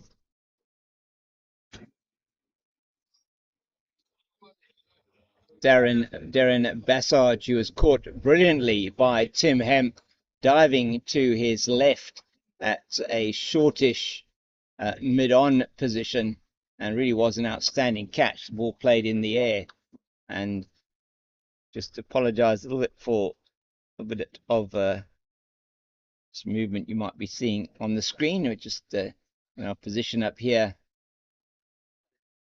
as it's Edwards in again, and that's played over the man at mid-on by Nathan Jones, and that's going to go down to the boundary here in front of us, to the right of us for 4, and that's a good shot by Nathan Jones. That'll be his first boundary, and really was really a good shot coming forward and playing in the V. That's what we've been talking about quite a bit today, about being able to play in the V and being able to get the ball back past the bowler rather than trying to play the ball across the line. Just playing straight is very, very important, as it's Edwards in again, and he's just perhaps not quite sure what he pulled up for. There was something wrong there. He didn't quite have his field right, I don't think. Just making a couple of changes here. Nathan Jones on strike. Jones playing that last ball down to the long on position, and it is now a long on. That man was at mid on, should I say. He's now at long on, and I'm joined once again by Steve. Steve's been doing some fantastic work getting people up and down the scaffolding, and it's another good single for Nathan Jones, and he moves on to 9 with that shot. Steve's also managed to get back up the scaffolding, yes. I think for the last time today. The next time I go down, moving. I think we will be exiting. It'll be for good after that, yeah. So could well be 71 for 2 South Africa now, as it's Dugmore on strike, and Edwards getting some nice purchase outside the off stump. Yes, very tired. You can see he's played at a high level Yeah. and been there and thereabouts in his career. Just teasing him outside the off stump, just tossing it up. I think bowling it slightly slowly, so it's not really purchasing like it did this morning for No. Ridwan Williams. No, it's not. Hasn't quite perhaps got as much in it as Williams did, but say he's giving it a bit of variation as well. That one a bit quicker. It's going to be interesting to see how Doug Moore does deal with it. We saw Bassage just not quite get to that one and just pop it up with an excellent catch by Hemp here at this shortish, but it goes to him again now. Hemp just off the square. He is, and he fielded that exceptionally well. It was really an outstanding catch that he took to dismiss Bassage. To be fair to Edwards, I mean, he does have figures of 1 for 11, and this is the last ball of his 4th over, Yeah. So I think it speaks for itself. It really does, and he's only conceded the one boundary, which was in this over, and that was an outstanding delivery. Once again, he has the captain reaching for it outside the off stump. We've sensed a couple of batsmen just being caught in the crease today. Yeah. I guess it's the nerves, first game in a World Cup, a bit of turn and bounce, and guys aren't using their feet, obviously, just being careful, circumspect in day one, and playing from the crease. Nice bit of bowling there from Edwards. That was some outstanding bowling so far from Edwards, and just to give you an indication, as Steve has said already, Gareth Edwards now has taken 1 for 11 off his 4 overs, backed up exceptionally well by Matthew Smart, also 4 overs and 1 for 11. And Dylan McPhee, 4 overs, 0 for 26. Paul Hitchcott, 4 overs, 0 for 22. Hitchcott, who is off the field at the moment after bowling those 4 overs. So we are going to see a change of bowling, which I think we could expect. And it is going to be the man that we had Simon Holliday talking about earlier on. It is going to be Owen Hopkins, who's going to be bowling from the promenade end of the ground.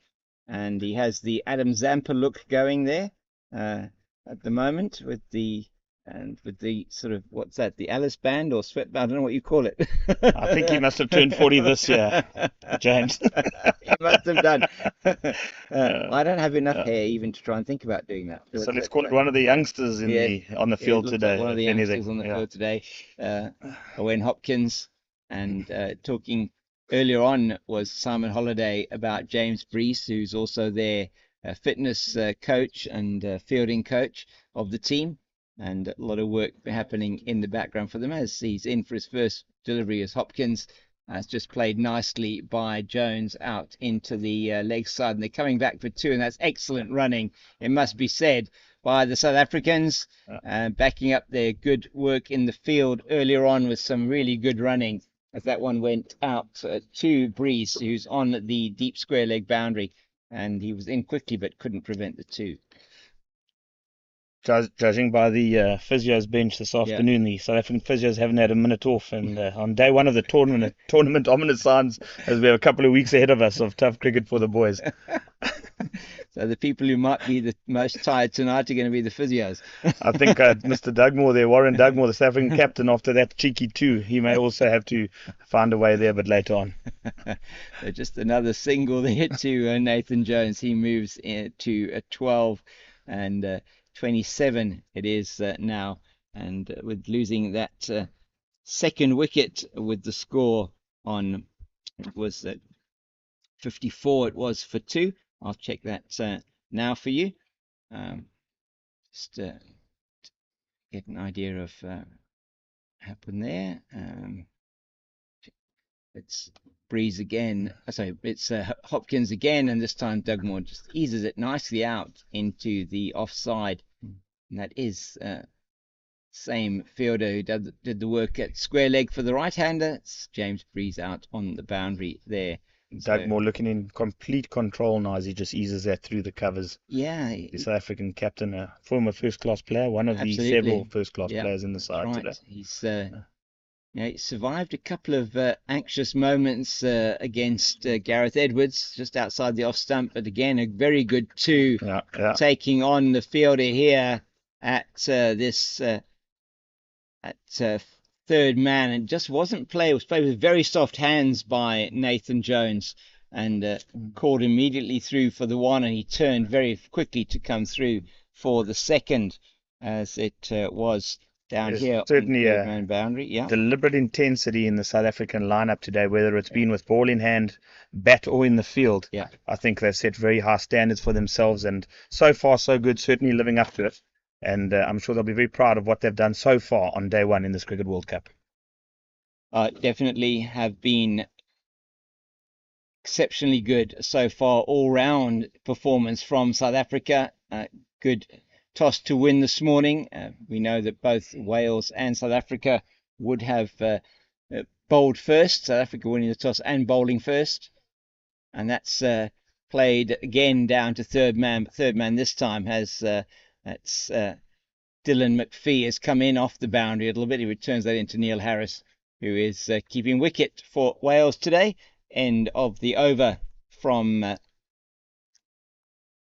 Owen Hopkins, and it was the South Africa now moved to 78 for 2 after 17 overs, and losing, say, that second wicket with the score on 54. Just noticed from the side of my eye, a couple of local legends also coming through this door this afternoon. A couple of ambassadors of the Veterans Cricket South Africa. One Billy Stelling, of course, a local Boland hero, and then Brett Schultz, probably the most frightening sight in the history of Sri Lanka. Probably so. Early 90s, I think it was. That's right. 9 he took. I think it was 7 it was 7. I think it was, or was it 9 wickets he took? 9 for. I think he took 22 in 2 or 3 tests. Yes, he did. It was wickets. Incredible performance from him. I'm just trying. I mean, his bowling analysis. I mean, he literally ripped them apart. And he was a fearsome sight. A man also hailing from the Eastern Cape. Absolutely. I think Stirling Primary and Kingswood College. And then, I mean, I don't think there was a batsman in the world on that day that would have been up to facing him. I just remember the Sri Lankans. It was a very informal environment. It was our first tour, I think, there. Yes, I think it was. And I think, we really thought on that day that, if it was not hospital, it could have been worse. Yes, certainly, as Jones just eases that one down. Brett Schultz, yes, one of the 5 ambassadors, playing ambassadors that we have, or former cricketers that are here, not all here at Greenpoint today, but here in South Africa, that's part of the expressing the cause and the this tournament is bringing. It really is great to have such luminaries in the world of South African sport and cricket that are supporting this. Last year, it was the late Mike Proctor who was here for the over 50s tournament, and really cannot say enough about Mike Proctor and just how incredible he was, not just as a cricketer, but an ambassador for South African sport over the years. I mean, on all accounts, a fantastic human being, and someone who stood up for what he believed, and in many ways really put South Africa in a very good light in a very trying time as well. Yeah, one can't actually sort of say enough about his contribution to South African cricket. And as you say, Steve, just a man who highly principled and really did as much, if not more, than anybody of his era to be able to say, make South African cricket what it is today. The stories are legendary around Mike, and apart from all of that, what a fantastic cricketer. Yeah, incredible. One of our true greats. Very, very sad to hear of his sudden passing over this past weekend. And the tributes have been pouring in, and none more poignant, I felt, than the one yesterday that I read from the KwaZulu-Natal Cricket Union in their press release, which was really an outstanding tribute to the man. A golden era. Yeah, was indeed a golden era. A man who was known throughout the world. I mean, played cricket in so many countries. I mean, for Gloucestershire, or they called Proctorshire, over the years. Played for them for many years. Running in during World Series cricket. That's right. In the Rebel era with Kerry Packer. Absolutely. At a time where South Africa, of course, was banned from international cricket. Right. And then having played, he did play in one of the Rebel Series tours. In fact, I believe he captained South Africa, I think, in that series against England in 1982, the England Rebel Tour. But having come back into international cricket, was the first coach of the South African team. That is correct. Took them to the World Cup, and then also into their first post-isolation test match against the West Indies, and a few series after that, as it's Owen Hopkins again from the promenade end. So really cannot speak too highly of Mike Proctor as the man and Mike Proctor as the cricketer.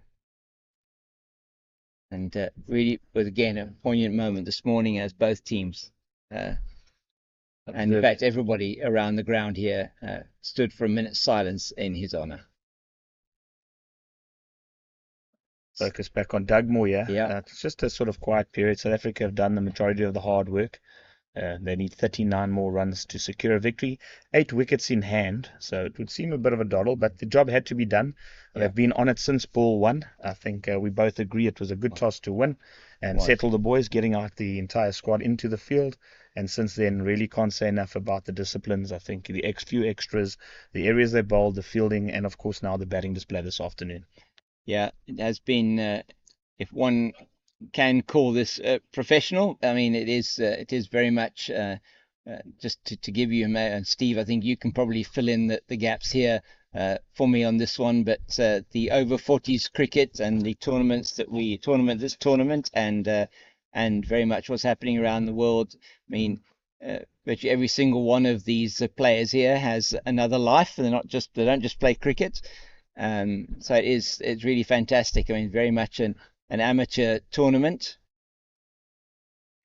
That great looks delivery. really good. It's just a matter of, is it pitching in line? Yeah, he was in bowling over the wicket to the left-hander. Could probably have been outside the leg stump, and they just go through for another leg by. And that probably the only thing that could have saved him there. I think they looked very adjacent. Yeah, hitting him on the back leg. I'm going to have a look at it now as on the replay. Let's just observe how wide he comes from the crease. No, he gets in fairly close. Yeah, it certainly looks, if you can see it just outside the batsman's leg there, you can see that it's pitched just outside the leg stump. Yeah, so good decision by the umpire. It was indeed. Umpire Rafiq Patel looks, he's been pretty much on the money, hasn't been afraid to give decisions today. All the way from England, and yes, he has been sure of his decision making so far today. Peter Tate, of course, the Australian. He was here for the over 50 World Cup. I can assure you he's quite the character. He's more than likely to grab the mic later and take over. And there will be a good time had by all. I can tell you, if you're in the region of Greenpoint Cricket Club in Mooley Point this afternoon, please do pop by and enjoy us for a cold beverage sponsored by Devil's Peak. Come meet some of the players and some of the families that have travelled a long way to be here with us in Cape Town for this inaugural Over 40 Cricket World Cup. Absolutely wonderful to have everyone here, and we've been speaking to a number now of the Welsh squad. Wonderful to have Shawn Morris. Shawn Morris, and, yes, earlier on with Simon Holiday, and then Greg Fisher with his son Eli, talking about their charity foundation, Hands Up for Downs, and 60 children that they are supporting, their 60 Down syndrome children, and really wonderful to have him and Eli up here in the commentary position. I can only say, I mean, Eli, he displayed great bravery in his efforts to come and join us up here, to come and spend a few minutes up here in the commentary box. I think he really enjoyed the vantage point, and then obviously also great bravery in getting himself back down again. Yeah, it was really wonderful to have him here. What a wonderful young man, and his father just supporting him all the way as Dugmore tries to play that one against the spin, and just kicking a little bit and not able to make contact. That's not really a percentage shot on this wicket. Exactly, dragging it from a fair distance outside the off stump. No pace on the ball and turning away. Looking probably there to only chop it on or maybe get a top edge. And immediately look at that experience, straighter, fuller and quicker. Exactly. Edwards has been outstanding, it must be said. And once again, he's in his 6th over, 1 for 13. And he has been by far the pick of the bowlers. Him and Matthew Smart, must be said, also bowled well to begin with. Good lines and lengths from the tall seamer. And just don't have enough to defend, you feel, at Wales at the moment. Into the 20th over. We'll be taking a drink after this over. Has been a good comeback from Wales after that wicket. Nathan Jones looking a very industrious batter, certainly for me. I haven't seen him before. You probably know a lot more about him, Steve. Look, I got the feel that we came out with Smith. He was always going to be the aggressor, looking to really play his shots and take on the power play and the new ball. Then Darren Bassage, of course, first-class cricketer, many first-class hundreds, more circumspect, more orthodox. Yes. And again, as you say now, certainly having a look. Also spending some time in the cricket. There's nothing to in the middle. Yes. Nothing to gain from coming in now, trying to hit a couple of big ones and getting out. It's a long tournament ahead. Let's get 20, 30 balls behind your name, get yourself a not out, win by 8 wickets, and then you've ticked your boxes for today. Absolutely right. And that's exactly what is required from the South Africans. And they've moved to 84 for the loss of 2. And we will be giving you a bit of a message, and then we'll be taking a break for drinks, and we'll be back on the other side of this from Steve. Greenpoint Cricket Club and, of course, Cape Town and South African veterans are very proud to be bringing you the first over 40 Cricket World Cup in South Africa. We always allude to the fact that we couldn't do this without the support of our sponsors and partners. Of course, we thank Somcare Tourism, Event Services, Devil's Peak, Vata 24 and Pitch Vision.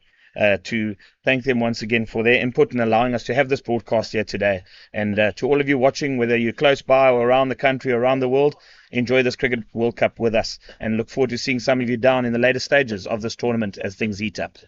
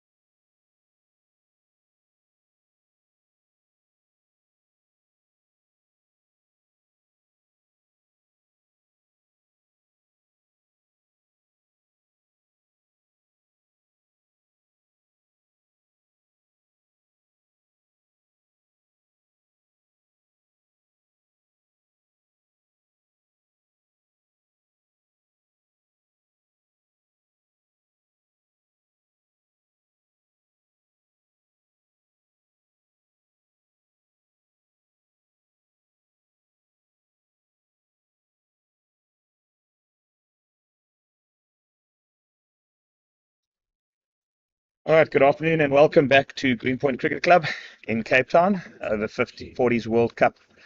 First game of the tournament, we have the host nation South Africa, Wales.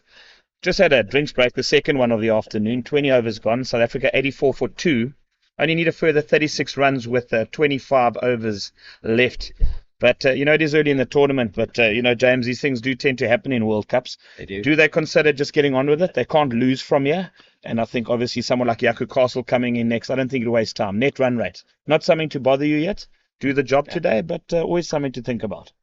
Yeah, most definitely. And you sort of wonder now, maybe at the time, as we're going to have a change of bowling. It looks like a spinner coming on from the promenade end.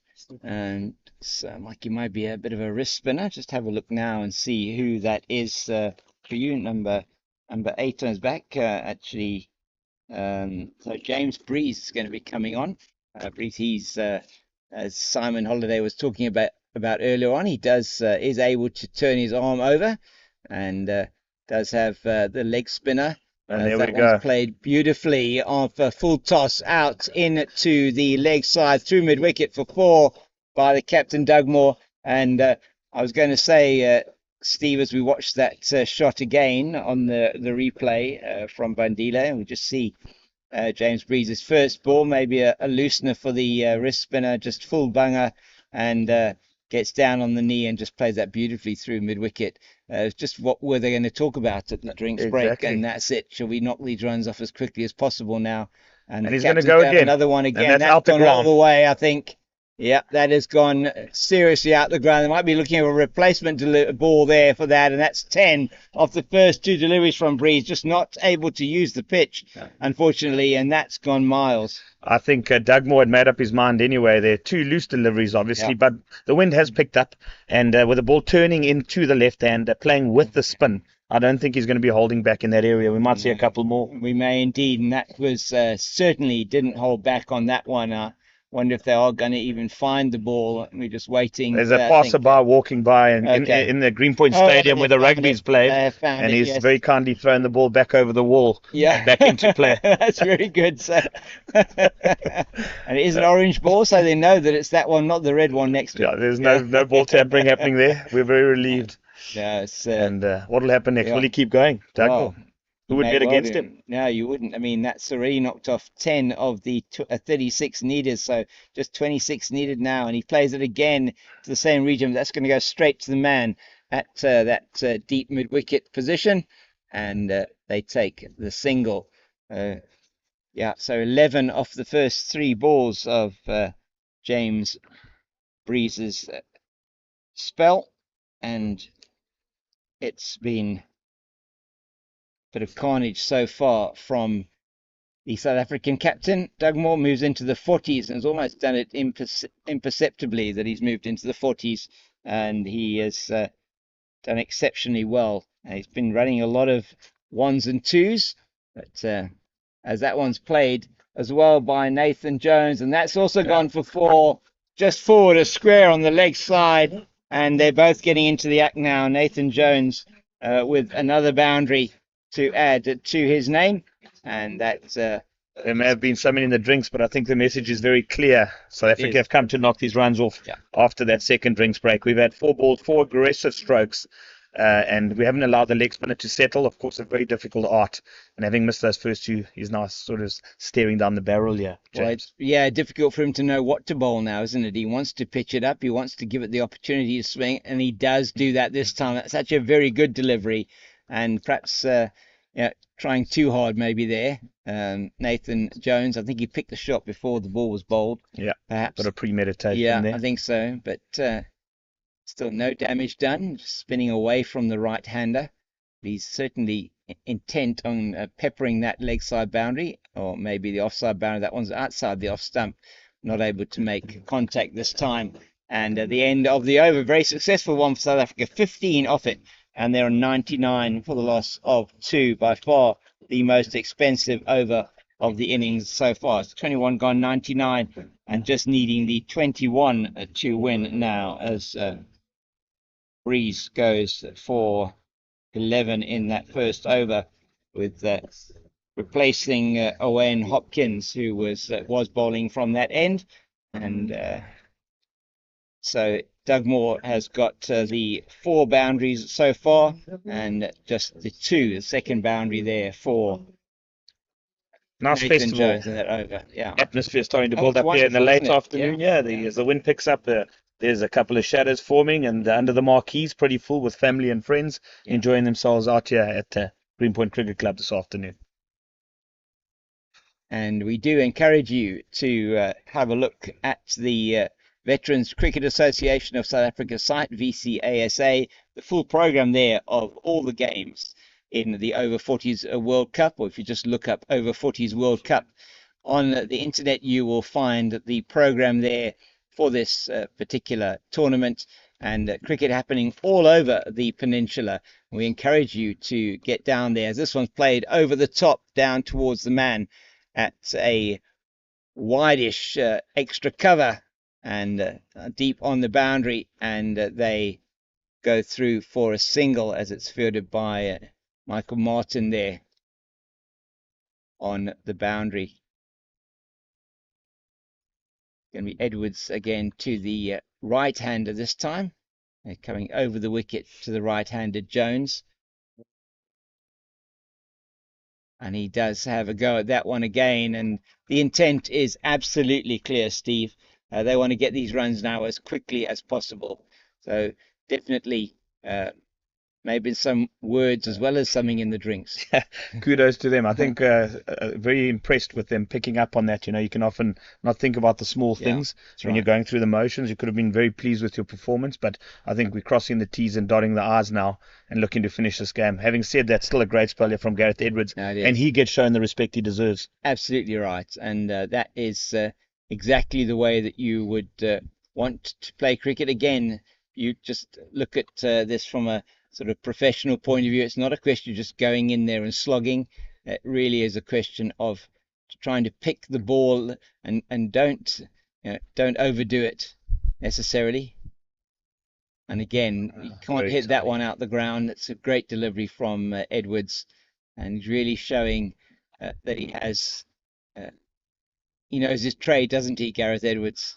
2 standout performances for Wales today was Gareth Edwards with the ball and who was it with the bat again? Morgan with the bat. That's gone all the way. He won't get anywhere near that one, and that has been played beautifully by Nathan Jones. And he waited for that one. He was a bit circumspect, and then he took full toll of that delivery. And it really has been outstanding stuff from the South Africans now after 22 overs. So we just look at this one replay again. He picked the line up and the length up early and just went down on one knee. Beautiful shot. Thing of beauty, the traditional slog sweep. I think almost made famous in the 90s by one Hansie Cronje in his duos with Mutai Muralitran and Shane Warne. And I think it really revolutionized the way we play spin bowling.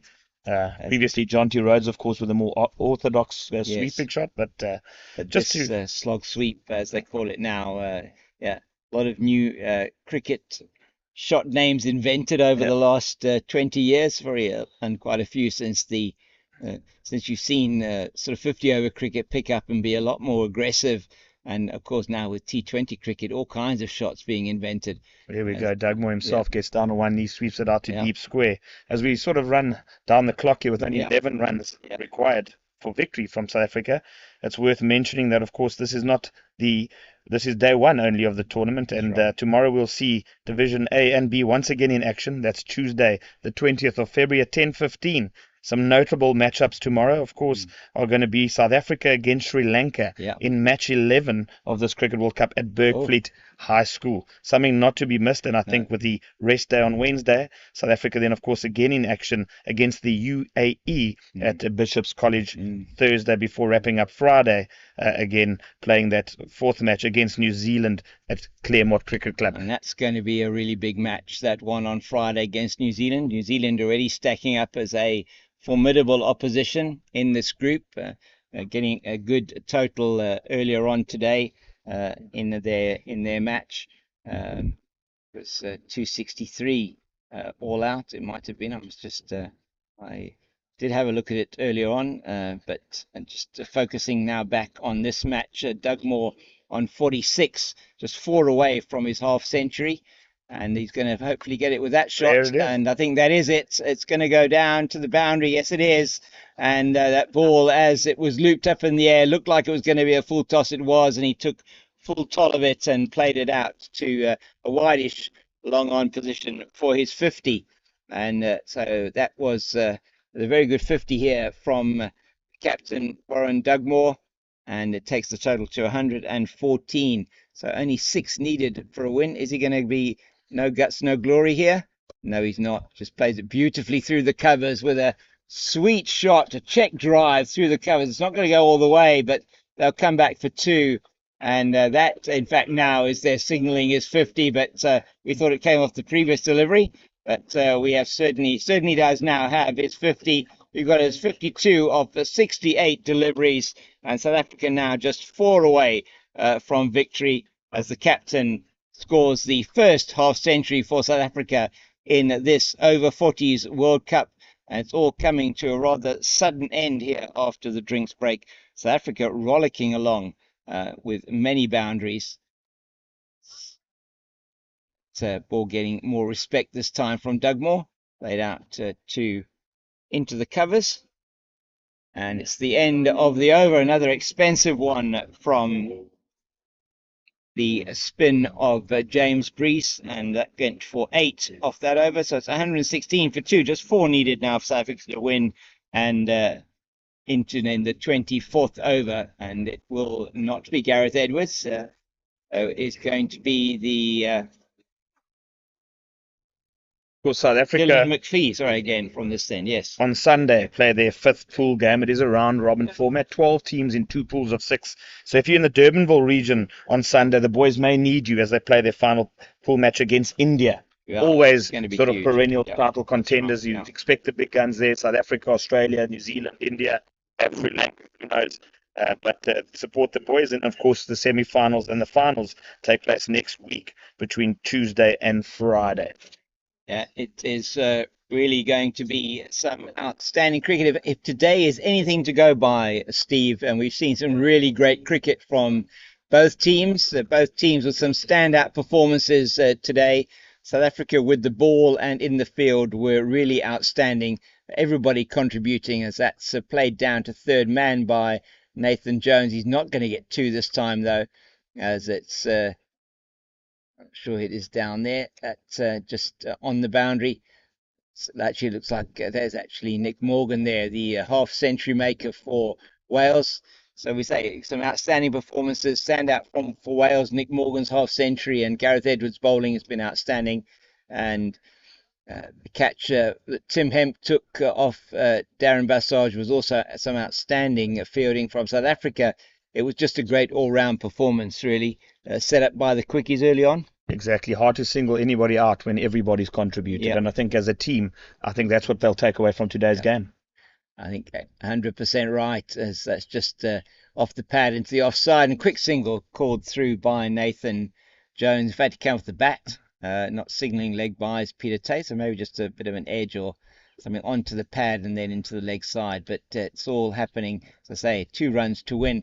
And it's McPhee into Jones, and that's played through the covers. That's going to be the win. It goes through to the boundary for 4, and South Africa have completed this win in highly professional circumstances by 8 wickets. They win in the 24th over, and they have accelerated that scoring rate massively since the second drinks break, and they win by 8 wickets, unbeaten at the crease. Jones on 34, and the captain Dugmore on 53 for Wales. Wickets to Smart and to Edwards. Edwards, the outstanding bowler. It's been a game played in an outstanding spirit. Wonderful to have been able to bring that to you, and really has been a privilege to be here at the Greenpoint Cricket Club. today. And just a final word from Steve. Yes, thank you, James. It's very kind of you to have me with you up in the box. I think I thoroughly enjoyed it. I think our viewers probably thoroughly enjoyed it. South Africa, of course, we expected to win and win comfortably, but you still got to go out and do it. So well done to the boys today. I'd like to urge you, if you're in the Western Cape over the next week or two, please come down, support our boys in this venture in the Over 40 Cricket World Cup. I'm going to make my way down to the presentation area. But from myself, Steve Estrad, a very big thank you for joining us. And thank you to you, James. Thank you so much, Steve. Wonderful to be here and to have you with me. And hope we get the chance to chat together again. We'll catch up a in bit the later. future. We all do, yes. Absolutely. Thank you. So thank you very much. You just know. Yeah, Thank you. will do. Thank you. And from my side, just a reminder that tomorrow South Africa are at Bergfleet High School. I will be there again. Please join us for the broadcast there. And we will sign off now here from the Greenpoint Cricket Club. It's been a wonderful day out here. Beautiful hot day here in Cape Town. Bit of a breeze helping us along. But South Africa ending victorious in the first match of the inaugural Over 40's World Cup.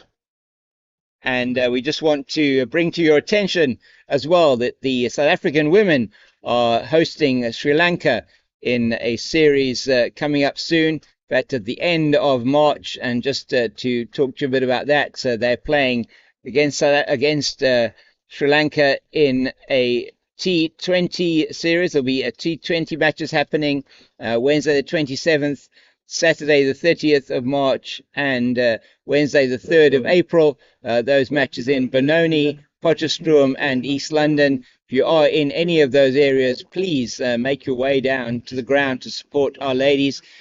Just back now from their outstanding performance in Australia, having beaten Australia for the first time in both T20 and one-day international formats. Not able to complete that great performance in the test match, unfortunately, but massive learnings for them from that tour, and wonderful performances from Laura Wolfart and the South African women. So please keep an eye out for those fixtures, with that tour starting at the end of March.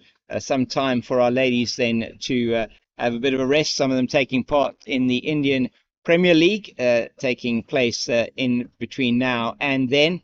So it will be an outstanding tour. In the meantime, there's a lot of domestic cricket happening as well all around South Africa. This week, the 4-day competition, the round-robin phase of that comes to a close. 2 very important games happening there between the top 4 on the log. The Lions, the Titans versus the Lions at Centurion, and then Western Province versus the Dolphins here in Cape Town and at Newlands from Wednesday, the 21st of February. We look forward to hopefully seeing you there. All games are being broadcast live on the CSA YouTube channel. Unfortunately, no commentary on the match from Cape Town, but there will be commentary on the match in Centurion, and it will be wonderful to have you with us for that. But please tune in for tomorrow's match between South Africa and Sri Lanka, happening at the Bergfleet High School. I will be once again there tomorrow at Bergfleet, and hopefully we'll have some insights from the Sri Lankan and South African teams again there tomorrow. Today has been an outstanding performance from South Africa, all-round performance, both with ball up front and with the bat, restricting the Welsh team to 119 all out in the 44th over, and then knocking off the runs inside 25 overs to win by 8 wickets. Performances all round, but 50 by captain Warren Dugmore from the bat, and then great performances by the 3 spinners for South Africa, Tamur, Yasser Dieter, and also from Ridwan Williams. Really got them over the line, but that thanks to an opening spells from Yako Castle and Lundi Mbani that really were outstanding to reduce India to 26 for the loss of 4. So from us here at Greenpoint Cricket Club, a beautiful Greenpoint Cricket Club under the shadow of Table Mountain, and the production team here, Bandile, Pat and Zoe, and from all of us here at this Over 40's World Cup, here at Greenpoint from our sponsors, Sisonke, and from Vita 24, and the City of Cape Town, and from Pitch Vision. We really appreciate you tuning in and hope you will join us again for many more of these matches over the next 2 weeks. Thank you, and from me, goodbye.